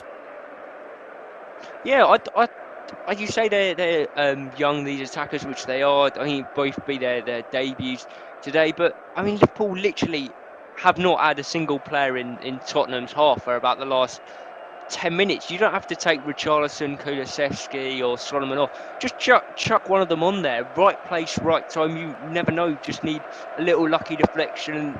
Not only can they win the game for Tottenham, they can make a real name for themselves. I don't think there'd be any harm in doing that for Tottenham, taking off a defender and putting another attacker on, but that's not the way Postecoglou's seen it so far. Yeah, an interesting change. We'll come back to you soon, Matthew, but we need to get to Bayern Munich v RB Leipzig because time is ticking away there. Still 2-2. Changes from both sides there, Leon Jones. Are we any close to a winner, or are they settling for the point? I think both sides are actually going to go for the win, not the point. Fabio Carvalho, the loanee from Liverpool, he's on for Leipzig as well as Klosterman, and Eric Maxim Choupo-Moting is on for Bayern Munich, and he's come on for Musiala. So that's a striker and an attacking winger on for either side, and they're both still going full force at this game. They look like they're running on empty now, but I still truly believe there's a winner in this for one of these teams. Leipzig, they've not played very well in the second half compared to the first half. Bayern, they've been incredible, but then in the last few minutes, a few passes to Sesko have just been a little overhit, and if they can get that one perfect pass, then this could go either way. Honestly, Josh, I'm on the edge of my seat again. There's not long left now, but wow, what a game we've had here today! What a treat in the Bundesliga. It's still Leipzig 2, Bayern 2. An incredibly poised match there. It's incredibly poised between Liverpool and Tottenham. Let's get back now to Matthew Key. I mean, I'm seeing a lot of reaction on social media, and Matthew, really Spurs fans unhappy with those defensive changes by Ange Postecoglou, who's so usually been known for his substitutes and his ability to change the in-game tactics, but so far not really great. But I guess he's not got any other choices, has he? No, I couldn't fault him for much at his time at Tottenham, but you can't help but think Tottenham fans will be really disappointed if they don't get all 3 points here. And as I said, they've still got 4 defenders at the back, albeit 2 of them are full backs pushing really high up the pitch. But I'm not sure they need Romero and Van der Veen there. Liverpool, they're not going to. They haven't got any attacking players on the pitch. The only way they're ever going to score is if they get a set piece, and even that looks really unlikely. I don't see the harm in just chucking a kid on there for Tottenham. You just never know what might happen. But you want as many players in the box. Just give the defenders something to think about. As we see another yellow card here. I'm not sure who this is for. We've got a couple of players down from each side. Pedro Porro down for Tottenham. Who's that? Down for Liverpool. It's Robertson, who looks like he's gonna get a yellow card. I don't know how many that will be for Liverpool today, but they've really lacked discipline at times. 86 minutes gone as it is Robertson that's booked, and it's still Tottenham 1, Liverpool 1. I'd say, Josh, not seen or heard anything yet, but I wouldn't be surprised if we were in double figures for added time at the end of this one. So plenty of time left. I think maybe Ange Postecoglou is seeing that in his changes and holding out on the strikers that are on the bench because he feels like there's going to be a whole heap of time added on. Yeah, potentially. I mean, to be fair to Tottenham, they've still got 2 left in the bank to make. I mean, that really is the last thing Liverpool want to see is more fresh legs, no matter the age or experience of any of the players being brought on. And being down to 9 and seeing more fresh legs come on, it's got to be so damaging for you psychologically, especially now Liverpool have made all theirs as well, so they've got no more to make. So yeah, maybe we'll get to the 90 minutes. As I say, it'll be a considerable amount of added time, and maybe Tottenham can create some magic like they did in the last home game against Sheffield United. We'll have to see.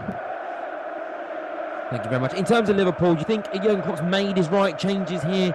Matthew, it feels like he's been really smart, and him and his team have made some really good decisions in who they've brought off and who they've brought on. Yeah, I mean, his hand's been forced just as much as Postecoglou's. You've got to feel sorry for him in some senses. I mean, Darwin Núñez was strict, ready to come on. I'm not sure who that would have been for, but he was told to sit down after that Jota red card. Harvey Elliott, he was on the bench as well. Could have potentially made a difference, but yeah, it's the beauty of having the strong squad that Liverpool have got, and they've bought 2 of their summer signings on that were bought for this sort of situation to help see a game out and bolster the midfield. And I mean, having a player like Trent Alexander-Arnold on the bench is always handy as well.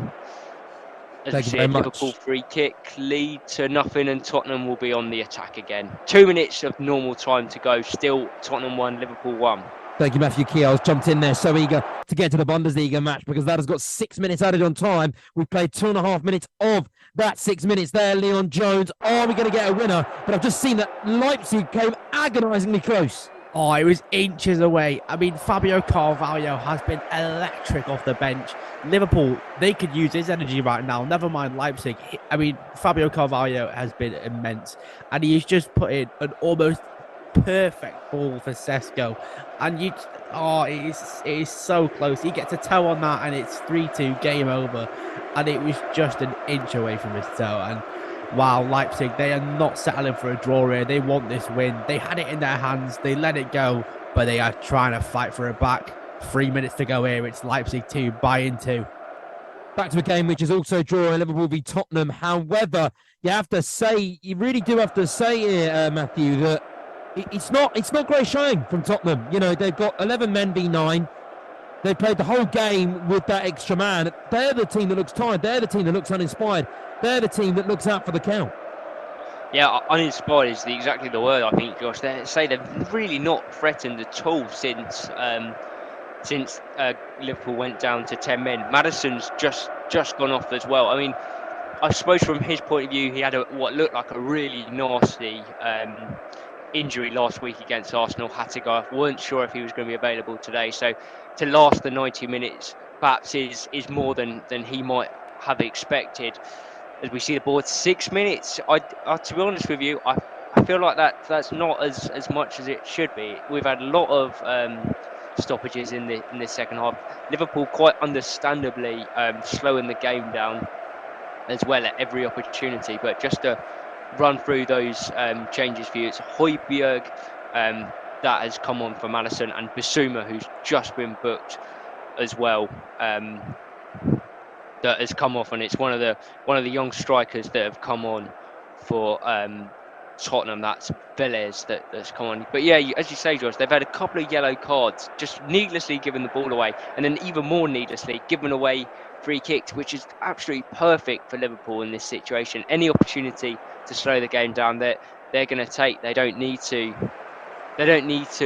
make those fouls, Tottenham, and it's wasting precious time for them as we're into the first of the 6 minutes that have been added on. Back to the Bundesliga, because there's just been a huge chance there, but a fantastic tackle to deny. I can't believe it. Wow, it was a tackle from the Bayern goalkeeper, Sven Ulreich. I mean, Xavi Simons has been a wizard in this game, and he's played an outside the foot pass beautifully. Sesko is through. He's one-on-one with the keeper. All he's got to do is go around him and slot it into an open net. Sven Ulreich with that is a tackle that Virgil van Dijk, Giorgio Chiellini, Bonucci, they would be proud of that tackle. It was Sven Ulreich, the Bayern keeper, who tackled Sesko and denied him that goal scoring opportunity. And it's still 2-2. This has been an incredible game, and there's still a minute left. It can still go either way. It's 2-2 here at the Red Bull Arena. Really sounds like you're enjoying yourself there. Leon Jones, what a great game this has been. Back to the other game here. Tottenham v Liverpool, 6 minutes added on time. I just don't see a winner here, Matthew. I just don't see either team, especially Tottenham, taking away 3 points. Well, they've just had their first shot on target in seems like ages, and it was Richarlison that got his head onto it. It was a cross to the back post. It was Solomon on the right hand side, whipped it in with his left foot. I think, to be fair to Richarlison, with Konate and Van Dijk there, he saw it late, but got a decent enough contact on it, but headed it into the ground and straight at Alisson, who sat down on the ball. Still hasn't released it. The Tottenham fans aren't happy, demanding a yellow card for time wasting, and to be fair to them, they've probably got a point as it's back into play now. 3 minutes left in this one. Can Tottenham force a winner? I'll be honest, it looks unlikely at the moment. 3 minutes to go. Tottenham 1, Liverpool 1. It's full time between Bayern Munich and Leverkusen, even squares there. 2-2. Quickly head to Luke Charlton, because it's a red card for Real Madrid and the game descending into chaos. Give us a quick update there, Luke, please. Yes, completely out of nowhere. Girona had ran onto a loose ball, and we were trying to break, but obviously being 3-0 down with very minimal time and added time left to remain, it wasn't a massive issue. And Nacho just decided to lunge in with a really reckless tackle, and initially was awarded a yellow by the on-field referee, but then VAR intervened to overturn it, and rightly so, to give him a red. The player was distraught and was refusing to leave the field of play, but Girona were really beside themselves, because he'd potentially seriously injured one of their players, and it was a stupid decision and a really, really needless decision. And as I say, it descended into chaos, because then Rudiger had to intervene, because a lot of the Girona players were getting in the face of Nacho, and yellow cards were given out to Rudiger and Stuani as well, who tried to have a word with him. The benches then got involved, and the fourth official was having to explain the situation on the side of the field. And it was a lot of needless energy at the end of a match that Real Madrid have ultimately comfortably won. And it's a very, very, very strange situation to be in, where when Real Madrid are struggling defensively in terms of the injuries they've currently had, with Eder Militao out for a period of time and David Alaba also unfit at the moment, for Nacho now to give himself a red card for some crucial upcoming La Liga games, it's a very strange decision, as I say, but also very, very needless. So we're entering now the very final stages of the match, and it's Real Madrid down to 10 men, but Girona 0 and Real Madrid 3. Back to the Tottenham Hotspur, Matthew Key. Oh, are we going to get a winner? No, it's not looking like it, to be honest, Josh. We've got about a minute remaining. Alisson's finally got his yellow card for time wasting. To be honest, it was about time that he picked it up. But you can't blame Liverpool. I mean, they're going to do it. And to be honest with you, Tottenham haven't made the most of this opportunity they've had in the last 20 minutes. And I think, as I said earlier, if you went back to Postecoglou 20 minutes ago and asked if he could still play against 10, I think he rather would, looking back on how they play. Liverpool have defended really deeply, really well, and not given Tottenham any of the space that they were enjoying when it was 10v11. Kulusevski comes forward. I mean, they're just camped in their own box, Liverpool. Romero keeps picking the ball up, literally just outside the Liverpool box, but still no goal as of now. Does just show, doesn't it, the lack of we've got a goal at the Tottenham Hotspur Stadium. The goals, powered by Noirette. It's incredible scenes. We thought the Tottenham were written off, but they've done it. They've got a goal, and they are leading in the dying seconds, Matthew K. What incredible scenes we've got here. Oh my word, Josh, I don't believe what I've just seen. We were just saying Tottenham didn't look like doing anything. They didn't look like scoring, and they haven't scored because Matip has put the ball into his own net, literally just as the clock has struck 96. It's absolutely incredible scenes. I mean, Tottenham, they had it last time again at Sheffield United. They've done it again. I mean, it's Pedro Porro who's picked the ball up on the right-hand side, right back position.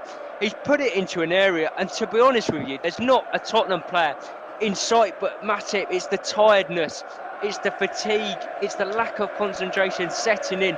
Tries to clear it, and he's scuffed it horrendously with his left foot and kicked it into this own top corner. Alisson, absolutely no chance.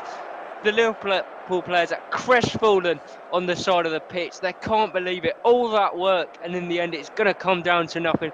The Tottenham players, they run into the corner to celebrate with Pedro Porro, who takes some of the claim from that goal. It's not going to be his goal by any means, but they won't mind a bit, Tottenham Hotspur. They have won this game in absolutely dramatic fashion. It's an own goal from Matip. It's going to be 3 points for Tottenham Hotspur. They go marching on. 97 minutes on the clock. Literally the last kick of the game, and it's Tottenham 2, Liverpool 1.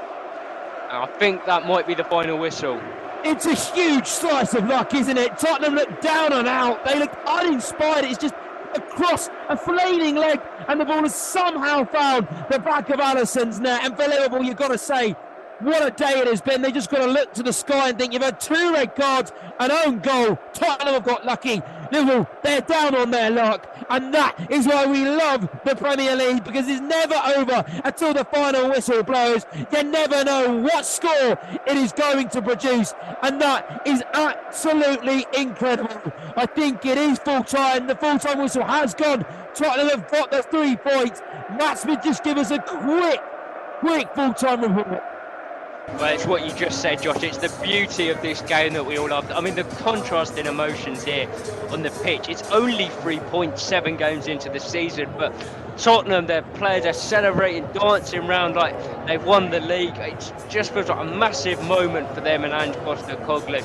And the Liverpool players, they're just absolutely heartbroken. All that work just for it to go away all in 1 second by one of their own players, putting it into his own net. It's just why we love this game, Josh. The Tottenham Hotspur Stadium absolutely bouncing. Huge win for Tottenham Hotspur. Heartbreak for Liverpool and Jurgen Klopp. And it's finished here at the Tottenham Hotspur Stadium. Tottenham 2, Liverpool 1. Incredible drama. Yeah, thank you very much, Matthew Q. Wow, what an end to this show. It's absolutely incredible, isn't it?